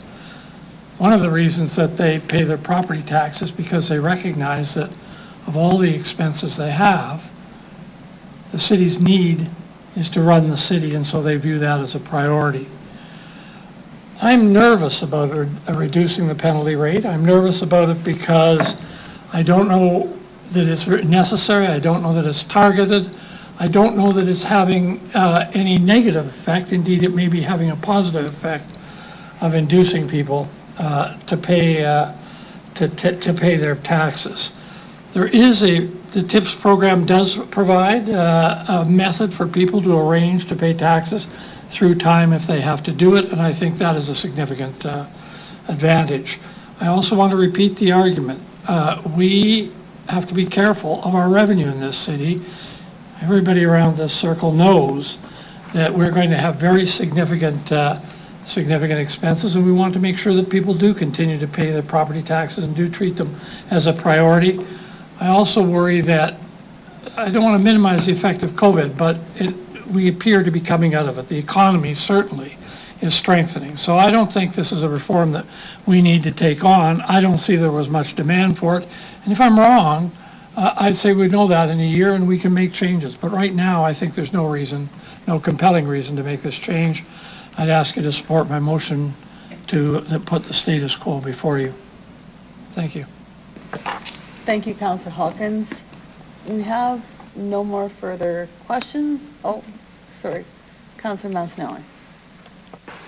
Councillor Hawkins can be persuasive, but I stopped out to ask another question. Should we follow the recommendation, what would that align us for our arrears penalty? We would still be charging a penalty, but it would be 12% annually? Should that be what went ahead? Is that correct? Or? Go ahead. So through you, Madam Chair, as I had mentioned earlier, the penalty rate's 1.5% a month or 1.75% a month currently, depending on whether it's in the current year or whether you've gone beyond the current year without paying your taxes. And so I think maybe just to help people, from a compounded perspective, 1.5% is equivalent to about 19.6% annually, and 1.75% is equivalent to about 23.14% annually. And so what the recommendation in the report proposes that if you do enter into a payment plan with the city and stay current with that payment plan, that penalty rate for those individuals or property owners would be reduced to 0.75% a month, which is equivalent to about 9.38% annual rate compounded. Thank you. Thank you, Councilor Mancinelli. I see no further questions. We have a mandatory break, but we'd like to vote on this before we go. Is everyone okay with that? All right. Madam Clerk, please call the vote. Oh, sorry. Multitude of recommendations here. So with status quo, does that then supersede all 5 recommendations, or would we vote on those separately? And essentially, recommendation 1 is now the opposite. Would we vote on that separate?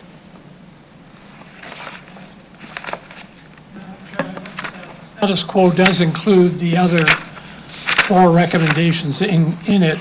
In fairness to Councillor Stevens, I think he could ask that they be separated, but the motion that I put as it stands now includes all of the 5 items dealt with.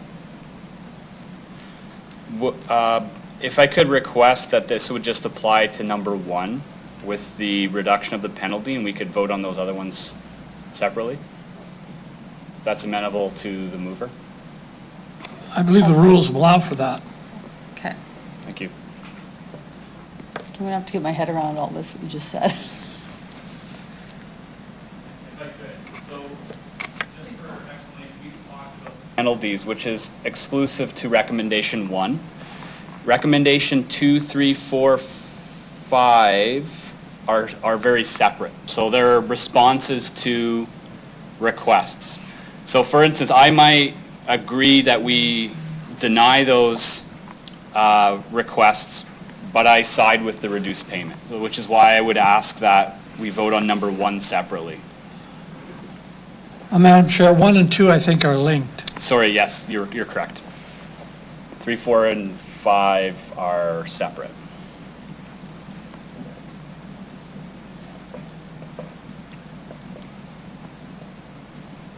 Clear as mud now. We're voting on 1 and 2 separate, and then 3, 4, 5, and 6 separate. So 1 and 2, we're voting on status quo. Right.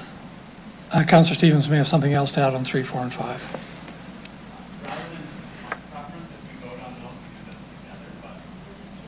Sorry, just a point of order. It's Councilor Regina here. Just because Councillor Hawkins did make a motion, shouldn't we just deal with the motion first?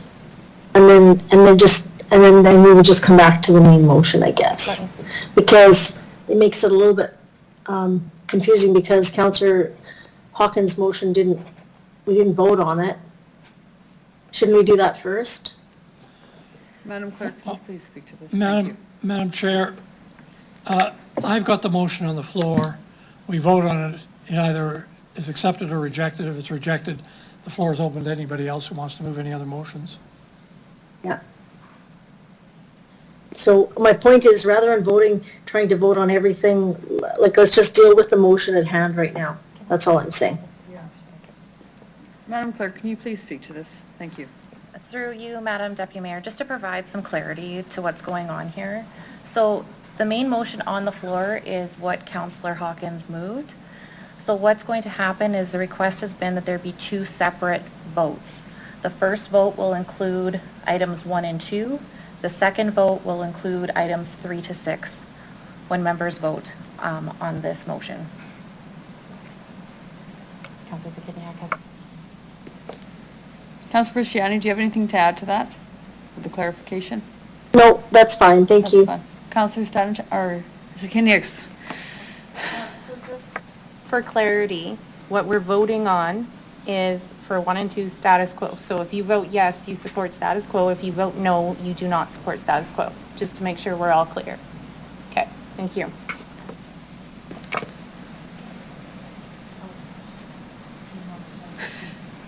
You guys are pointing fingers to different ways. Go ahead, whoever wants to point their finger at the wrong person. Through you, Deputy Mayor. I'll ask Mr. Lacey to comment. I think there's maybe a bit of confusion of what he actually needs out of this in return. Through you, Madam Chair, I don't want to confuse this, but So as I understand it, Councillor Hawkins has brought forward a motion that status quo. Option 1, which is the status quo option,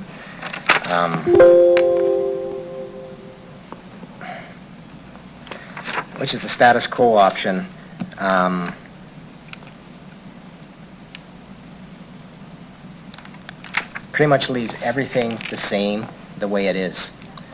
And the status quo,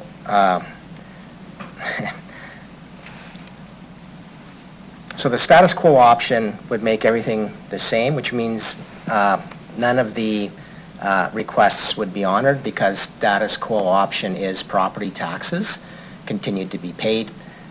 We would not, council then would be denying the hotel's request, would be denying the bid's request, and we wouldn't be implementing a arrears payment program, as that is status quo. Doing any of the other recommendations, 1 through 5, would be something different than status quo.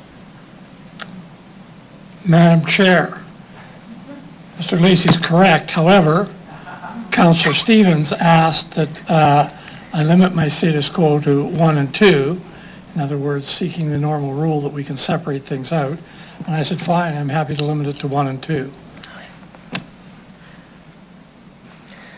I think, sorry, through Madam Chair, sorry to interrupt. I think as administration, I think we certainly would I think we understand what council is trying to do here, which would be vote on 1 and 2.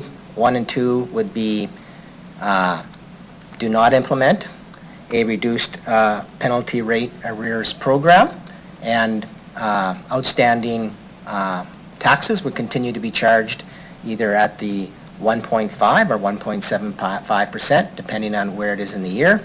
And then council could vote on the other ones individually with respect to the specific requests. So that would provide clarity to administration as well. It almost provided clarity to me. Is that clear, Councillor Hawkins? We're good? Can I call the vote? Yes, okay, we'll call the vote on 1 and 2.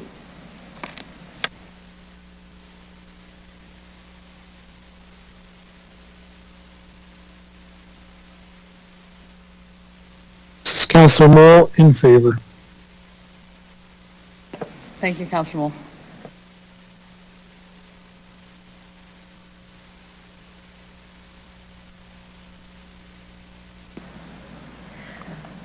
Through you, Deputy Mayor, the vote is lost. With the following members voting against: Councillors Bresciani, Shaw, Findura, Stadnichuk, Stevens, Zakidniak, and Mancinelli, and the following members voting in favor: Councillors Hawkins and Councillor LeBlanc. Pardon me? Councillor... I did state publicly that I was voting in favor of Councillor Hawkins' motion. My vote should have been in favor. I just got confused because I was looking at no to what this said in front of us.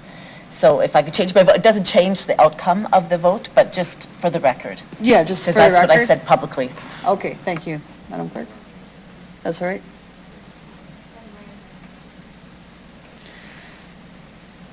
So now, we will vote on the rest of the recommendations. Am I correct in this, Madam Clerk? Yes. Yes, okay. Okay, Madam Clerk, call the vote, please. Okay.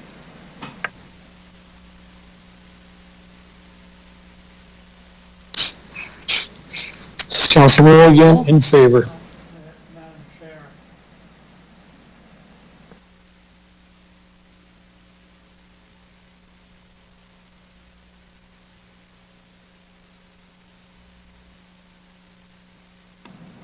Madam Clerk, yeah. I need a microphone. Through you, Madam Deputy Mayor, Councillor Hawkins is correct. I believe that the assumption being made is that concurrence is on the floor, but there should probably be a new formal motion of concurrence that's put forward.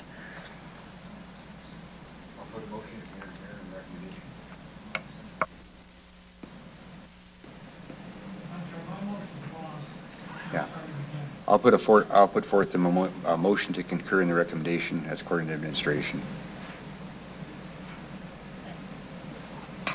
Thank you, Councilor Mastanelli. Councilor Stevens, would you like to speak? Okay, sorry, there's too many mics on here. There we go.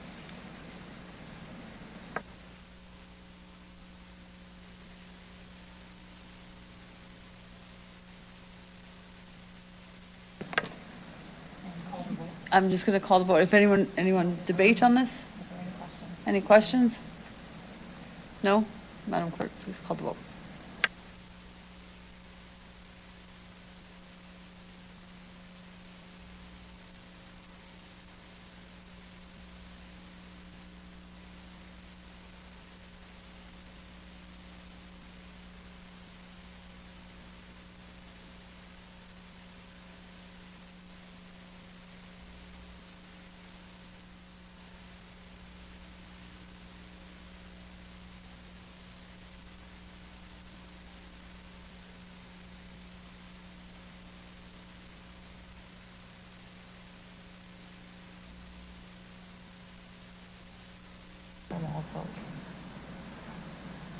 Councillor Mole, can we have your revote, please?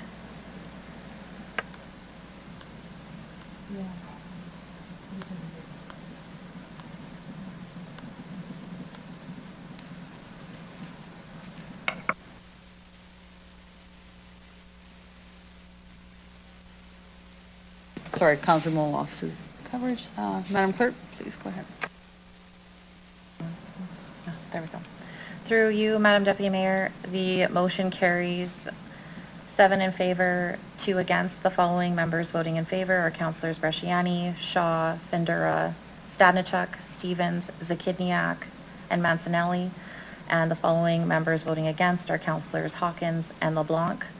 And the following members of council are away from the meeting, Councillor Mole and Mayor Masters. Thank you, Madam Clerk. We're going to take a mandatory 50-minute recess. We'll reconvene at 3 o'clock. Thank you.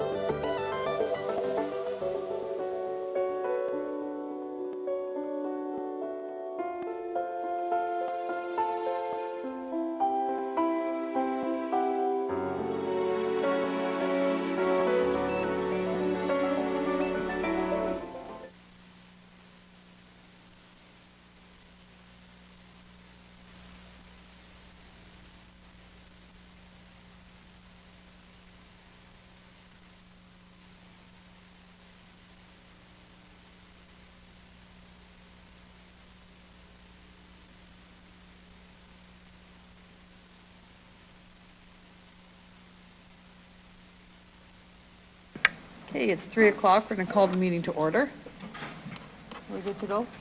Yeah? Okay, we finished up the last one. We're moving on to EX 22-37, Clean Property Bylaw, integration into traffic bylaw. Wow. Curtis Downey, Mr. Downey from the administration, can I please ask you to introduce the report? Thank you very much. Through you, Deputy Mayor. Administration is bringing forward this report which recommends various amendments to the traffic bylaw and clean property bylaw. The recommendations are administrative in nature and are intended to move sections of the clean property bylaw that pertain to street use into the traffic bylaw, where street use permits are regulated. The changes brought forward will improve clarity for readers, as well as improve the administration of any future needed changes to the regulations, and it will be administered by a single bylaw rather than two separate bylaws. Sorry, thank you. Would anyone like to please move this report? Councillor Massanelli, go ahead. Any questions, councillors? No, nothing? Any questions from committee on this report?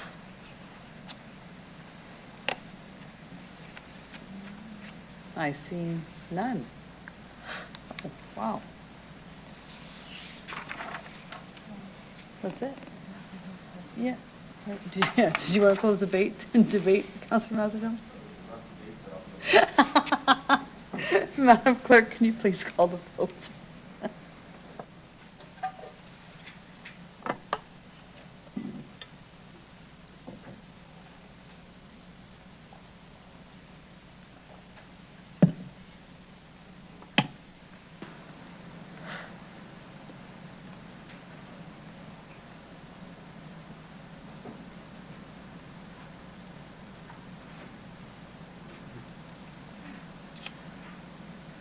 Madam Clerk.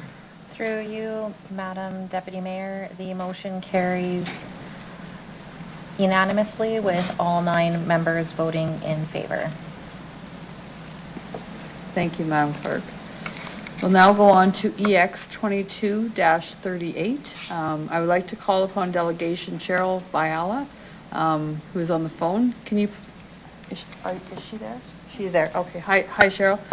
Can you please introduce yourself for the record, the organization you're representing, if any, where you are calling from, and you'll have 5 minutes to address the Executive Committee. After that, we will respond with questions that we may have. Go ahead, Cheryl. Madam Chair and members of Executive Committee, good afternoon. My name is Cheryl Biela. I live in West Hill Park and represent myself and my neighbors in West Hill Park and Edgewater. First, I would like to thank members of Council for unanimously voting to remove the truck route designation from 9th Avenue North in October 2020 and to change the traffic bylaw that December. I am here today to express support for City Administration's recommendation to not reinstate the truck route designation on 9th Avenue North between Pinkey Road and Pasqua Street. We are pleased that the report affirms that prior to the removal of the truck route, 9th Avenue North was used as a shortcut to access Ross Industrial Area and Highway Number 1 East, and that after the truck route removal, most trucks now use the Regina bypass as intended. When the bypass opened, a provincial news release stated that every truck that uses the bypass is a truck that used to go through the City of Regina. Therefore, roads in the city's east end are safer and less congested. However, when the western section of the Regina bypass opened in October 2019, the results were the exact opposite. Heavy and long-haul trucks began using 9th Avenue North as a shortcut through the city to access Ross Industrial Park, the Upgrader, Highway Number 6, and Highway Number 1 East, rather than continuing on the bypass as intended. By doing so, heavy and long-haul trucks were traveling through the neighborhoods of Edgewater, West Hill Park, Norman View West, Norman View, and Wallshakers. 50 impacted residents submitted letters to City Council expressing the need for the removal of the truck route designation. A significant portion of this roadway is narrow, single lane with no shoulders, and in close proximity to homes. Residents reported near-miss collisions and also expressed concerns regarding constant noise from high-speed traffic and the presence of the Coopertown berm that amplifies the traffic noise. There are some points in the report that are inaccurate that I would like to respectfully address. The report estimates that an average of 70 trucks per day were using 9th Avenue North prior to the removal of the truck route. However, based on our actual counts, on October 28, 2020, there were 675 trucks over a 24-hour period, peaking at 50 trucks per hour at midday. That's 70 trucks versus 675 trucks per day.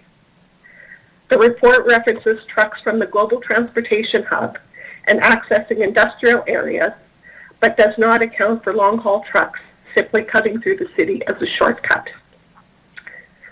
Under the heading 9th Avenue North from Bypass to Pasqua Street North, the report states that any improper truck traffic continuing on 9th Avenue North can be mitigated through continued enforcement and education. We requested enforcement statistics from the Regina Police Service, and the RPS has confirmed that in 2021, no truck route violation enforcement occurred on 9th Avenue North or indeed anywhere in the city. Just let me repeat that there has been no truck route enforcement in the city.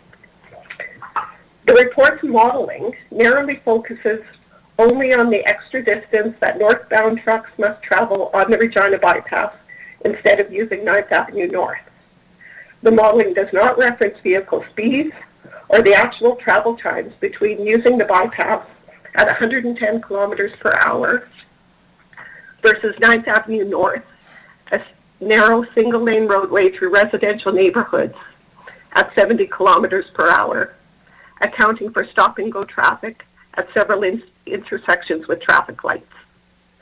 The modeling also does not account for heavy and long-haul trucks traveling from Highway number 1 and number 11 that exit the bypass and use 9th Avenue North as a shortcut through the city. In closing, thank you again for removing the truck route from 9th Avenue North. Every semi-truck using the Regina bypass is a semi-truck that used to go through the city of Regina, therefore making our roads in the city safer and less congested. Thank you so much for the opportunity to present today, and I welcome any questions you may have. Thank you for your presentation. Does any members of the committee have any questions for the delegate? Councillor Massanelli, go ahead.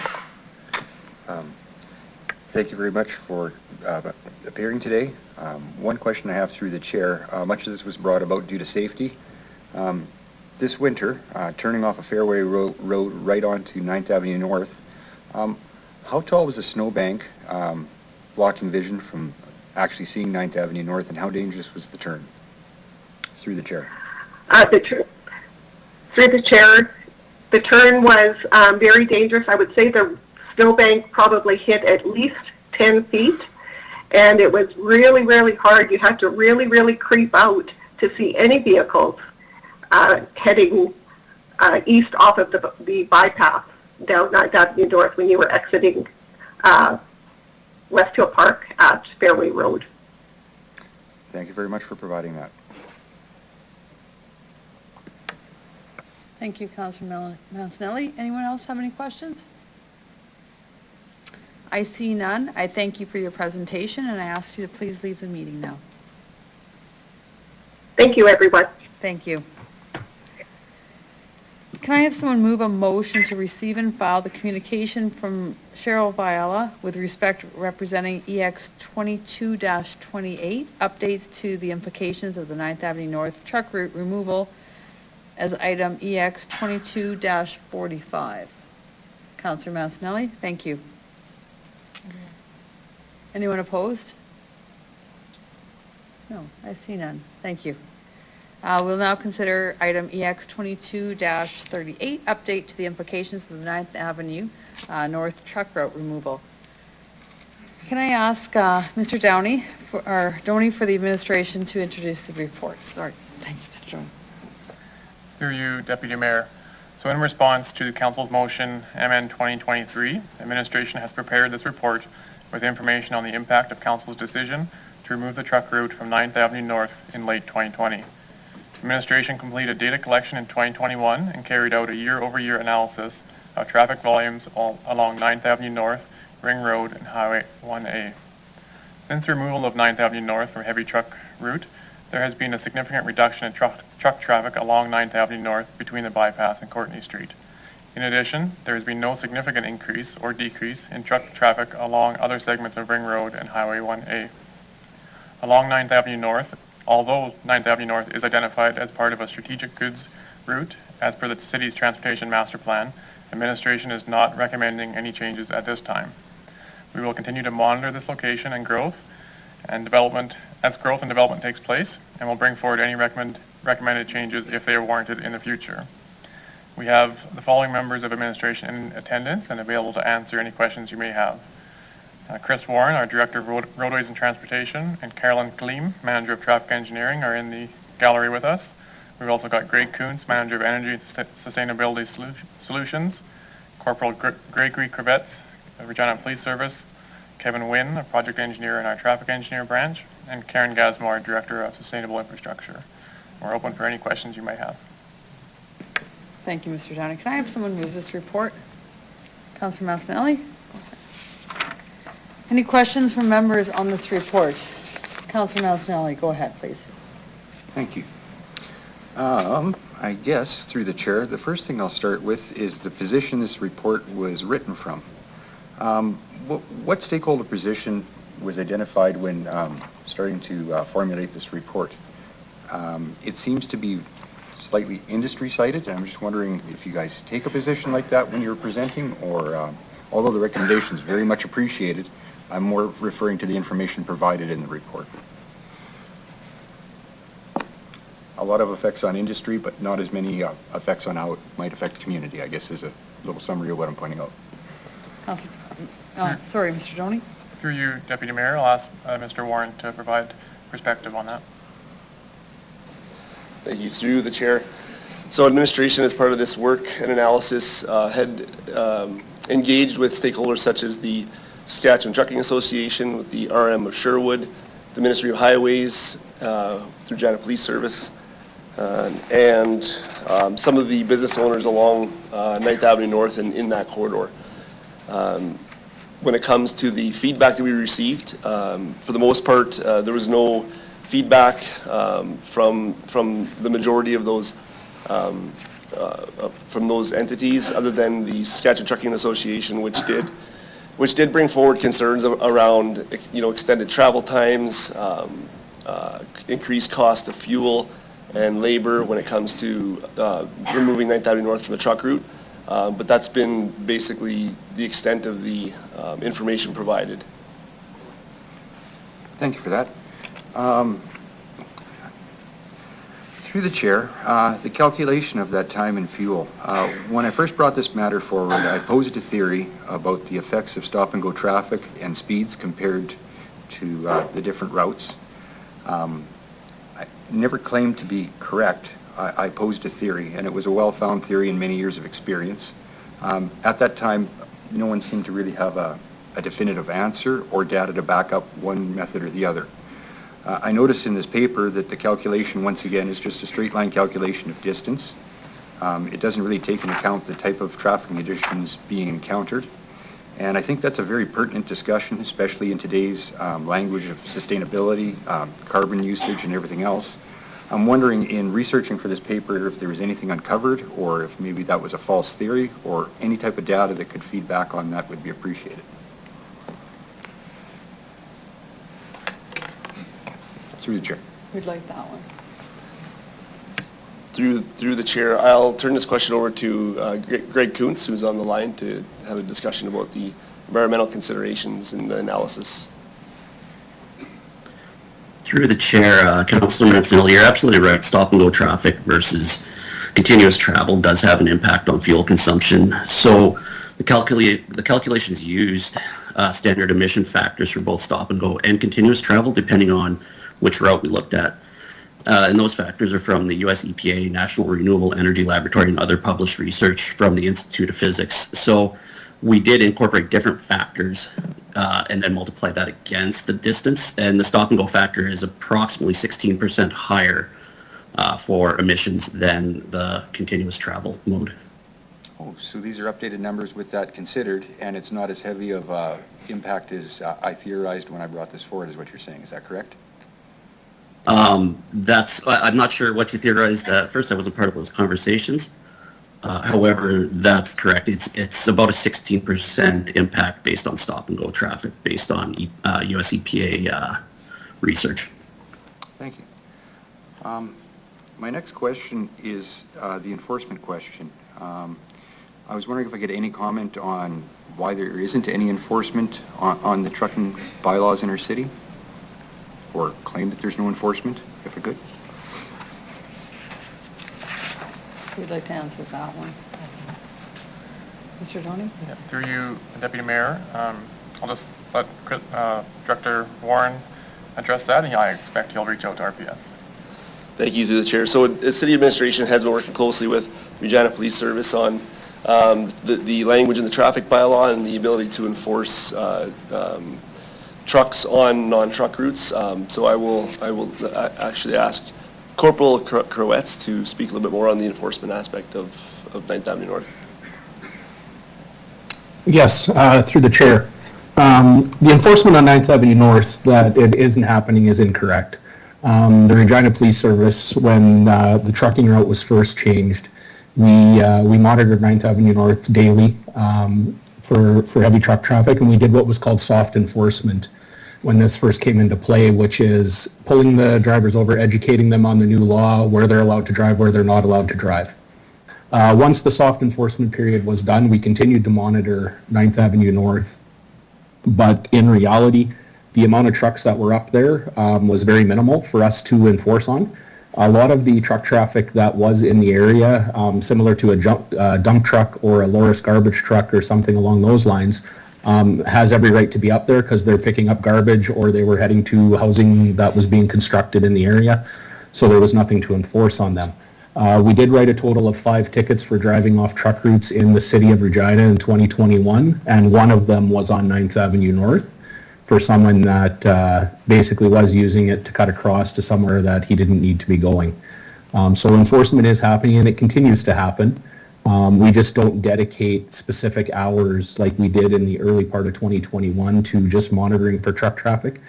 We spend more time on 9th Avenue North probably than any other street in the city right now enforcing speed issues.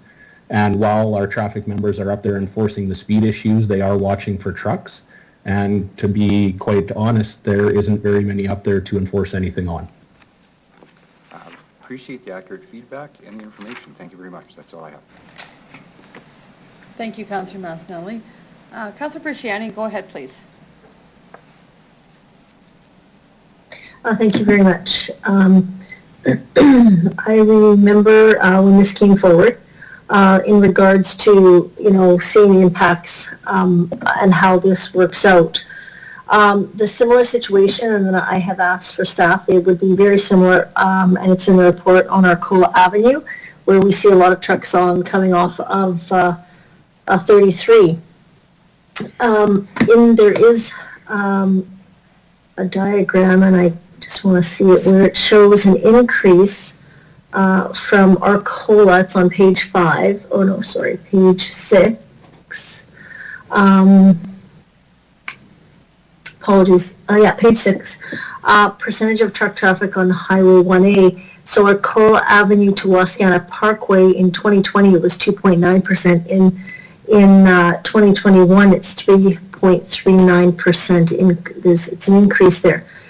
So would that be accurate? That would tell us that truckers are coming through on Arcola Avenue, taking a shortcut, and then going on to Wascana Parkway. Through the chair. Mr. Warren, go ahead. Through the chair. So the graphs represented in the report are demonstrating, based on our feedback with the Saskatchewan Trucking Association, that the majority of the truck traffic that was using 9th Avenue North was coming from the Global Transportation Hub, and accessing either the north area or Ross Industrial Area Park of the city, or further out onto Victoria Avenue East. So that was the basis of a lot of the data that we collected. So what that graph represents in Figure 3 is it's showing in that particular section on Ring Road / Highway 1A, again, Ring Road turns into, in terms of the naming convention, to Highway 1A from Victoria Avenue down south all the way around to Albert Street South. So just in that particular case, the section of Ring Road / 1A between Arcola Avenue and Wascana Parkway did have a slight increase in truck traffic. And then if you look at the various other sections, there was some decreases, like for example from Victoria Avenue to Arcola Avenue, a decrease from Wascana Parkway to Albert Street South, and then if you're looking in Figure 2, the northern half of Ring Road, it does show a different, between the various cross sections, either slight increases or slight decreases. So basically what that data is telling us is that, when we eliminated the truck route, the 9th Avenue North from the truck route network, that we're just seeing slight increases or decreases on Ring Road or Highway 1A, and that there's really no negligible effect to handling that additional truck traffic. So that's kind of what we're trying to demonstrate with that graph. Okay, I guess the concern I have is the increase on the Ring Road coming from Arcola Avenue. And when we look at that, I guess I want to ask, and I had Minister of Highways, I've also met with SAS Trucking, how do we actually do the count for trucks? Because it's quite a variant from the delegation who spoke today. Their count was 675 compared to the city's count. So again, I know, I think I know the answer, but I'd like to hear from administration. Thanks for the question. Through the chair, I'll start, then I'll pass it over to Ms. Kaleem. So regarding the delegation's comments, and we do appreciate on page 9 where it does reference 70 trucks, that was a typo on the part of administration. That was referencing trucks going in one direction. When we looked again at our data, the actual numbers and these are the numbers that are reflected in the percentages percentages of overall vehicle traffic on page 5. The truck counting was approximately 131 trucks per day on 9th Avenue North in 2020, and that represented about 1.59% of all of the vehicles using 9th Avenue North at that time. The other part around that is we took another look at the data, and there is in fact smaller trucks, as Corporal Krawetz had mentioned, single axle units with maybe a large box on top that are actually permitted on 9th Avenue North and other roadways throughout the city. And when we looked at that data, some of those smaller trucks represented approximately 331 vehicles on that same day. So when you take a combination of those smaller trucks and the larger heavy long trucks, which aren't permitted, we're looking into the neighborhood of 500 that we had counted on that day. So, and that also does not include any heavier long trucks that actually would be permitted on 9th Avenue North, because there are businesses adjacent to 9th Avenue North where the only access into those businesses is on 9th Avenue North. So that would be part of the pickup and delivery route where a large truck would be able to take that road, because it is the only way that they can get to some of the businesses on that road. So that kind of speaks to what we had seen in some of the traffic counting. And now I'll turn it over to Ms. Kaleem just to talk about the process in which we do that. Thank you, through the chair. So for truck data collection, we have several methods that we can use. Our standard method of collection is using tubes filled with air, which count the number of axles and the spacing of the axles that drive over the tubes. That allows us to then classify the vehicles that are driving over the tubes into different vehicle classifications. We use classification scheme F, which is consistent in North America, and it breaks it down from motorcycles as class 1, passenger vehicles as class 2, and then going up through the various levels of trucks. We then have to compare that in this context to the bylaw, which looks at heavy and long combination vehicles being vehicles with 8.6 meters of length or longer and 4+ axles or more, and of course 9,000 kilograms or higher. On occasion, we also do use video counts to collect traffic data for trucks, and we do have the ability through a third party to then subclassify that. The classifications are a little bit more, less granular, I would say, when we do it through that methodology. So it depends on the available data that we have to us and what our opportunities are, but for standard truck collection as we look at our roads, we stick with the tube collection that allows us to collect a lot of data and then compare road segments to each other and store larger amounts of data for future use. Thank you. So the truck counts are not in the report. In comparison, and I'm wondering when we look at data that's collected, kind of what Councillor Mancinelli was asking for, is there? Can I ask why that was not in the report?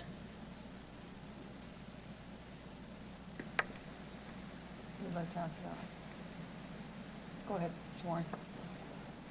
Thank you, through the chair. So we had chosen to demonstrate the number of trucks compared to the number of total number of vehicles on 9th Avenue North in the report. So when we look at the actual data, and this is something that we can provide to council after the meeting, if in writing, is in 2020 through our traffic counting, on average 131 trucks per day on 9th Avenue North.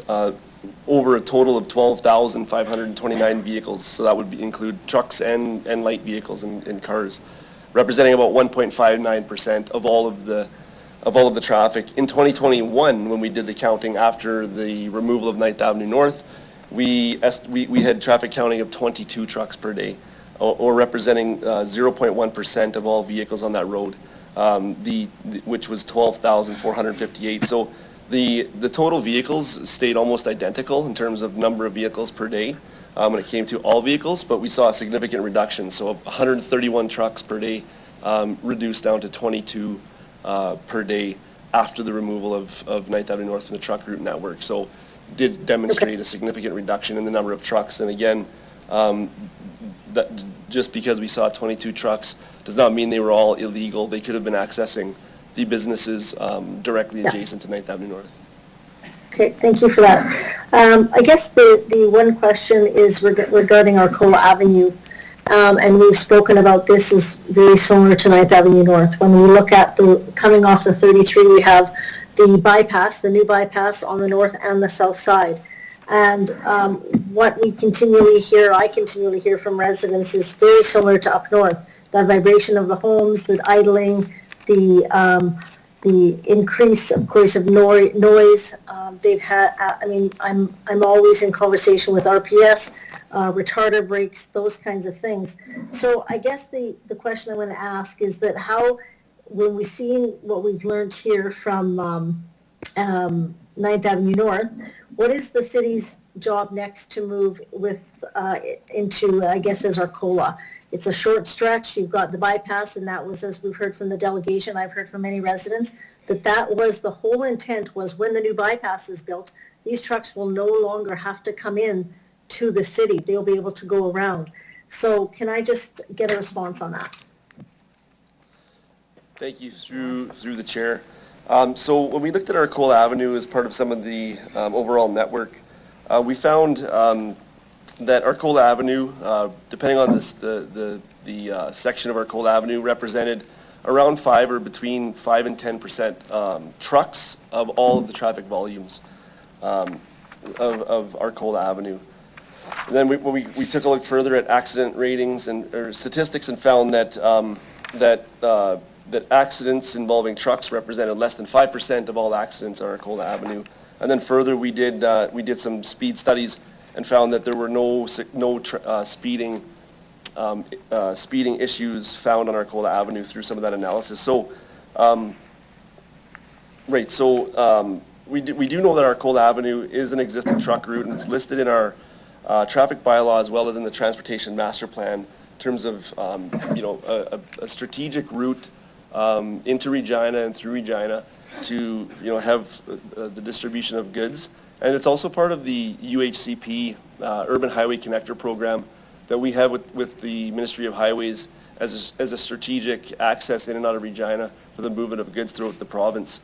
That is also something that we're in negotiations with the ministry at this very moment to continue to talk about how does that urban highway connector program function in and out of Regina, and which should be part of the strategic network. Further, I guess, going forward, next steps, so that the transportation master plan does identify that there should be several upgrades in the southeast corridor in the southeast Regina to help improve traffic flow, improve safety for all modes of travel and transportation. And some of those upgrades are currently under review as part of the Arcola Avenue functional study, and that work is to take place over the coming months, and with the consultant, and have some of those findings come forward at a later date. So there is work happening on that, as well as the review of the transportation master plan in general.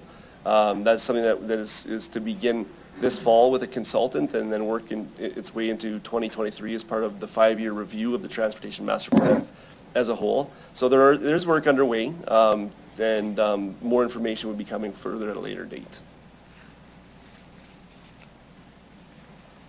Thank you. So just to be clear, you'd indicated that part of the functional study that is coming back, will that include looking at an option of taking the truck traffic off of Arcola Avenue?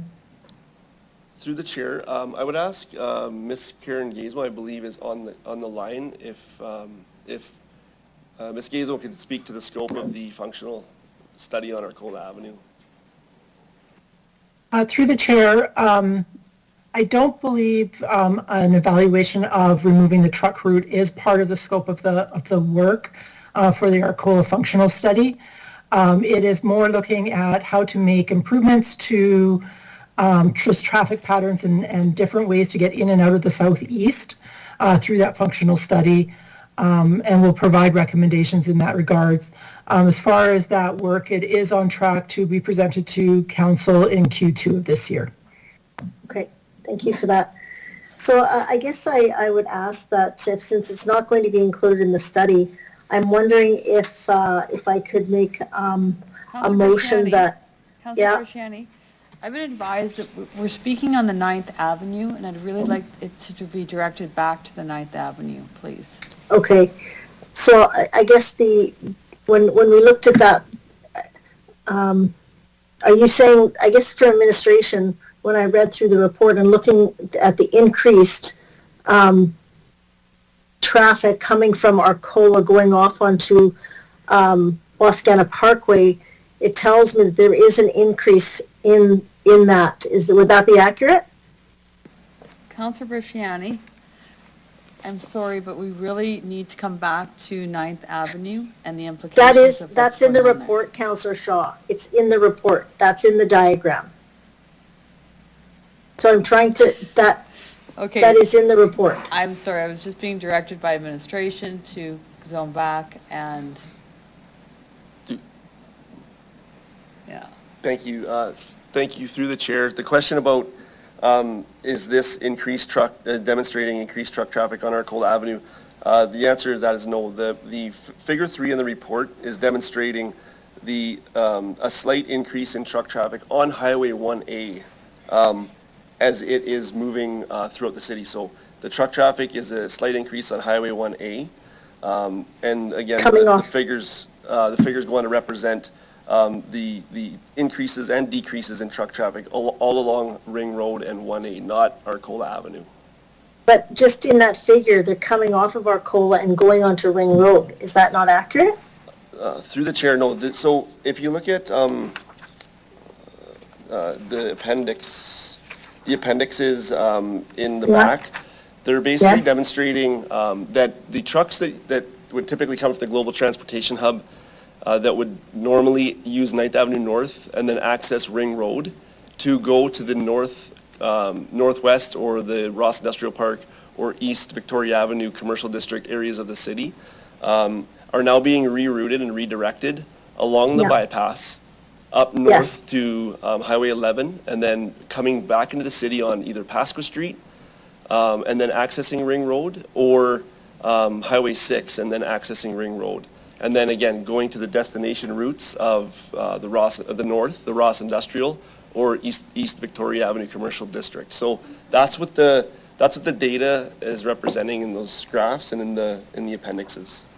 Okay, but on page 6 where it says the percentage of truck traffic on Highway 1A, figure 3, says Arcola Avenue to Wascana Parkway is up 3.39% from 2.97. So it's showing increased to Arcola. It's showing an increase from truck traffic on Arcola compared to other years from 2020 up to 2021. That's accurate? Through the chair, apologies, but no. The figure 3 is percentage of truck traffic on Highway 1A, and the Arcola to Wascana Parkway is a segment on Highway 1A. In between those two intersections, basically, is what it's representing. It's not representing vehicles going on to Arcola or off of Arcola. It's just representing vehicles that have traveled basically southbound past Arcola through onto Wascana Parkway. Okay. Okay. I'll leave it there. Thank you, Councillor Brasciani. Councillor Sikiniak? Yeah, thank you. Go ahead. Okay, thank you. I just have a couple questions. So the report mentions road capacity improvements that are planned to transition 9th Avenue North into an expressway road. I was wondering if administration could give more details on what is being planned.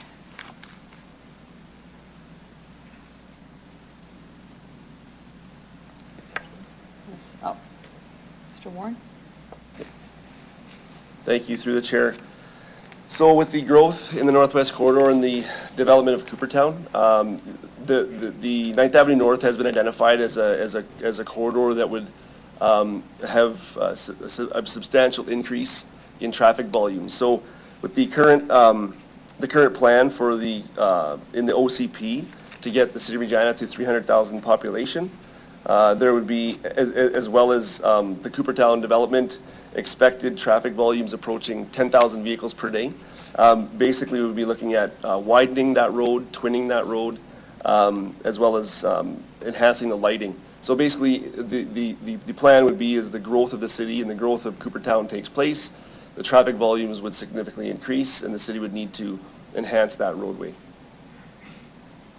Okay, and so, excuse me, when those road capacity improvements occur, is the current thought from administration that there may be then the desire to reopen it to heavy truck traffic at that time? Through the chair, I mean, there's a possibility. The thought process from administration would be that if we see a substantial increase in truck traffic coming into and leaving the city or accessing various points of the city where existing truck routes are unable to handle the volumes or unable to, or that may require significant safety improvements, that the administration may come back with a recommendation to bring 9th Avenue North back on the truck route, but that would be dependent on, a lot of those circumstances taking place. Okay, thank you. And so regarding the traffic from 9th Avenue North, the truck traffic, I'm wondering if it has, if it's thought that it's been redirected to other roads where heavy truck traffic is prohibited. I'm specifically wondering about Dudney Avenue. Like, do we have any data, or does admin have any thoughts about potential implications on Dudney Avenue to not having heavy trucks on 9th Avenue? Through the chair, so I know that in the past, obviously several years ago, Dudney Avenue, I believe from Louvain out to Courtney Street was removed from the heavy truck route because of some of the increased truck traffic out to the Global Transportation Hub. So that did take place several years ago. As part of this study and our engagement with the Saskatchewan Trucking Association, that the majority of the feedback that we received, the majority of the use of 9th Avenue North was directly attributed to the Global Transportation Hub and the accessing to those north areas of the city and the Ross Industrial Park and East Victoria Avenue. So again, in consultation and feedback from that industry, our analysis was more focused on that corridor trucks being redirected to the north of the city and accessing on Pasco and Highway number 6, I guess, / Albert Street. So we didn't take a specific look at Dunedin Avenue in terms of increased truck traffic, but I know that we work closely with our partners in Regina Police Service, and I know that's one of the locations that's on their radar in terms of enforcement. Okay, thanks, that's all I have. Okay, I see no further questions. Councillor Maselli, would you like to close the debate? I felt I was kind of quick with my original questions on this matter. I really do appreciate administration's recommendation and their attention to the safety for the residents that are in that corner, and I just thought I should vocalize that a bit more clearly, so thank you. Thank you, Councillor Maselli. Madam Clerk, can you please call the vote? Start the vote.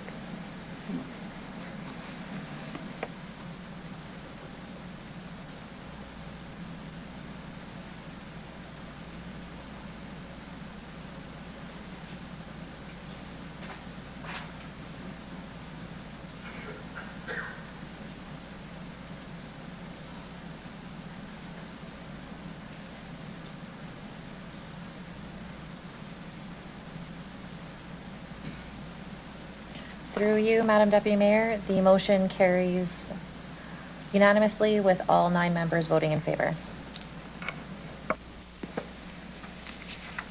Thank you, Madam Clerk. We're moving right along. We'll now consider EX 22-24, 2021 Lead Service Connection Management Program Update Report. Mr. Downey, can you please introduce the report to us?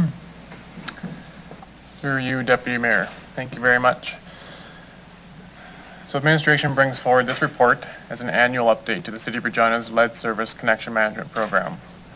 The city's Lead Service Connection Management Program provides residents living at properties with lead service connections with educational material, water testing services, a continuous supply of water filters, and replacement options to provide support and education to residents.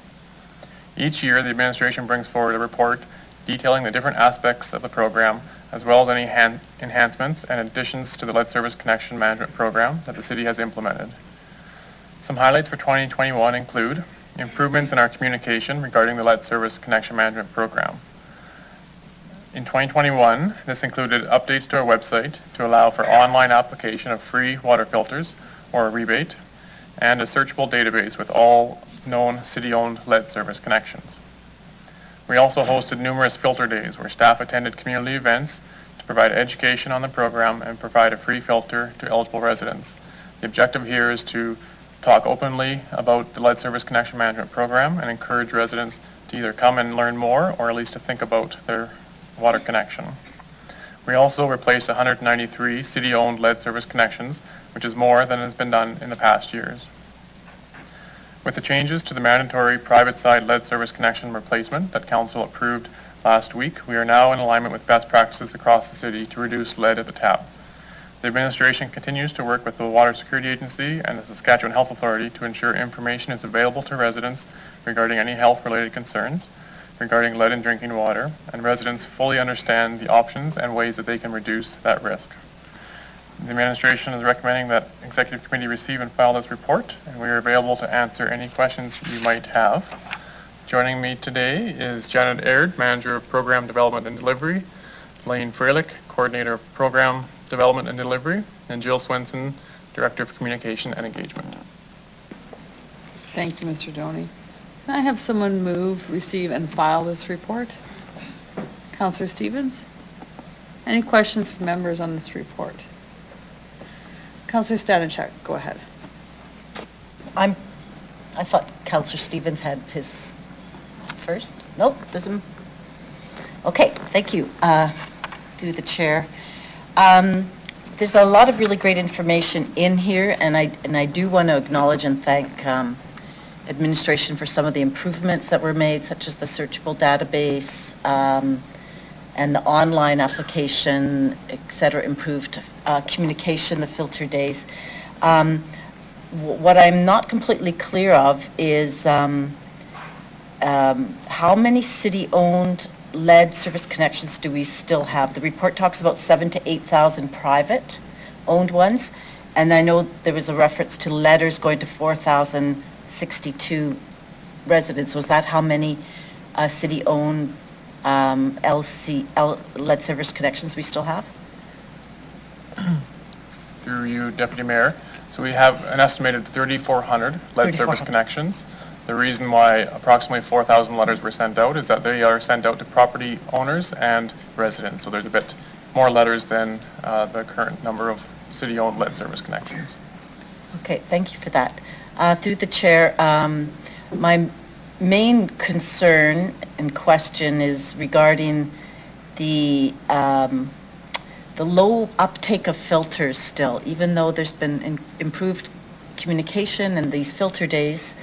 There were 257 city-provided filters and 45 rebates.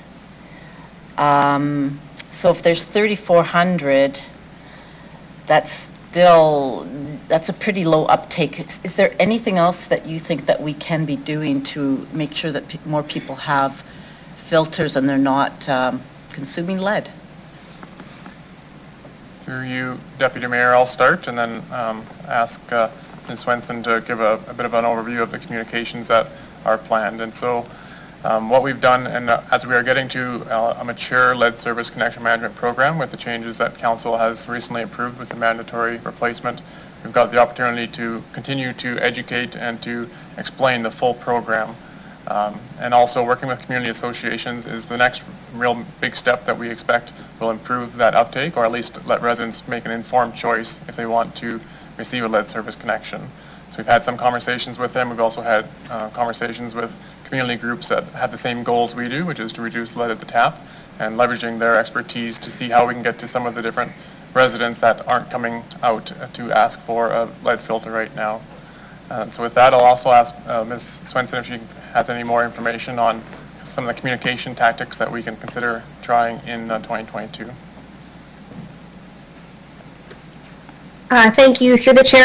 No, I don't have anything to add. I think you covered it quite well there, Mr. Doney. Okay, thank you. I guess the last question is through the chair. I have had some concerns from residents who are elderly who do not like the mandatory replacement of their side because of the cost that's going to be involved. Can you explain how doing both the city side and the private side will cost less than if just half, like if they were done two separate times? So could you kind of explain a little bit more how that will work, and what kind of cost people might be looking at if they're having to pay for their side of the lead service replacement? Absolutely. Through you, Deputy Mayor. So the plan as we move forward into the 2022 construction season and beyond is to really integrate our road projects and our underground projects, our lead service connection replacements, and part of that will be the replacement of both the private side and the public side of the lead service connection. So instead of doing multiple digs at different times, we're looking to have that done in one project. And so we are expecting to reduce the cost for both the city and the residents, because we won't be mobilizing 2 or 3 times, and we'll be able to do it at one time. So the estimated cost for residents, we're expecting somewhere in that kind of, I'll say $5,000 to $10,000 per lead service connection, and it's quite a range because it depends on the length of that lead service connection. And that cost can be spread out over taxes over 5 years for residents or over 10 years for eligible residents. And it's also, as I mentioned before, best practice and very important to replace both the public and the private lead service connection to reduce the lead at the tap. Okay, thank you. Thank you, Councillor Steinjak. Councillor Stevens, sorry, I should have went to you first, but I missed the cue on that one. It's no problem. Go ahead. We spend about $28,000 in 2021 on filters. My understanding through the chair is that we still have a lot of slack in that budget. can you comment on you might not have this data, but what's the average request for a reimbursement? Are people submitting bills for $150, $300, $1,000 for filters, and we are only able to satisfy $100 of that? Through you, Deputy Mayor, I don't think I've got the details, but what I do know is, just let me flip to the right page here, where we talk about how many rebates we've got. So 45 rebates at a total cost of $4,216. So in general, the majority of people are getting a full rebate back because it's less than $100 per rebate. There are some that come forward that are much more elaborate systems that you're getting $100 on maybe a $1,000 invoice that you've submitted, but that is not common. Okay. Through the chair, based on your expertise, if our mission here is to get as many filters onto taps and in homes as possible, what's the best way to spend that money? Should we increase the compensation for more elaborate filters? Should we kind of just waive that in its entirety so people can come out throughout the year to get filters to replace, say, a Brita system? Really desperate to figure out how we can spend more of the money that we've allocated for this important initiative. Through you, Deputy Mayor, I think there's two ways that we can allocate more money and spend what we've asked in order to reduce the lead at the tap. One we're doing informally, and I'll talk about it publicly here, is that when residents come forward wanting more cartridges for their filters, we provide it to them. So initially we provide enough cartridges to last a year, but sometimes that doesn't work for whatever reason. Maybe there's many people in the home, or their water usage is high, or something is broken. So we never want to say no when somebody comes forward to ask for a filter. So we'll continue to do that and to promote that, assuming there's not obviously being abused. The other aspect is targeted communication. And so what we're looking to do this fall, once the program stabilizes with the mandatory private side replacement, is send letters to residents that either have a city-owned lead service connection or a private-owned lead service connection. So there'll be a lot more letters out in the community in these neighborhoods, and that will just cause community discussion, neighborhood conversations, talking with your neighbors, and we're working with the community associations to get it into newsletters and just being a very common and open discussion of if you have a lead service connection, best option is to replace it. Second best option is to use a filter. Okay. I'm putting together a newsletter right now. It'll be going out to some of the most effective areas. So if communications wants to reach out and we can talk about the best way of messaging so we can double up on our communication efforts, let me know. But thank you for this. Thank you, Councillor Stevens. I see no further questions. Oh, Councillor Fundura, you're always late on it, and I miss you. Because last minute things come to mind here. To you, Madam Chair, do we have ability, or let's say if I want to check on an address, would that tell me if that particular address has lead connections? Is there ability to do that? Through your Deputy Mayor. So currently on our Regina.ca website, you can go on there and search if an address has a city-owned lead service connection. Yeah. But that will tell, to you, Madam Chair, but that will tell you if the city, if you look at the diagram picture of the house where the property goes from private to public, then that, assumption would be that there'll be a lead going past the public then to private as well. Am I correct on that, Madam Chair? Through you, Deputy Mayor. So yes, if you go to the website and you see that there is a public lead service connection, there would have been at one time also a private lead service connection.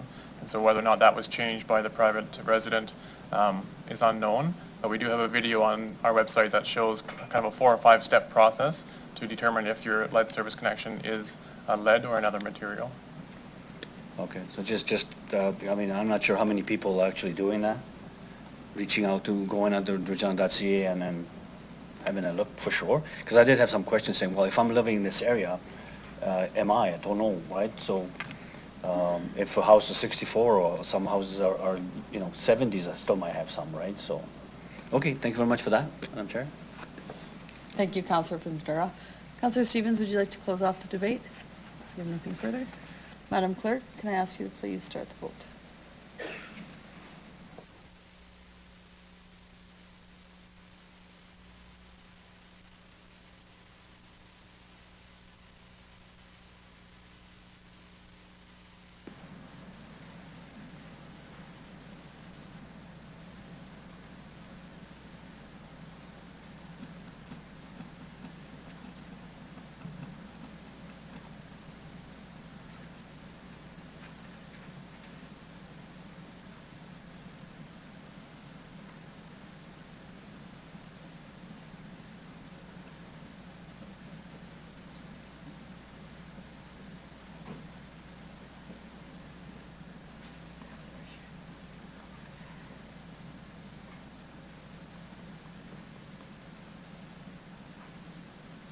Through you, Madam Deputy Mayor, the motion carries unanimously with all 8 members voting in favor. The following members are away from the meeting: Councillor Bresciani, Councillor Moll, and Mayor Masters. Thank you. Now moving on to our last item of the day. I think we're going to do this before 5, possibly. We'll now consider EX 22-35, the Waste Plan Regina 2021 update. Can I ask Mr. Doney to please introduce the report to us? Through you, Deputy Mayor. Thank you very much. I'm excited to introduce the last report of the day. This is the Waste Plan Regina report that provides direction to the City of Regina's solid waste management programs and services for both residential and non-residential sector. It showcases the waste management hierarchy as a guiding tool to help Regina's long-term waste management plan. The hierarchy prioritizes waste reduction and diversion over disposal. You'll see that throughout the report and throughout the glossy. The update to Waste Plan Regina in 2021 summarizes the solid waste hierarchy and outlines the upcoming initiatives and the city's accomplishments in 2021. So number 1, waste reduction. Regina residents generate a large amount of waste. The average Regina resident produces 25% more waste than the average resident in Canada or the United States. The city is continuing to focus on education efforts on encouraging waste reduction and reuse. I'm making a point of that because the waste generation is very high in Regina. We need to work as a community to reduce that over the long term. Waste diversion. Residential recycling and composting. So the city has set a residential diversion target of 65%. This means that all of the residential waste generated, the city wants to keep 65% of that out of the landfill through diversion. There is more work to be done as our residential waste diverted from the landfill in 2021 remained at about 20%. The implementation of the city food and yard waste curbside collection service in 2023, combined with proper recycling and food and yard waste sorting practices, has the potential to significantly increase that diversion rate up to 58%. As mentioned earlier in the meeting, the CartSmart education program shifted to an automated format in 2021 with the use of camera and GPS technology on recycling and collection trucks. Residents with an unacceptable item in their blue cart received an oops mailer to let them know which items were not recyclable. And we've seen a great improvement on that program. Non-residential waste diversion. So the city is leading by example. The city expanded its multi-stream waste system for collection of mixed recycling, compost, and garbage known as the green routine that you see in all city communities, in all city operated facilities now. The city facilities are now diverting 42% of their waste.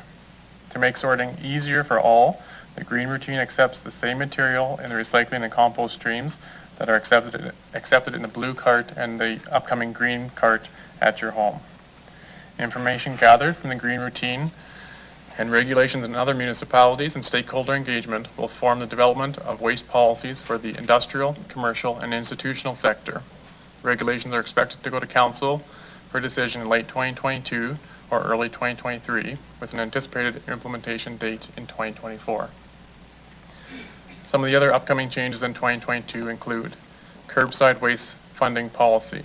So we will bring to council a funding policy of how we will fund garbage, recycling, and the food and yard waste program.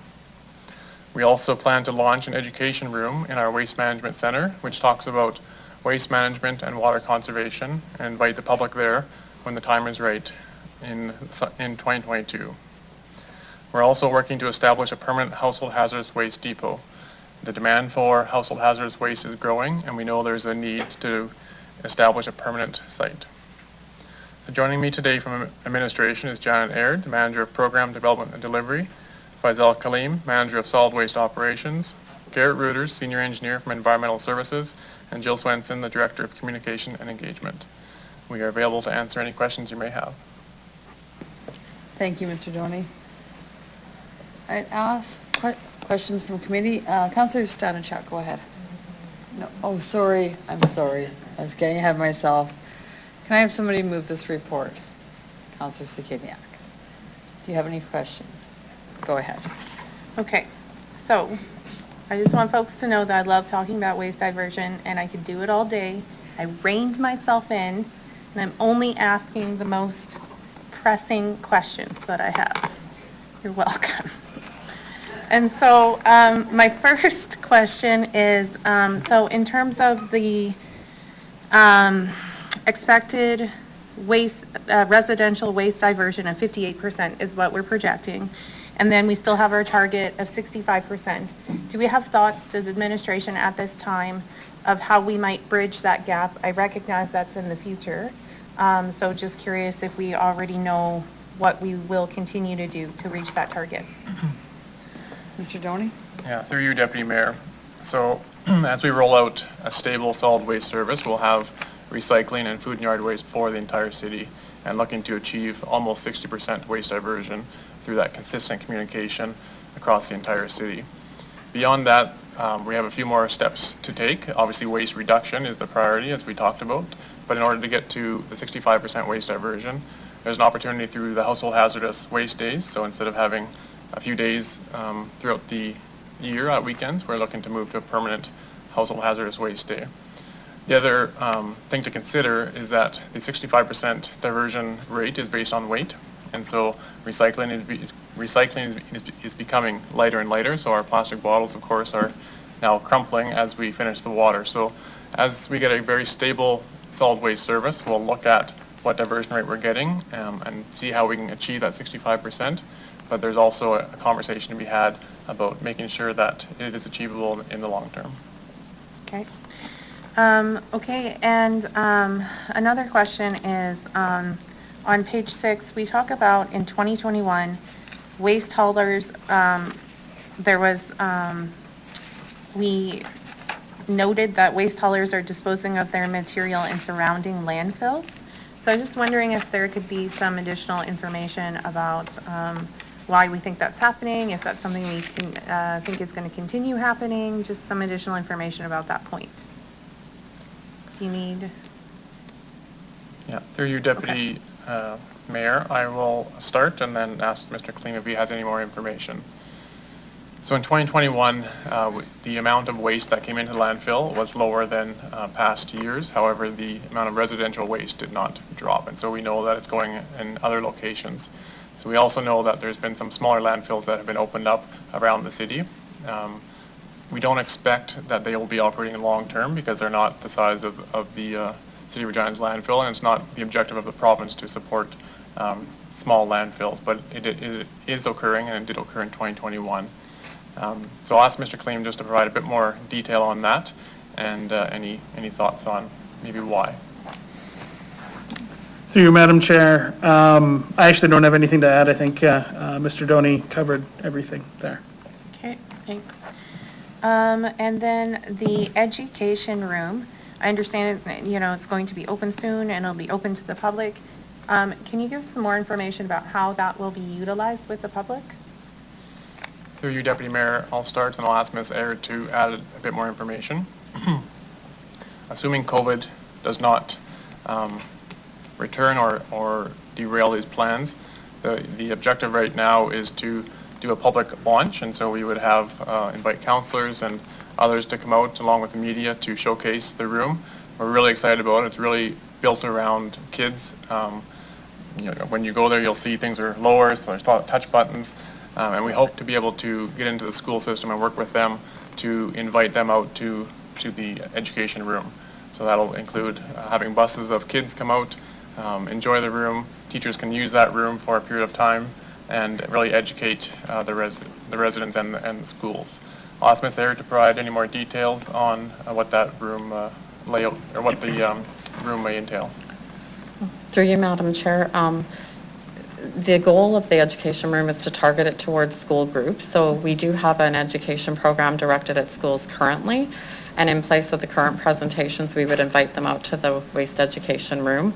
We'll combine tours with the landfill, and we haven't explored entirely, but there might be some options for like just public to bring family in on certain days as well. So we're looking at those things. Okay. Love that. If you need a counselor to volunteer in the waste in the education room, I know someone who might be interested. The last thing is in relation to the last points on this report. So So it talks about future plans for industrial, commercial, and institutional sector, construction and demolition sector regulations, and additional landfill diversion. So those last 3 points have dates starting in, between sometime in 2022, like at the end of 2022 to 2028.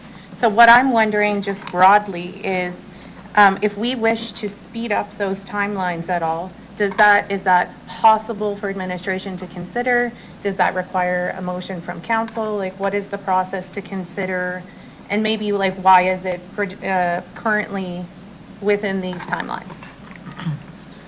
Through you, Deputy Mayor. So the timelines that are outlined there, those last 3 items, are following the plan that was outlined in Waste Plan Regina. The other thing to consider is that those 3 items will have significant impact and change impact to the IC&I sector and construction and demolition sector. And so in 2022, in May or June here, we do expect to start stakeholder engagement with the IC&I sector and to hear from them, understand what concerns they might have with regulations, and then to bring that forward to council in late 2022 or 2023. Okay. Based on what we hear there, it can also influence our next step, which is the construction and demolition sector. They're different, but they're also related, of course. So we have not engaged with anybody in this sector yet, so we're not exactly sure the impact that there's going to be. Other municipalities have gone down this path, so we'll be working with them to see what they've learned and then bring those recommendations forward to council. So basically, right now, I would recommend that there's 2 impacts. One is the amount of change that business will feel over the period of time, and if we were to accelerate this plan, we need to look at additional internal resources. Okay. So I guess what I would say is when we're doing this consultation, if both could be considered, I certainly can't speak for others on council, but I am definitely interested and of course like the consultation or reaching out to industry is important, but I would like to, we're off like this 65% waste diversion target for residential was 2020, like we've missed it. And our waste diversion, my understanding across the country is quite low. So this is something that we do need to prioritize, and I do want to make movement on it without, I understand we can't go too fast, but I just wanted to signal that I would like us to speed it up if possible. Thanks. Thank you. Councillor Stadenchuk, go ahead, please. Thank you, Madam Chair. I'm also very excited about waste diversion, just for the record. But I am curious why our waste diversion was so low, only 20%. So 2 questions as part of that. Is this lower than it was than what it was in previous years? And is there possibly the impact of COVID, where people were doing more takeout with a lot more, non-recyclable kinds of containers that they might have been throwing in the garbage? So sort of a 2-part question. What's the historical trend? Is this lower than what had been before? And why? Through you, Deputy Mayor. So in the appendix in the glossy, there's a chart that shows the city program diversion, and it started at 18% in 2017 and has grown to 20% in 2021. So we are making small improvements on that diversion, but we still have a long ways to go. If you compare our diversion to other cities that have a much higher diversion have a food and yard waste program in place. And so of course council has approved that, and we're working towards that in 2023. And with that program, we expect that diversion to increase significantly. Okay, thank you. With on page 5, the pilot food and yard waste project, it had on average a 51 waste diversion. So that's much better than 20%, but it's still below our goal of 65. Is there any thoughts in terms of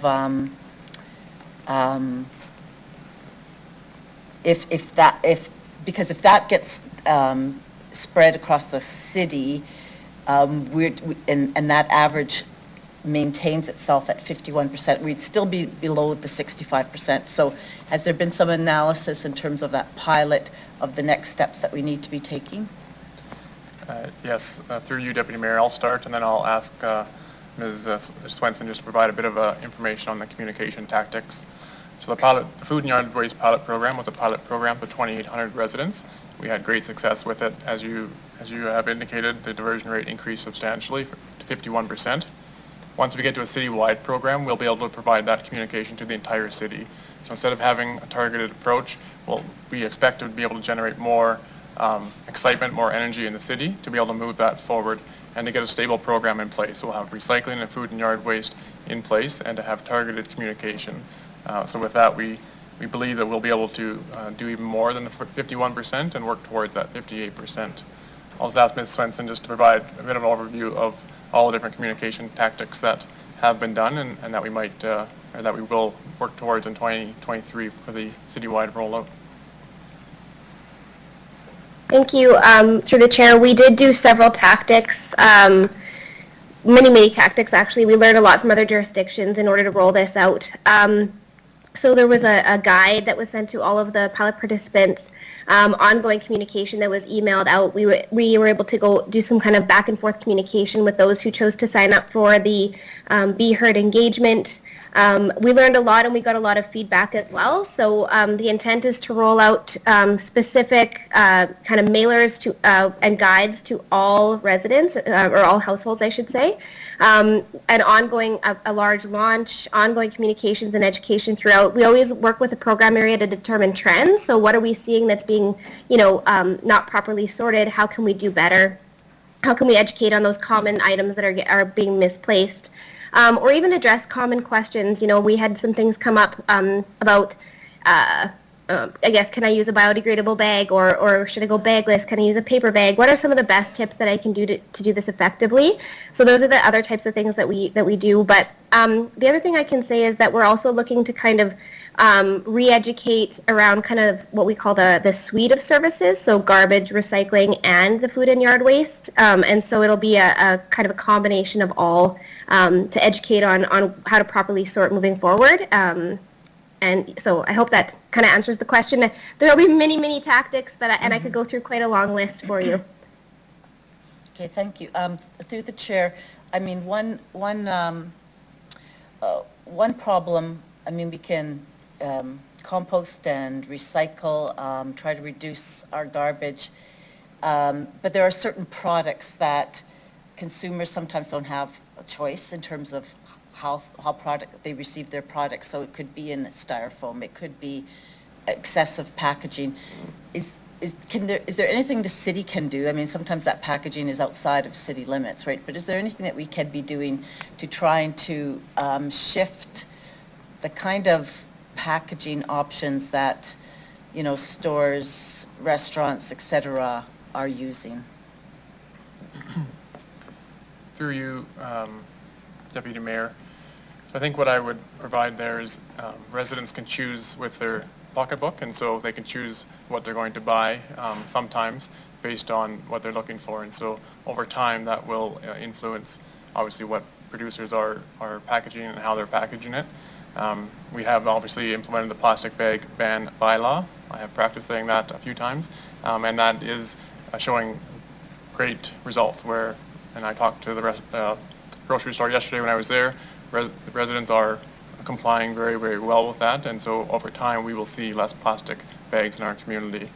The federal government has indicated that they are moving forward with the ban of 6 single-use items, and so we're looking forward when that comes forward and to ensure that everything is aligned with our bylaw, and that over time will reduce the amount of plastic in the system. Okay.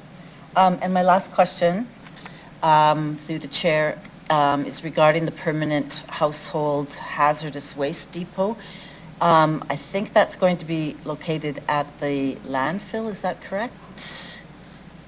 Through you, Deputy Mayor. So we're just starting that project. That would be the most appropriate place for it. We don't have the logistics or the routing quite yet figured out of how the traffic would flow, but long term that is our plan to have it at the landfill.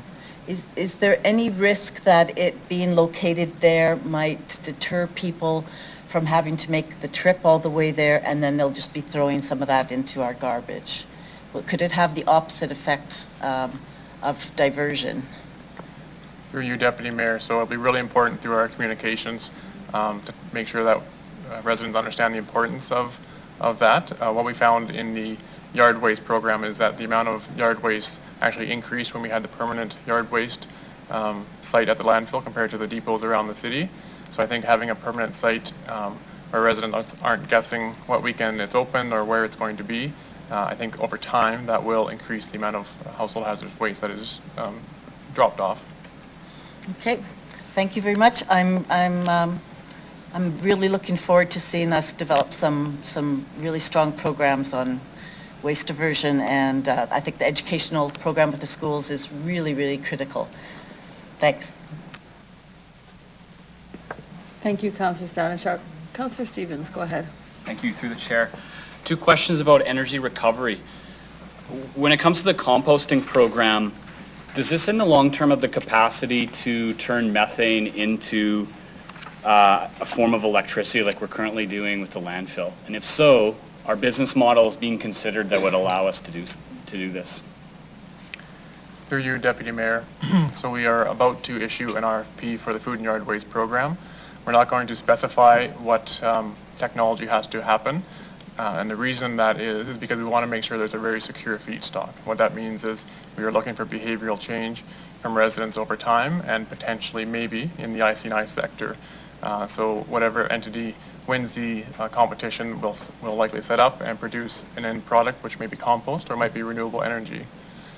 That contract is expected to be an 8-year contract extendable for 2 years, and at that time we would have a very stable feedstock and be able to look at a much bigger opportunity potentially that might leverage the wastewater treatment plant as an option because biogas is created there. So there's many opportunities as technology changes over the next 8 to 10 years and we have a stable food stock to look at those options. Great, thank you. This isn't identified in the report. I'm thinking of a different waste energy system, incinerators.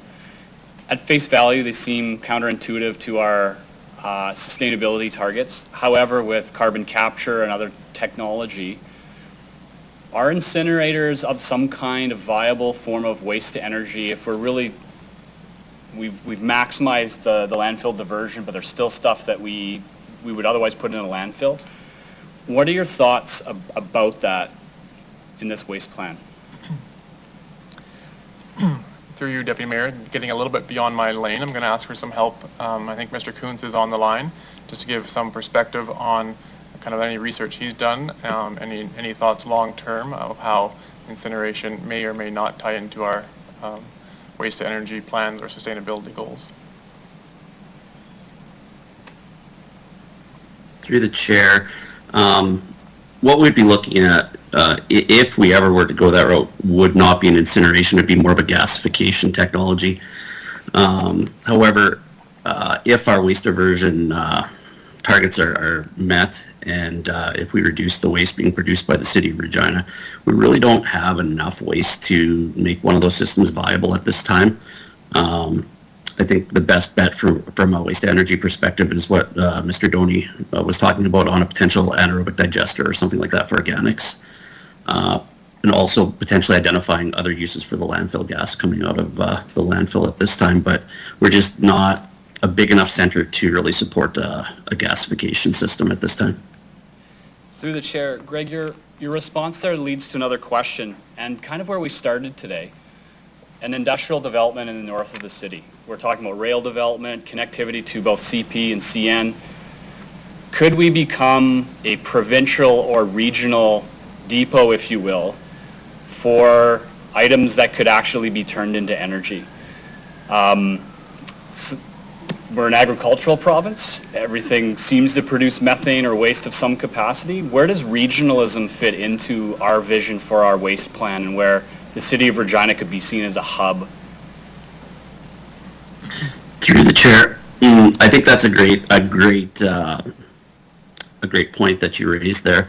I think number one, we need to kind of get our own house in order on our organics and our waste production. But once we do that, we could really be looking at other sources of feedstock, as Mr. Doney alluded to. And if we could secure, a secure feedstock for that type of thing, it could really augment our ability to produce renewable natural gas and things along that line. Thank you. Final question. There's a really neat initiative nested in this report. It gets a little bit of attention, and that is the Repair Cafe. I know that people don't want to talk about this, but not buying things is actually important if we're thinking about sustainability targets, and that means repairing and skilling ourselves. Talk a little bit more about this, and who's involved? Is there some kind of social enterprise potential? How big can this Repair Cafe be in terms of all sorts of waste management and reducing consumption goals? Yeah, through you, Deputy Mayor, I'll start and ask Ms. Aird to provide some more information. So just like you'd mentioned, changing behavior is really what we're looking to achieve for waste reduction. And so whether that's through Repair Cafe or through monetizing, in the future we'll have those conversations about the way we pay for our garbage collection. So I'll ask Ms. Aird just to provide a bit of information on that Repair Cafe and what the approximate plans are for this year. Through you, Madam Chair, the Repair Cafe was hosted last fall, and we're doing another one April 9th coming up. They are done in conjunction with the Sask Waste Reduction Council that operates out of Saskatoon. Saskatoon also hosts the event on the same weekend, and we recruit volunteers that are good at mechanical things or electric things to help fix things, and they volunteer their time to come help. Residents bring items to the Repair Cafe to be fixed, and the idea is that they watch or get some tips on how to fix. There's people that repair clothing, bikes, electronics like appliances, and if they can't repair it, that's identified at the time as well. That's exciting. Thank you very much. Thank you, Councillor Stevens. Councillor Findura, go ahead, please. Thank you, Madam Chair. To you, I'll center my questions to first the blue bin. I've been part of this in 2013, so we've been having long discussions about this, and most of you heard my comments, right? So, but anyways, first comment would be is 5 years we've only moved up 2% on the diversion rate. I know we need to do something. I know that. But going into a blue bin, you're talking about camera shoots in, tells me, well, I got my little oops notice once or twice. I know that we set the criteria parameters of what goes into the bin. Does the recycler tells us, because of the recycling troubles that we have and that we cannot sell or prices going haywire, does the recycler tells us what can go into that blue bin? I'm sure. Through you, Deputy Mayor, I'm going to ask Ms. Aird to just outline how our current contract is established with our recycler and how we determine what can and can't go into the blue bin. Through you, Madam Chair, the original list of items that the recycler accepts was part of the RFP process that was done when we chose our recyclers. So there was a list of accepted items, and they bid what they could take into their programs. Our list of items has remained fairly constant over the time. The one thing they don't accept is film plastics. However, since the Chinese National Sword, many other recycling programs have taken those items out of their recycling programs. From the studies we've seen, the four most common ones are metals, paper and cardboard, plastics, and glass, and those four are the key components of our recycling program as well. We have added a couple of recyclable items since the inception of the program, the ones being what we call spiral wound containers, which are like your Pringles can where they have the metal and the cardboard combined, as well as we've added an espresso pod. So we have added some items over the past few years. Okay, thank you. So what's our blue bin contract now? We have still a couple of years to go to 2026, am I correct? Or what's our, because what the question I'm asking, it came from Mr. Downey, talking about we're going to be looking at different way of costing out who pays for what and how. That's my, so when is the contract up with the recycler that is presently working with us. Madam Chair? Through you, Deputy Mayor, just to make sure I'm 100% correct, I'm going to get Ms. Aird to confirm that. When the recycling contract with Emterra expires.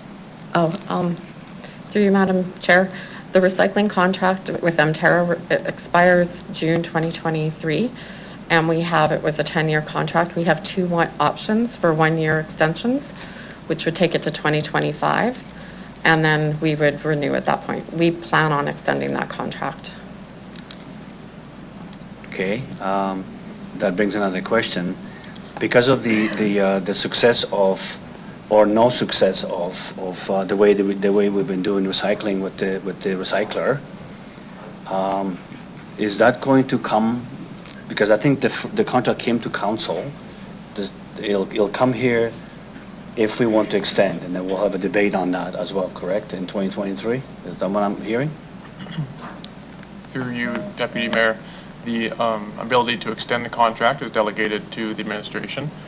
So we will plan to make that decision and inform council for those 2 years. The other thing to be aware of is that the end markets has substantially improved in recent years, partially because of commodities, of course.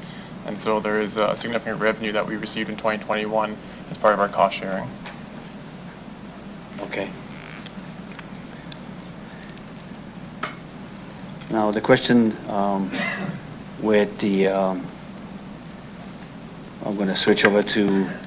Mr. Onright has an answer to that. He'd like to speak on that. I can't hear him. Either I'm deaf or I can't hear anyone.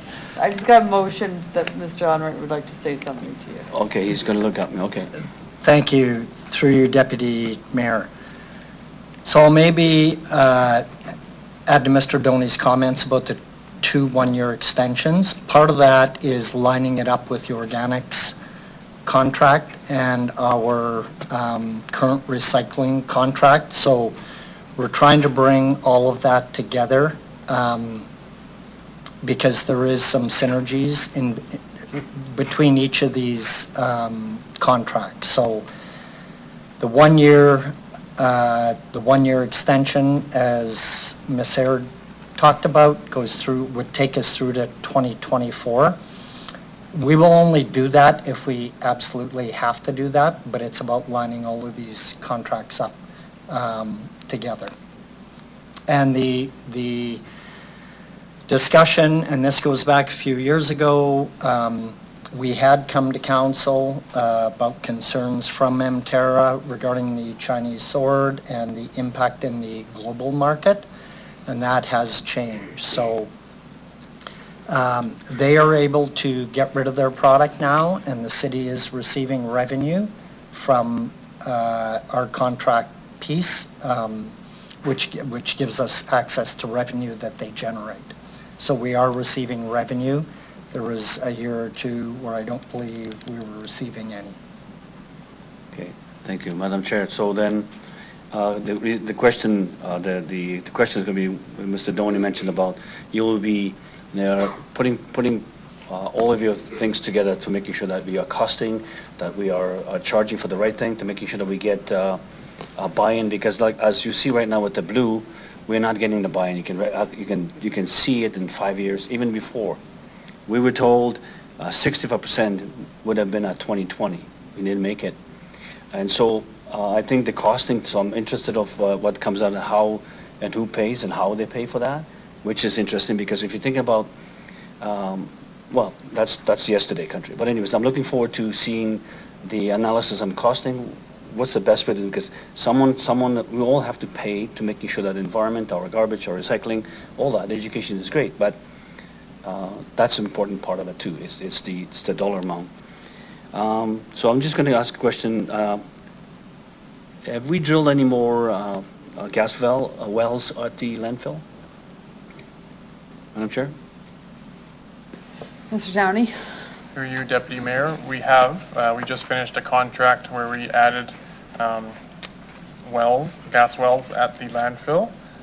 I'm looking for the number. It's around 20 new wells have been drilled in the last period of time to increase our gas flow, which will increase the runtime of the landfill gas engine. Okay, and then as for that, so then we are able to resell that or sell that to SaskPower? There's that capability of accepting that, so we're actually doing something about that? Madam Chair? Through you, Deputy Mayor, yes. So the landfill gas is generates electricity, and that is sold to SaskPower. Okay, and just a comment, Madam Chair, I'm going to toot my own horn now. I've been to schools before the pandemic and educate the children on composting, recycling, using a warmer, I don't know, something about a worm, to using that. So I do believe the education that's going to come through with the classroom. And someone asked me, do you want to volunteer? Absolutely. I've been to 2 schools or 3 schools before. It is a good program. Children, you learn a lot from the kids too when they talk about and what happens to an apple, right? So a teacher had a little worm beside her, and she would put stuff in it, and it's amazing what that works. But anyways, I'm excited as well too. I compost. I have 2 bins in my yard, right? My garbage is this, and my recycling is that. But anyway, so let's get excited about it. But I'd like to find out what Ms. Donnie is talking about is what is it going to cost me? It's all the bottom line is what is it going to cost me? And right now, my opinion, Blue Bin is not working because it's costing me too much and it's not giving anything back. So, and then I don't throw it into a blue bin from a brown bin, but there's contamination going, and I know that. So, anyways, that's my rant. I like it. Go recycle. Thank you, Councilor Pandura. We have a mandatory break at 4:30, but there's no more questions from council, except I'm going to ask one, actually. Can we just continue with this and go to vote and then be adjourned? Is that all right with everyone? Yeah? Okay. So I have one question. There's been times when I go over on my blue bins, and I'm okay because I can put it in my car and I can take it to work, and I know we have big blue bins around the city to put it. Have we ever thought about, though, and I know other families, they've reached out to me, they're constantly going over it on their blue, like daycare centers and things like that.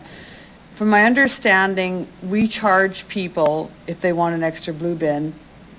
Is that correct? And is there any way that people that are constantly going over on their blue bins could get an extra blue bin to their house? Would that be a huge ask? I'm just thinking, because then it's more diversion and saving us money. Mr. Downey, would you like to talk to that? Deputy Mayor. So even I can speak from personal experience where your blue bin might be full. What I have done, and what we encourage others to do, which may or may not work, is to really break down the material in those blue bins. So of course boxes take up a lot of space, but if you can break those down, you can save a lot of space. So that's what our education and our conversation with residents that call in. However, there is the option to have an additional blue bin at your home at a cost. So my question is then, for our garbage, can we get an extra garbage at our house for a cost? Is that correct? I'm not sure what that is. Through you, Deputy Mayor, yes. Residents can also get an extra garbage can at their residence for a cost. So because we're saving on our environment, we're saving on, I don't know what, with an extra blue bin, is there any way that we could actually give people that are constantly needing that extra blue bin an extra blue bin for free since they're helping the environment and recycling? Is that ever been questioned or thought of? Through you, Deputy Mayor. So that's a great conversation as we talk about the how we're going to fund the garbage, the blue bin, and the food and yard waste bin. If council wanted to have a free extra blue bin, that would be something that could be considered, and we would we'll take that back for consideration as we bring that report forward this summer. Can you take that back? Because I would like that. Yeah, that's one for me. I'll take that one. I see no further questions.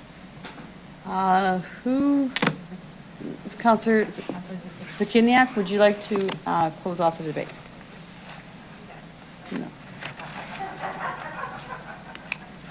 I will call the clerk to start the vote, please.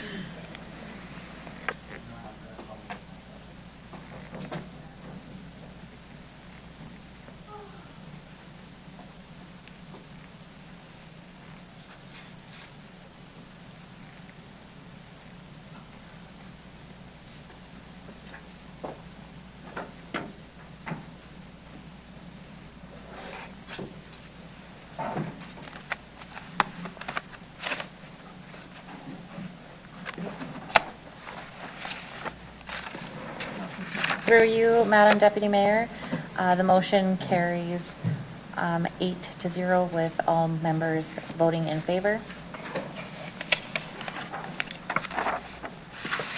Thank you. We'll now move. Why is it always you, Mr. Hawkins? Okay, thank you, everyone.